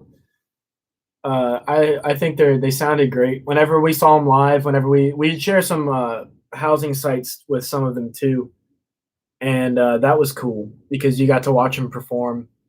Unfortunately, the year that we did it, that guy that on the snare line died after he made it, which is so unfortunate. But they didn't fill the hole or anything, and that was sad. But they're a good corps, so go for it, man. And they're world class now, so they're attracting better talent. So you'll be part of a good drum line. There's a couple of places I wouldn't want to send people to just because I've seen how they teach, and there's a certain point to where you obviously want to do well. You're spending thousands of dollars on this experience. You want to you want to place good. It's just how it is. It's not all about education. So like there's some places I would definitely want to steer away from, but I don't also think that just being on a line that good is a good experience in of itself. Just curious if anybody in the chat is likes orchestral music or orchestral percussion or is into marimba or anything. Like I know like a lot of people know me for marching band stuff, and that's kind of what my channel's focused on, but I'm a music major. I like doing concert stuff too. I like drum set. I play flute a little bit. I kind of down to talk about music in general too.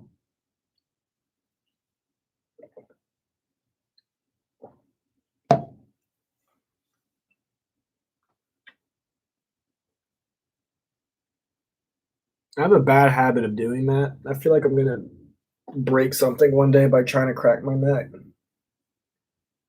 Orchestra's cool. Orchestra's kind of lame, honestly. Like, who likes strings?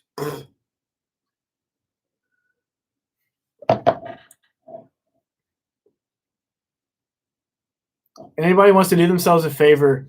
I don't even know what the video is called, but let's see if I can find it. Hold up.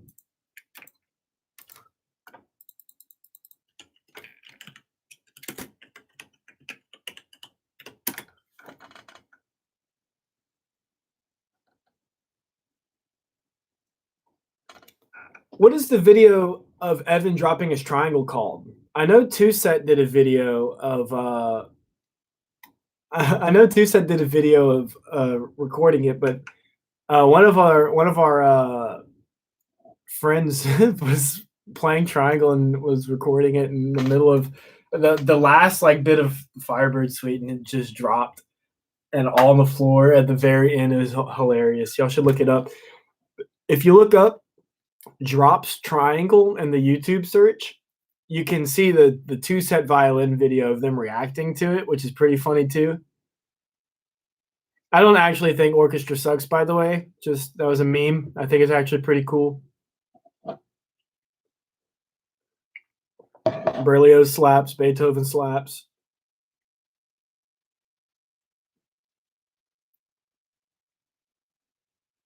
I've never used the BYOS sticks, Josh.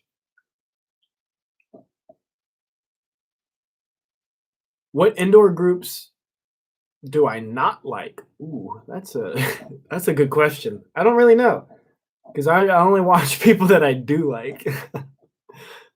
uh, I need to find a way to balance this. I don't really have this set up for streaming super good. My keyboard's way over here, but I don't really think I can fix that right now.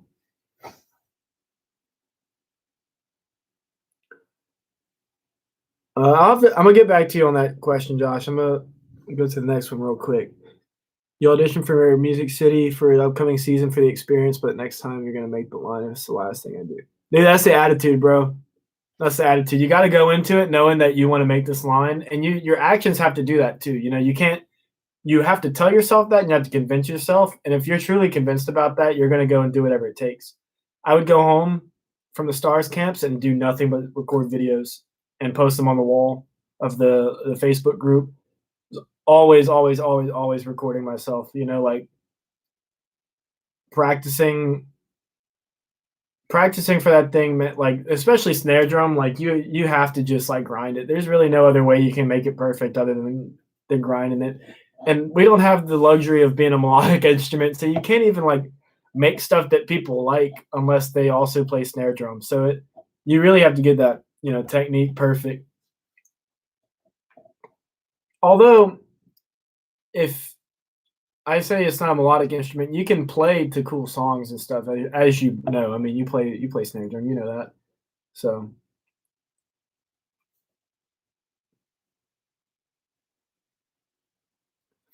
but yeah, doesn't that girl Callie march Music City?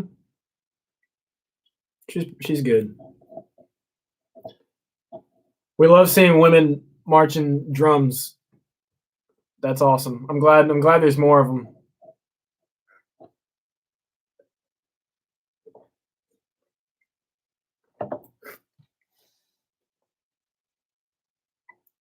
Yeah, yeah, she's good. One of my buddies that I marched with was good friends with her.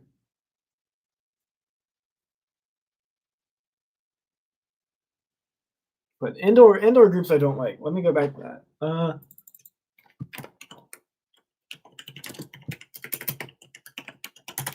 I'm assuming you're talking about like world class indoor groups.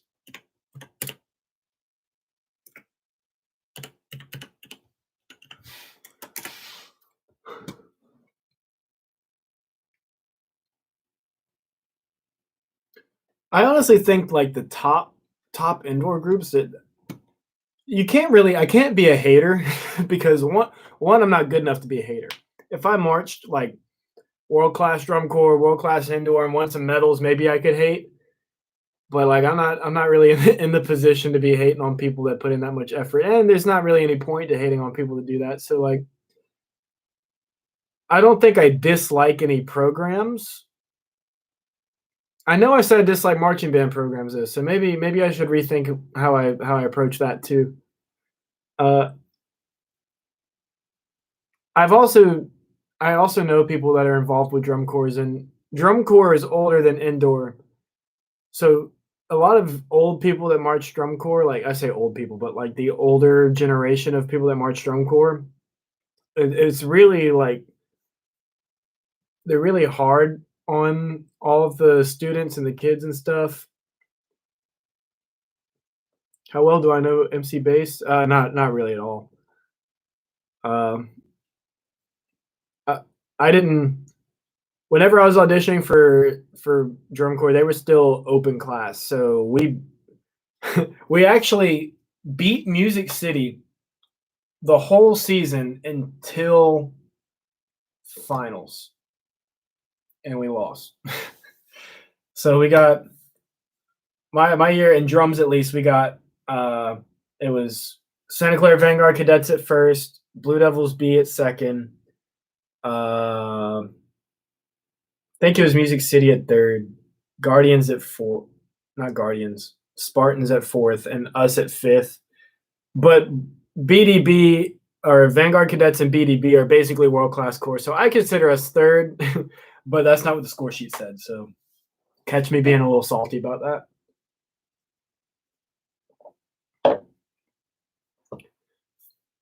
But as I was saying, I don't know too much about indoor groups because I've never actually marched indoor groups. There are shows I don't really care for sure. Uh, I will tell you a group that I do like. I love Broken City. Broken City is just like absolutely insane. I don't know how they're that good. Their music is super hard. They play it so well. Like the biggest thing that people say about indoor groups is that they're dirtier, which yeah, they're dirtier. They don't spend 12 hours a day every day for 3.5 months trying to get this one show clean. Plus the off season camps that are a week long and all the video assignments. Like it's in the spring, so people can't do that. They go on the weekend. So yeah, it's a little dirtier. And because it's only drums, it's usually the book is way harder. You know, they do all these like stick tricks and stuff, and uh, I don't know, but Broken City just plays so well. Like it blows my mind that they're that good and they have that little. I say that little practice time. They obviously practice a lot. They're also like half of their like line was also like center snares and stuff at world class drum corps. So of course they're going to be good.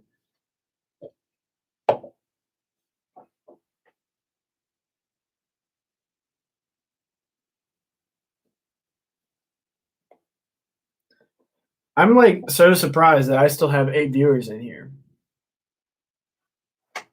I appreciate that, y'all. It's pretty cool.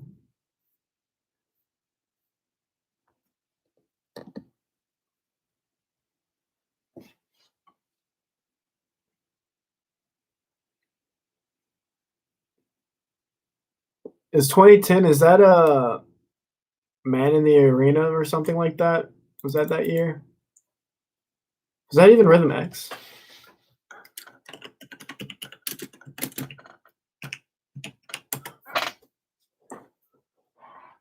No.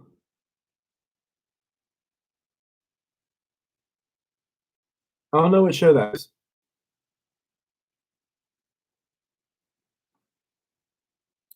I mean, all of the top drum lines are just so good, man. Like it stops being like a matter of hard because every book at that level is hard.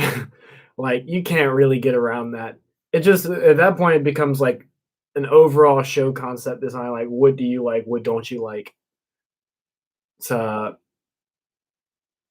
You know, that's crazy. Inspired? Hey, 2009, the Touch Show? I forgot who that is. Uh, might be Rhythm X. Yeah, Rhythm X Touch 2009. That show is awesome. I absolutely love that show. Anybody in the chat is curious about what I'm talking about, look up Rhythm X Touch. Like it's actually, I'll just play it. Tell me if you guys can hear it. Performing their 2009 program, Touch, is the ensemble ready.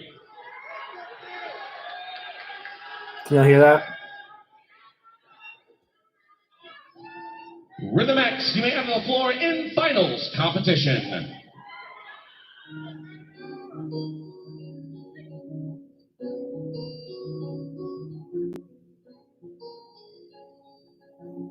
I love the opening.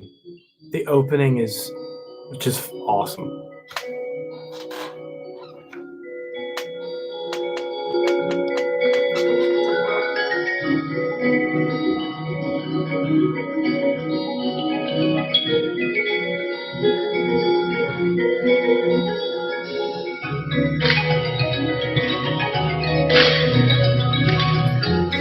Front ensemble book is beautiful. I love it.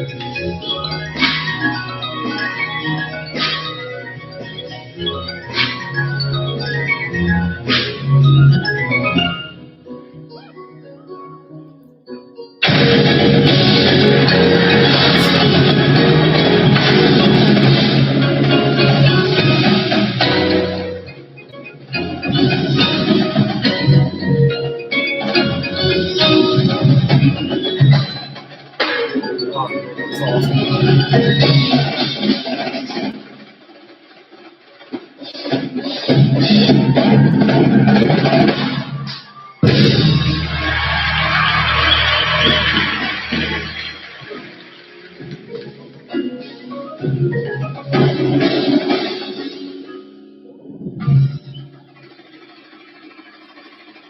I don't know how well the actual like drum line is coming across, or how much you guys can hear. And it's an old video. It's from 2009. So like, I just love that beginning part. It's beautiful. This show changed a lot about indoor drumline and was a huge like push for the marching arts.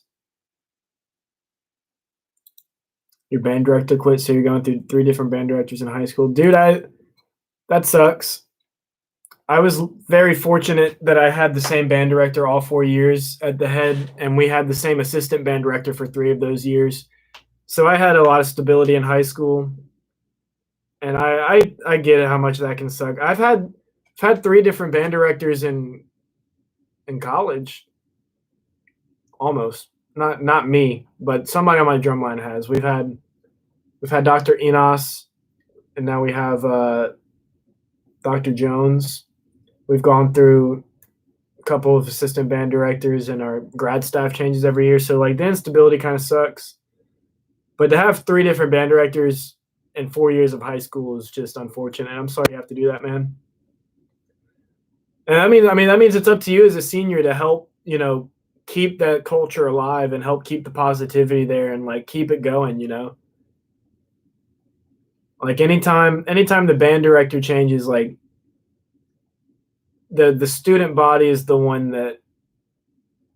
that's the people that actually make the culture, I don't know if Sadie's still in here, but at our old high school, our band director quit like a year or 2 after I graduated, and they got a new guy in, and that like half the band quit. He told the band they had to like quit or something like that. There's a whole story behind it. There's like a coup, and all of the section leaders, all the seniors, all the I don't even know what they're called. Section leaders is the wrong word, but Hannah9. Who is this? Thank you for commenting. You go to EA? Yeah, the officers. Thank you, Ryan. The officers all quit, and like half the band dropped, and they fell out of the top 10, and like just kind of sucks, you know. To see that happen to the program whenever I was there was literally put in like half of the all-state percussionist and was killing it in honor band, and drum lines were doing well, and the band was awesome. Big showing in all states honor bands. Our we weren't the best in marching band, but you know the highest we placed was sixth or fifth. I'm sorry, so that was good. In like 2 years, you could just see everybody's unhappy with it, and that makes me really sad because I think high school was some of the best times of my life because I had that band community there and that stability. And I knew what to expect when I walked in. I saw Miss Russo and Miss Walenzak there. Hannah, are you a percussionist?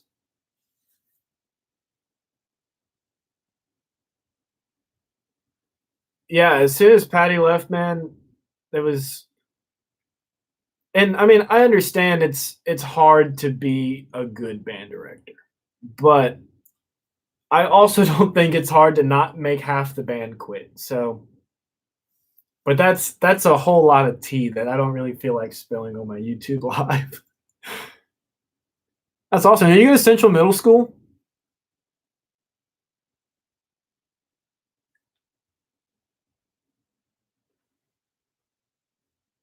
Actually, I probably shouldn't ask that on a on a live stream for whoever's watching. So, okay, for the future reference, you don't have to answer that. I don't want you to give out your private information. I didn't even think about that. Yeah, I think I came to Central one day and taught you guys. I'm glad you stuck with it though, and I hope you're doing well. I hope you're enjoying it. I know it can be hard, but you know, make the best out of it.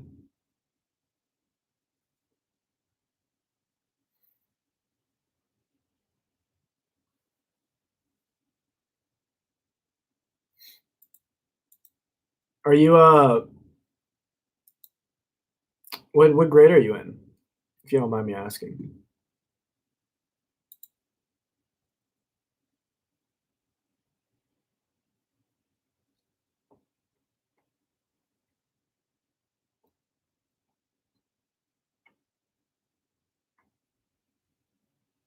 Holy crap, I'm old. Oh boy, that's awesome. Congrats. I hope you enjoy your senior season. Make it awesome. Oh, that's awesome, Josh.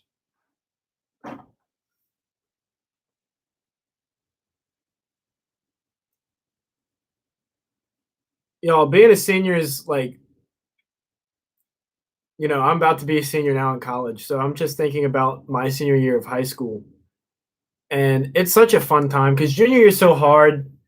You know, like you're taking all these crazy hard classes and you're auditioning. You're uh, sending applications to colleges and you're doing the ACT and everything matters. And then senior year, you're just chilling. You know, you already know what to do. You've done it 3 years now. You're the oldest one in the school. You know, you have the most say in everything. Especially EA being a senior, EA is just awesome because of class wars and stuff. Miss Andrews is still there too, I think. So that's pretty cool. But enjoy y'all senior year. You know, it's that I think anybody that's in college in this chat can agree that your life really changes whenever you leave high school and you go off to college or whatever you plan on doing afterward, you know. It's kind of the last time that I really felt like a kid, you know. And the differences between that is crazy. I think especially after all this like quarantine corona stuff, you're gonna appreciate your senior year. You know, a lot of people I talked to a lot of people that had an awful experience in high school, and I'm so thankful I didn't have that experience. The Mexican beer virus. Dude, uh Senior year was hard, man. I mean, no, not senior, junior year was hard. I had the worst time. I was taking like trig, and I'm awful at math. Taking trig, like AP English, uh, biology, dual enrollment. Like it was hard, man. I think you guys are gonna enjoy. I think you guys are gonna enjoy your senior year. Make the most out of it.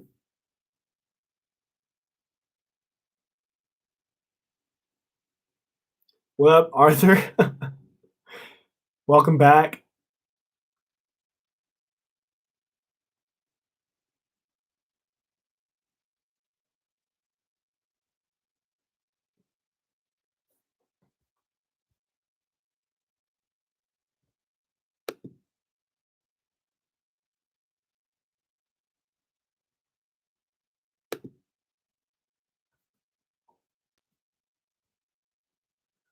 Oh yeah,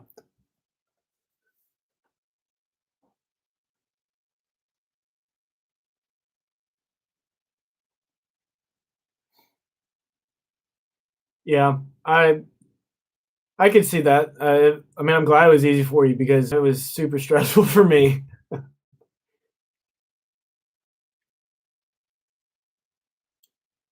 Dude, freshman year was crazy because that was the first time I'd really been in marching band.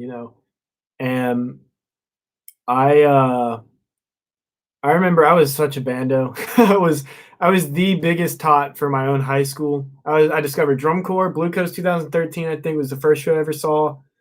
Uh it's crazy. I love that. I listen to that on repeat forever. There's the old Google Drive of all the show audio, so I could like listen to it on the way to school. And that I practiced a lot, and I made bass drum my freshman year, not snare drum, and that was a wild story too. The fact that I even made the drum line my freshman year was, thinking back on it, it was just I'm very surprised that it happened the way that it did. But I was in love with marching band. Like I love marching drums. And in eighth grade, seventh and eighth grade, we had marching drums, but like you didn't actually march. You played a Christmas parade, and you marched at the. I say you marched. You played at the football games. Football games were fun, and we played at like talent shows and stuff. But we never actually did any marching other than the Christmas parade, and Christmas parade was awful. I hate parades, at least the way we did them. Uh, and then going into high school, it was different. Obviously high school is different than middle school, and we're doing all these forms, and I happened to be in a decent band program, so I really enjoyed that. And our drum line was, fine. It was pretty good for what we had, and I practiced all the time. What is the difference between a tot and a bando? Uh, it's kind of in the same vein, in my opinion. Like, I feel like a bando is likely to be a tot, and a tot's likely to be a bando. A tot is somebody like the people in the lot videos who just like scream and hype people up. That's a tot. People that know all of the people who march in the lines and can name every single person. That's a tot. And to be fair, I think being a tot just means that you're into the activity, but you don't really have the hands to back it up or the experience to back it up yet. Because I was definitely taught. I at one point I could name every single player that marched the top like seven drum snare lines and stuff, and I knew all their names and where they came from and stuff like that, almost like they were baseball cards. And I knew all their stats or whatever, and they're just like constantly like pointing out stuff, and it's not necessarily a bad thing, but you have to be self-aware. I think a bando, in my opinion, is like somebody who just eats, sleeps, and breathes marching band in the most stereotypical way possible. Like I was a bando. I always. I feel like, I mean, most people that are in music in high school are bandos. We only care about band. But bando is like they take it too seriously. Like they're not really self-aware of it. And band is like they're the people that would say like, oh, why does the football team get all the credit if the band has all the trophies and the football team doesn't win football games? I was that guy. At least for the first half of in high school, I definitely was. But what the bandos will refuse to tell themselves is that everybody in the band world gets a trophy. It doesn't matter if you win or lose. We never won, and we get like 5 trophies an event. Imagine if every time the football team went to a football game and they got a trophy, it would be the same thing. A lot of it's participation. You get a 1 and showcase, which they hand out like Halloween candy, you get a trophy for it. Not saying it doesn't necessarily have any merit depending on what the trophy is, but you have to understand that band programs go and they compete and they get a trophy for drum major, percussion, band, auxiliary, and a final placement. Like that's 5 trophies just for going, So that is what it is. Football team only gets a trophy if they win the final game, So that's what I think the difference between Todd and a bando is. And there's a little bit of both. There's nothing wrong with being a little bit of Todd, a little bit of a bando. You just have to understand that you are. You gotta own it, and you gotta know. And then slowly, you start to realize that it's not all that sometimes. Do I know Nick Jones? Yes, I know Nick Jones. I know Nick Jones pretty well. I know he was y'all's tech.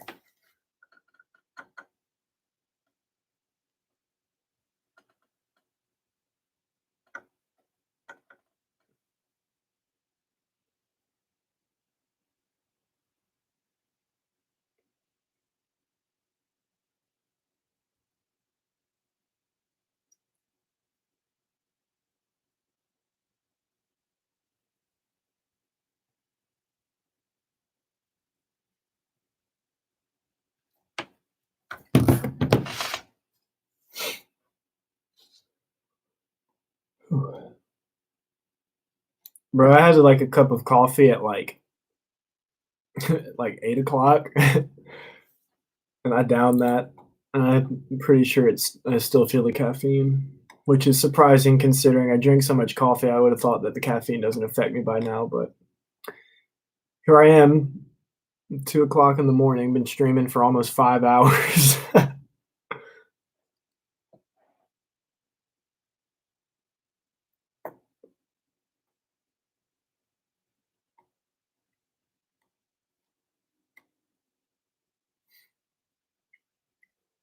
So I know I asked the question earlier in the chat if people would like educational videos and stuff, and all you guys said yes. And I asked if you guys would like to see me stream more, and you guys said yes. What is the general consensus on making videos about like concert band stuff and whatnot, or going over like some literature reviews and stuff like that? Would you guys want to be experienced to a little bit of that? I feel like that could be fun.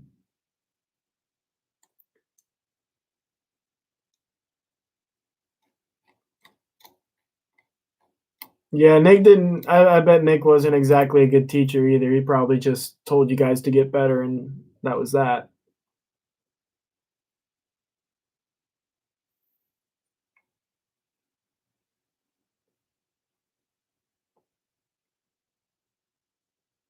Sweet.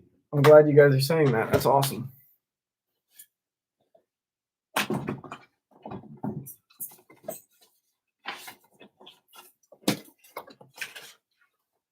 I have like this stack in the corner of my room of all the stuff I had to take out of my locker from LSU whenever the school shut down. It kind of sucks because I don't get to practice anything. But anybody who wants to get better at marimba, this book is pretty nice.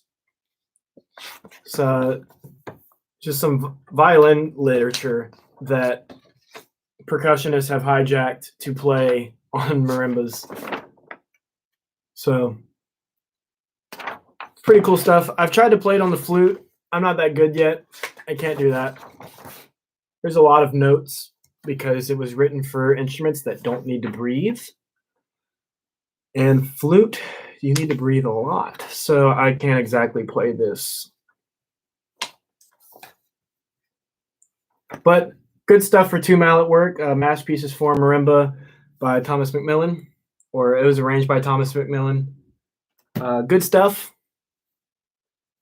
I found this. This is not this is not orchestral percussion. This is a Cavaliers audition packet from 2010.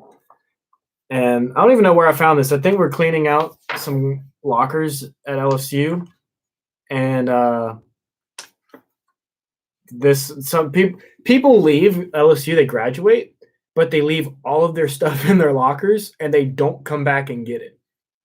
And whenever you don't come back and get it for like a year or two, we just kind of put it up for auction in the studio, and it's first come, first serve. And I got this in one of those locker raids, and it talks about technique and stuff, and some pedagogy stuff, and like it does a lot of defining on what chops are and how to hold sticks right and how to feel when you drum. It's got a lot of cool exercises in it, and it's also the audition packet, so like it shows like it's got pictures and stuff. Like it's just like page after page. I feel like a preschool teacher holding up their book for the class. And they got like pictures on technique and stuff like that. Playing zones for tenors and whatnot. It covers an impressive amount of material, if I'm being honest. Talks about how to practice and stuff, and it's got tons and tons and tons and tons and tons of exercise. It's just like exercise after exercise after exercise.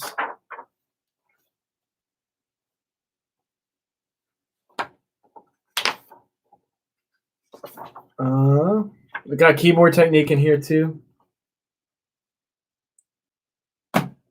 They never taught us how to hold books up for the class, I don't think. I have some schoolwork stuff. This is the music history test I failed the first time. Exam 1 of spring. I'm so glad that is done. All my conducting work and stuff. I don't know about you guys, but I like to keep all of my schoolwork and all of the music that I play. And I have it all, or most of it. Obviously, not everything makes it, but I have most of my music and schoolwork. In college, you still draw hands, guys. You still trace your hands in college. I had to do this semester. You still do this. So don't think that you're ever too old to be doing stuff like that.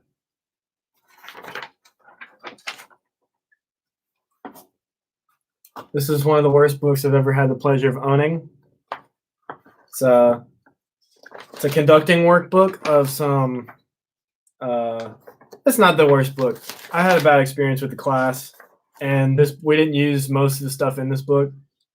But I don't feel like talking about conducting on this channel. This is for drums and cool music, not conducting.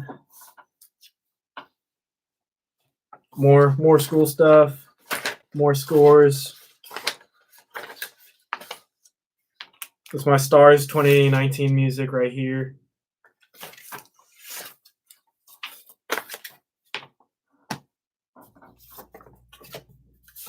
Some bow stroke fundamentals and stuff. I have all the bowing styles right here in case I ever forget. That's actually probably going to be very helpful. There's 9 viewers. I don't know who's new to this or who's just tuning in, but feel free to like and subscribe. Leave some comments in the chat. I'd love to talk to you guys. More music that I don't care about. Going back to percussion literature. This is a great book. It's written by my teacher, Dr. Dietz. some multi percussion solos. There's some cool stuff and some weird stuff in here. Some of it's pretty cool. It's kind of weird to read, you know. It like doesn't look hard, but it kind of can be. I had to play. Yeah, my college professor made me trace my hand and write what scored a tournament, and I couldn't tell you. This piece was interesting. This piece is written for 3 cymbals, and I had to play them with brushes and sticks, and it was one of the hardest things I've had to play. Because I don't know if you can see this, but there's no downbeats. There's very little downbeats. You can see I had to like write in the downbeats physically because it was so hard to count. It's very slow too. It's like the dotted quarter notes at 52. But Reflex by Dr. Dietz is nice. I enjoy that. That is an empty folder.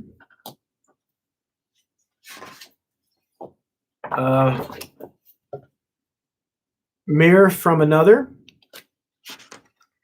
And this is weird. Not gonna lie. This is some weird stuff. Some marimba lit or vibraphone lit. I'm sorry. I never got here. I never worked out of this book. It's all weird stuff though, and it's just, you can see it's kind of hard to read through. I should probably work out of this.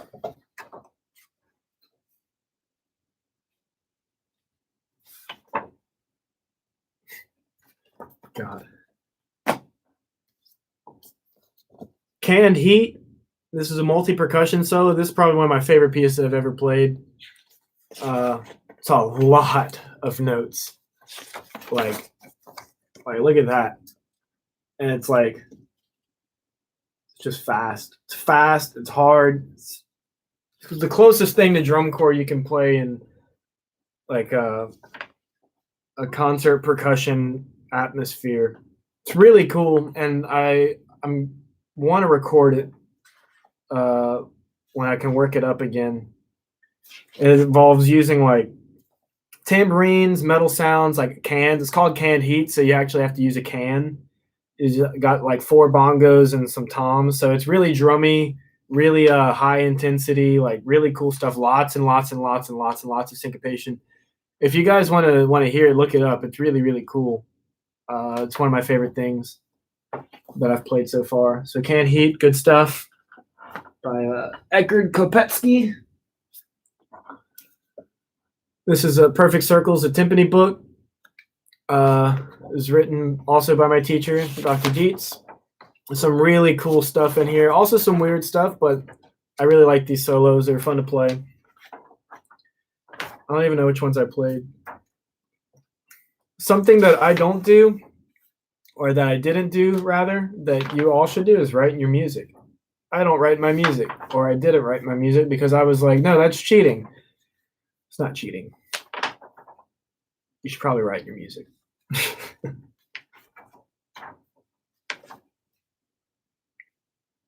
This was the one that Dr. Dietz made me go in and write my music in, write my stickings in.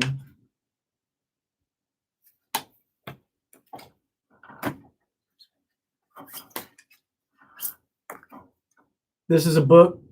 It's called Image. It's 20 children's songs for marimba by, I cannot say this guy's last name, Bart Quartier, I think. And these are weird. They're like short, sweet things, but they're also very interesting. Like some of them are like they're only like a page long. They're not hard. Some of them are pretty, but some of them kind of sound weird. Like Crocodile Tears, this one right here was it's kind of hard. Didn't sound right. It's made not to sound right to your ear. There's one called Santa Claus. That one was kind of weird. That one was cool. This is a pretty good book, though, especially if you want to get into marimba and you kind of want to start getting some more mature literature, this is a really good entry level book that I've worked out of. I really enjoyed it. There's some weird stuff. This is another marimba book, Preludes 1 through 5 by Michael Burritt. These are hard. This is some actual marimba literature, and this challenged me. I played through Prelude number 1, and I was supposed to learn number 3, but I never did. And it's weird. It switches time signatures a lot. It's it uses the grand staff. It's a lot of notes. It sounds good. Like it's pretty tonal stuff. It flows good in the hands, but it's definitely you gotta be pretty decent at marimba to play it. I never got this quite as good as I'd like to, but there's always time to relearn it. Talking about getting good at marimba. This book is awesome. It's literally just a ton of etudes and stuff. This is a Marimba Technic, keyboard technic by Thomas McMillan, also by Thomas McMillan, same guy who wrote Masterpieces. And this is teaches you like how to play, how to hold the stuff. It's got like some fundamental exercise, basically just scales. And then it goes through just little etudes, and the way Dr. Dietz did it was we were assigned like 1, 2. If you were good at marimba, 3 or 4 a week, and you're supposed to sight read them because they're not too hard. I was never good at them. My freshman year, I was awful at them. I'd sit at the marimba. Dr. Dietz would stand behind me and just like to ask me why I was bad, basically. But I got better. I slowly got better. And I really like this. I've actually tried playing these on the flute too. They're not as bad because they're shorter, but it's definitely not written for the flute. So that kind of sucks. This is a book I stole from Dr. Dietz. I was supposed to learn how to do this, and I never did because school got canceled. I don't know anything about it though, so can't really say anything. And then for anybody who wants to get good at concert snare drum, these books are amazing. Intermediate Snare Studies and Advanced Snare Studies by Mitchell Peters. And it just goes and has basic exercises and basic etudes and stuff that progressively get a little harder as you go on. And once you finish this book, you get into this book. And this one actually has pretty hard stuff. I don't know where my Developing Dexterity book went, but there's a book that helps with the actual technique of concert snare drum called Developing Dexterity. And I also had that, but I don't know where that is. I think I gave that to somebody. So that kind of sucks. Do I know how to play Diddle 2? No, I don't. I thought about learning it though. What is y'all's favorite concert percussion instrument? What's your favorite percussion instrument that is not marching snare drum? Or a marching instrument, I should say.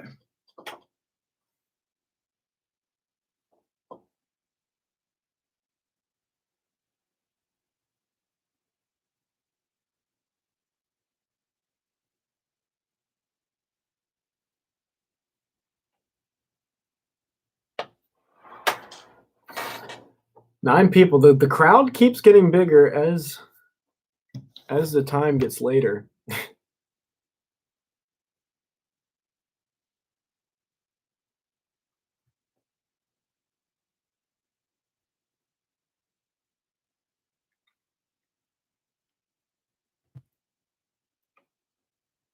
Oh, dude, I love tambourine parts. Tambourine is awesome. It's one of my favorite. It's one of my favorite instruments. They're always so playful, and they're so like you could do so much on a tambourine. My freshman year, we played. Was it Carmen Overture? Was that what it was? With Dr. Enos, and we me and my friend Christian Petrie, we had a tambourine duet, That's not right. What was it called? Uh, I forgot what it's called. I'm actually kind of surprised I forgot what it's called. But we played it as a like a Latin kind of piece, and was it Fantasia? No, it's kind of bothering me that I don't remember it. But we had a tambourine duet, and that was really fun. Like a lot of thumb rolls and like triplet figures and stuff. Fast tambourine playing. Uh, Triangle parts are cool, but I could take or leave it honestly, especially after seeing Evan's thing falling. Kind of scares me a little bit. Slapstick is fun. The sleigh ride part, that's awesome. Uh, I had to play a slapstick part for a piece in band called Circus Maximus and stuff like that, and that's fun. It's like loud, obviously. It's made for that whip sound, so that's definitely a fun instrument for sure. I agree with you, Hannah. And tambourine, like I just said, tambourine's awesome. Bass drum is also fun. I feel like bass drum is underappreciated because of the majority of its parts just being quarter notes, you know. But I don't know if any of y'all have played God, God of Our Fathers. I know Ryan has played God of Our Fathers, and it's gets to this huge part building up. It goes bum ba dum ba da dum boom, and you just hit it as hard and as loud and as shocking as you can, and it is awesome.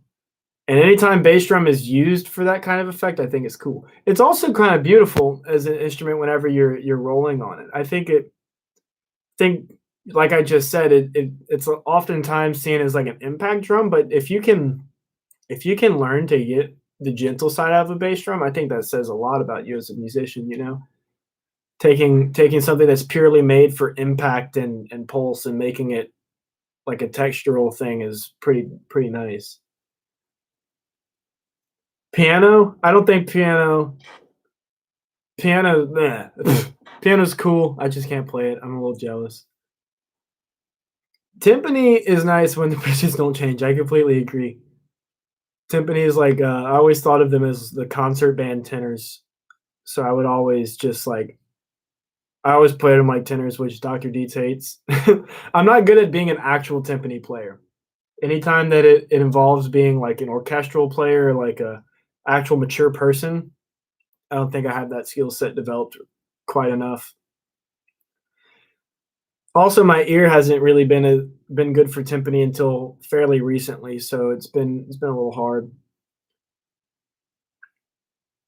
Anything drummy is fun for percussion ensemble, even something like that quartet we played for four sounds. That quartet was one of my favorite things that we've played, man. I really enjoyed that. I also really like the I got the drummy part of that too. You know, me and Steven were playing the toms and stuff, so that was cool. I really enjoyed that. For anybody in the chat who wants to know, look up Brett Dietz on YouTube and type in quartet, and you'll see me and Colin playing, and I'll be in the top right. Colin will be in the bottom left, and that was a fun piece. It's very hard. The first movement is pretty nice. The time changes. The time signature changes throughout, but it's the same change. And the first movement is really it's cool. It's all right. Second movement's really it's really textural. It's really out there. It's kind of if you're not used to that kind of literature, it's going to be kind of boring sounding. But just like close your eyes and like think about what's happening, what's going on. And then the third movement is fast. It's syncopated. It's hard. I really enjoyed that piece. That was fun, and I'm glad we got a recording of it too.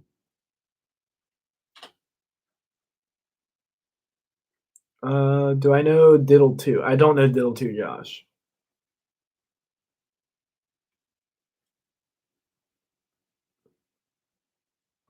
Yeah, I don't know what it was called, Ryan, but it was definitely cool whatever we played.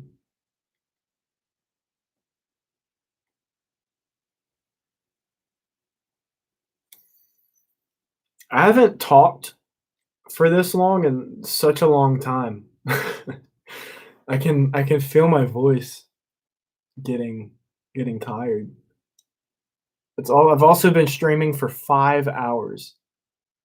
I've been talking basically to my to myself. I've been talking to you guys. I really enjoyed the streaming thing. I'm kinda digging it. I might do it more often. I'd like if I could have a better setup and we could, like, maybe have something to watch other than me playing snare drum pad. Although, I mean, obviously, I know you guys probably enjoy watching that. That's why you clicked on it. But just be able to talk about some more stuff or something like that. Maybe I can do live streams of me learning music and stuff, or maybe I can talk about things. I just love talking about percussion. Honestly, it's kind of what I want to do. Bizet, yes, that is correct. Carmen is the name. Okay, I thought it was like Carmen Overture or something. Yes, it was Bizet. That was a fun piece. That was a fun piece.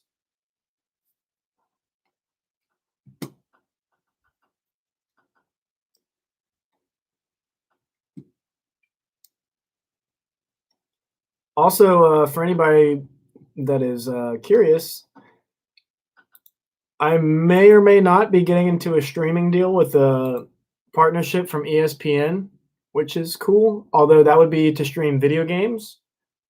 But I could also see that being dual purposed as uh, music too. They're talking about buying me, my roommate, and another friend of mine some really expensive gaming computers with webcams and stuff, and helping us set up our own channel to where I can basically stream whatever I want. Which is kind of why I started streaming this because whenever we had that meeting with the ESPN guy, made me realize like, oh, I can definitely just stream now if I wanted to.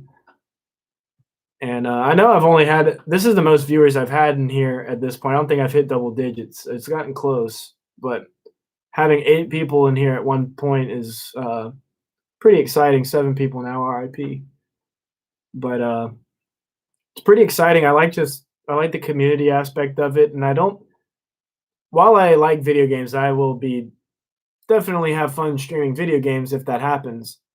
I feel like percussionists and musicians in general don't really get an outlet like that to just like have that community and discuss it, you know? Like yeah, they have music YouTube channels, but I don't really you don't really get that kind of community with the stream and stuff like that. So, yeah, general advice and just conversation to be had, you know, we don't really get that. And it'd be cool if more people hopped on board too. It'd be awesome if like I know 8 people can only contribute so much to the chat at 2:50 in the morning, but seeing it'd be cool to get like 15, 20 people in here and that enjoy talking about music of marching, orchestral percussion, concert percussion, music in general, honestly, although I'm obviously more suited to percussion.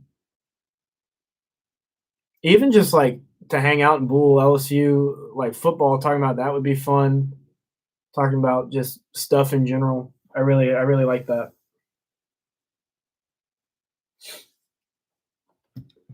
I'm gonna be uploading.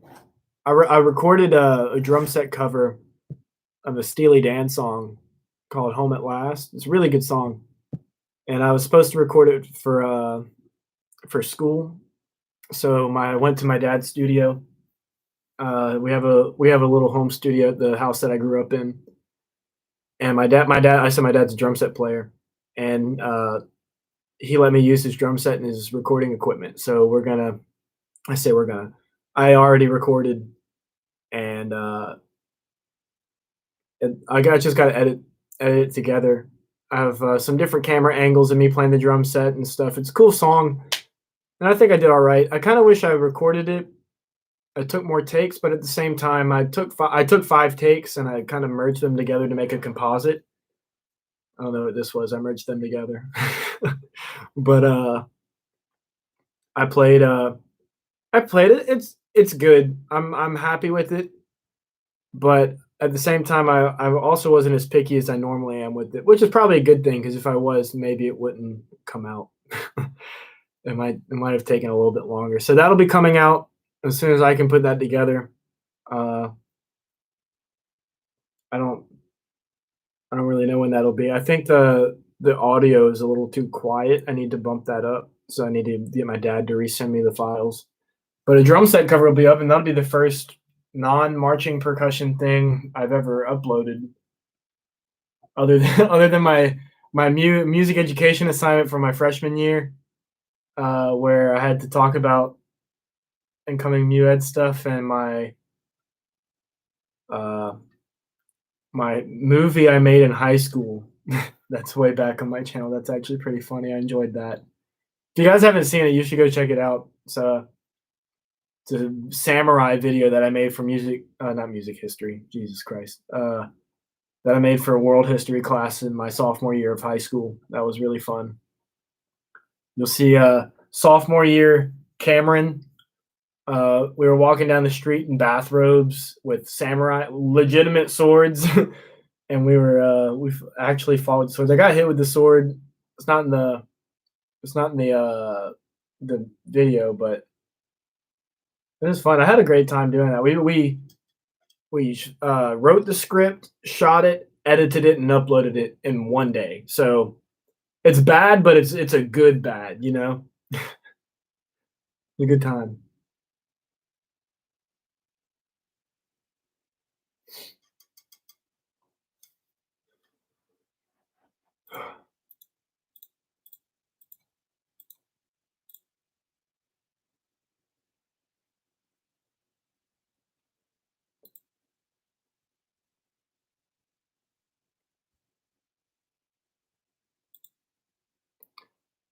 I also kind of wish that I could stream more things on YouTube, like screen share and stuff, just because it's I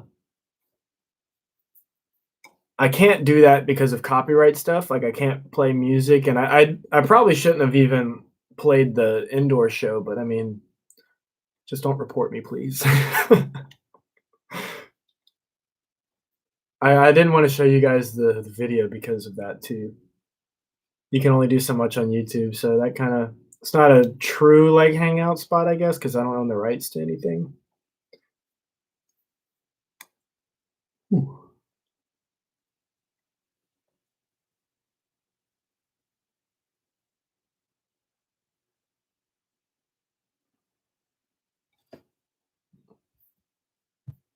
So what are y'all doing right now? Are y'all? I don't believe that you guys are literally just sitting in bed, crisscross, laying in bed, watching my stream. Y'all probably doing something else, huh? What are y'all doing?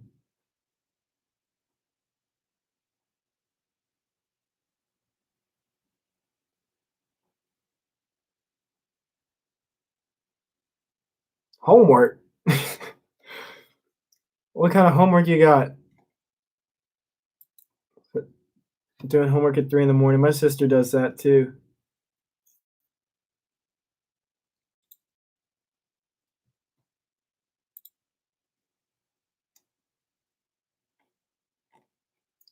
English. Nice. Yeah, it's weird. I went to my mom's house for Mother's Day, obviously. So, shout out to the moms. And my sister's still in school. My sister goes to East Ascension as well. Uh, you might know my sister, Kelsey Robillard. Uh, but she's telling me she's still got a ton of homework to do as well. Says my connection is unstable. It went away. I hope everything's all right. Language flashcards, Colin. Which language? I feel like it's probably like five, five different languages.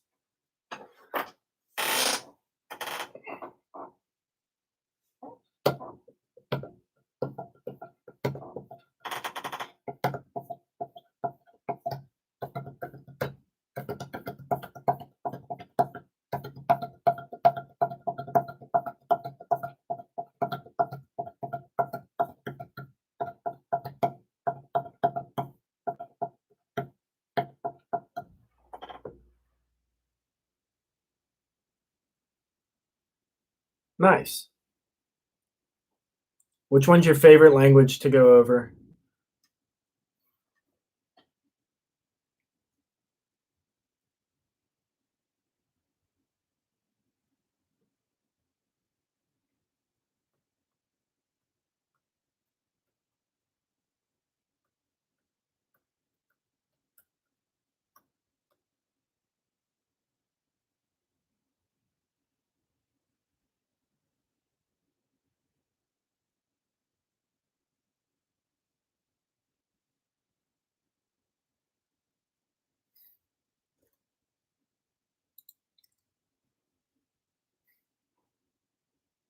I love how my stream is still titled "Drumming Through the Monarch 2019 Packet," and I haven't been drumming through that in like the last like 3 hours. It won't let me change the title though, so I'm gonna have to change that. I have to make a generic title from the beginning because it's technically false advertisement.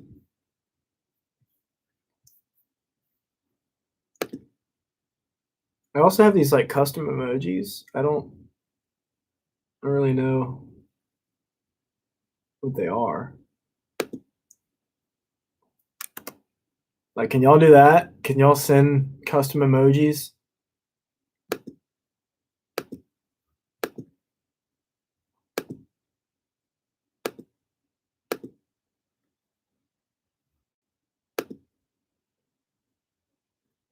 They're under like the YouTube thing.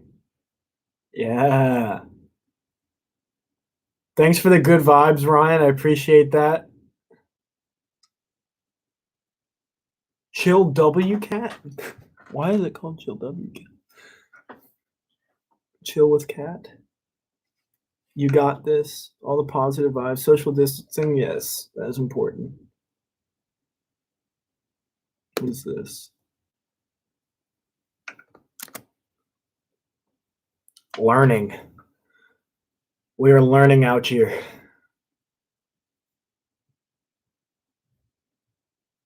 Clown. There we go.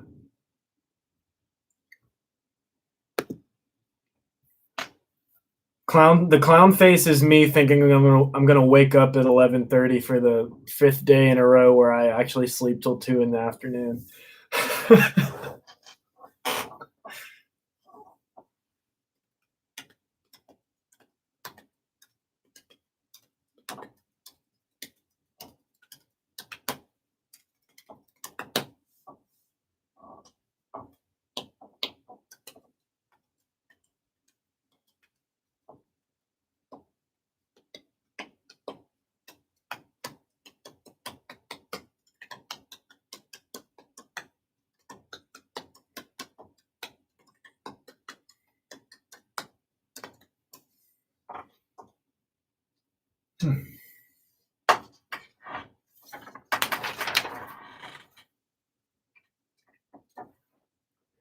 I'm curious. Whenever you guys practice, do y'all keep practice journals?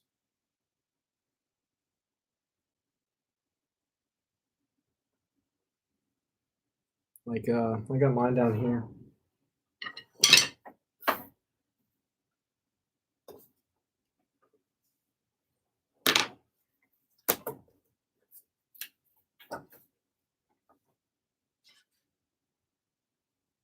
Last time I wrote anything, it was April 15th. So,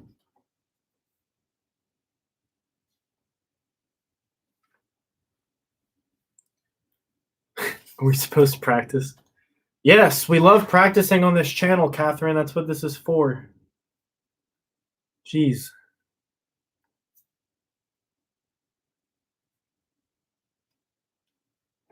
I actually made the practice journal for me to make myself practice because I felt like I wasn't doing it.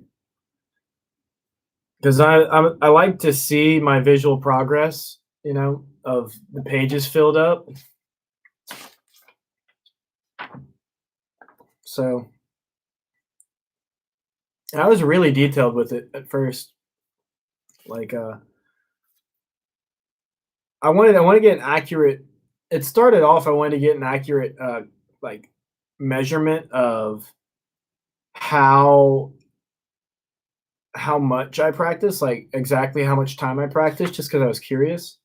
Because like when you play video games, they have like a counter for how much time you spent doing it, and it'll say like you have like 300 hours in this video game. Well, there's nothing for practicing unless you write it down yourself, you know. So I did. This is for January 20th. Is Monday, Martin Luther King Day.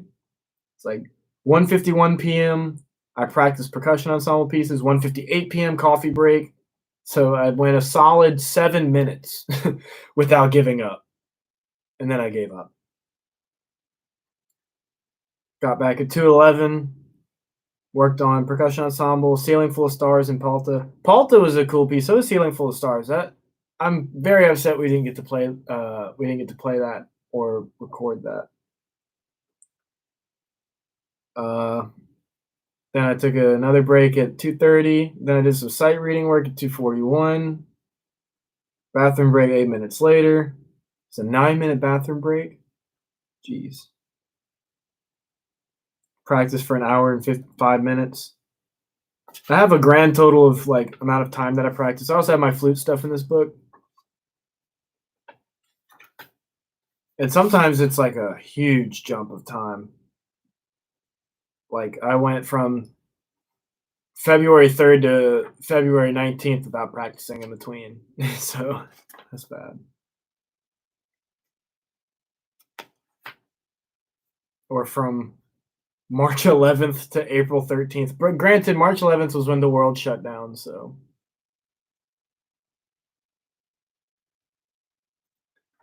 But so far, I've recorded 17 hours and 43 minutes of practice, which makes me feel garbage considering that's from January 1st to March 11th. But that's 17 hours and 43 minutes of practice that I wouldn't have had otherwise, so. And something I've been trying to do is make sure that I don't put too much stress on myself to actually record everything and write down everything, because that takes time and brain power as it is. And it's already hard enough to get up and go practice sometimes. You know, you can't practice anytime soon because stuff. That's the biggest thing about being a percussionist, man. Like, I don't own a marimba, I don't own a xylophone, I own a practice pad, and now I have a drum set. But it took me till my junior year of college to get a drum set, and the drum set was a miracle that I even have it, you know? So that sucks for percussionists. Like everybody else gets to take their little flute home, and you know, they get to take their instruments home and get to practice whenever they want, wherever they want. I had a friend tell me like, "Oh yeah, I went and practiced on the levee. I went and practiced in the forest." It's like, "Yep, let me just bring my snare drum outside and annoy everybody, or my 5-octave marimba." It's like, no, you can't do that. Let me go bring my drum set somewhere. So I feel that pain, Hannah. You can do I mean, obviously, I think that's why I play marching snare so much, because it's so available. All you need is a $10 pair of sticks and, you know, $20-$30 pad, and you can practice for whatever. You can also take your mallets and play on the floor and get your permutations good. So that's a thing. Deet said we're going to record in the fall. That'd be nice. I really want to do some more recordings of stuff. I haven't been able to. Now that I'm thinking about going into grad school and stuff, I want to be able to say I've done things. I want to record more things. I'm very upset with myself that I didn't push hard enough to get into the recordings of Bad Juju or Massive Akiro, because those pieces are so cool, and I'm not in them. I'm jealous of Christian because he's in them. Christian's in like all of the recordings, you know, barring a small amount.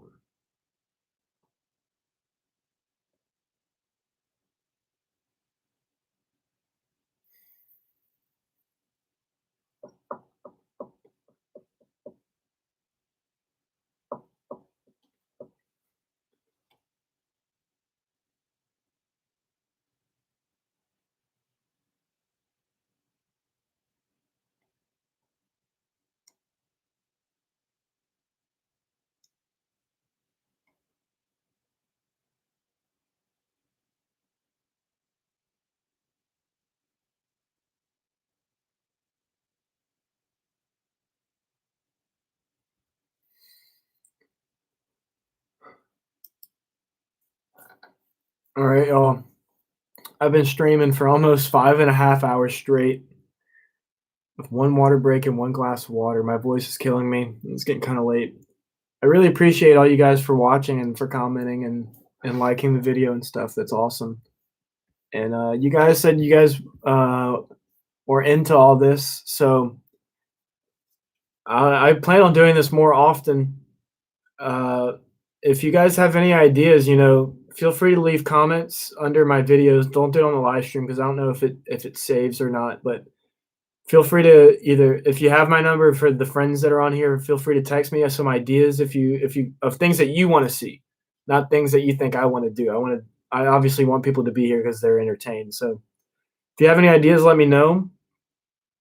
I plan on actually putting some videos up on this channel now. I kind of want to start making a brand or something. So I appreciate it a lot. I'm glad you guys are chilling with me. And yeah. So good night, everybody. And thank y'all. This is super cool.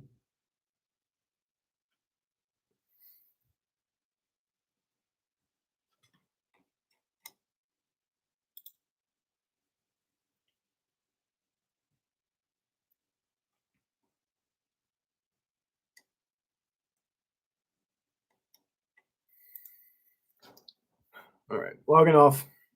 See you guys whenever I'm live again.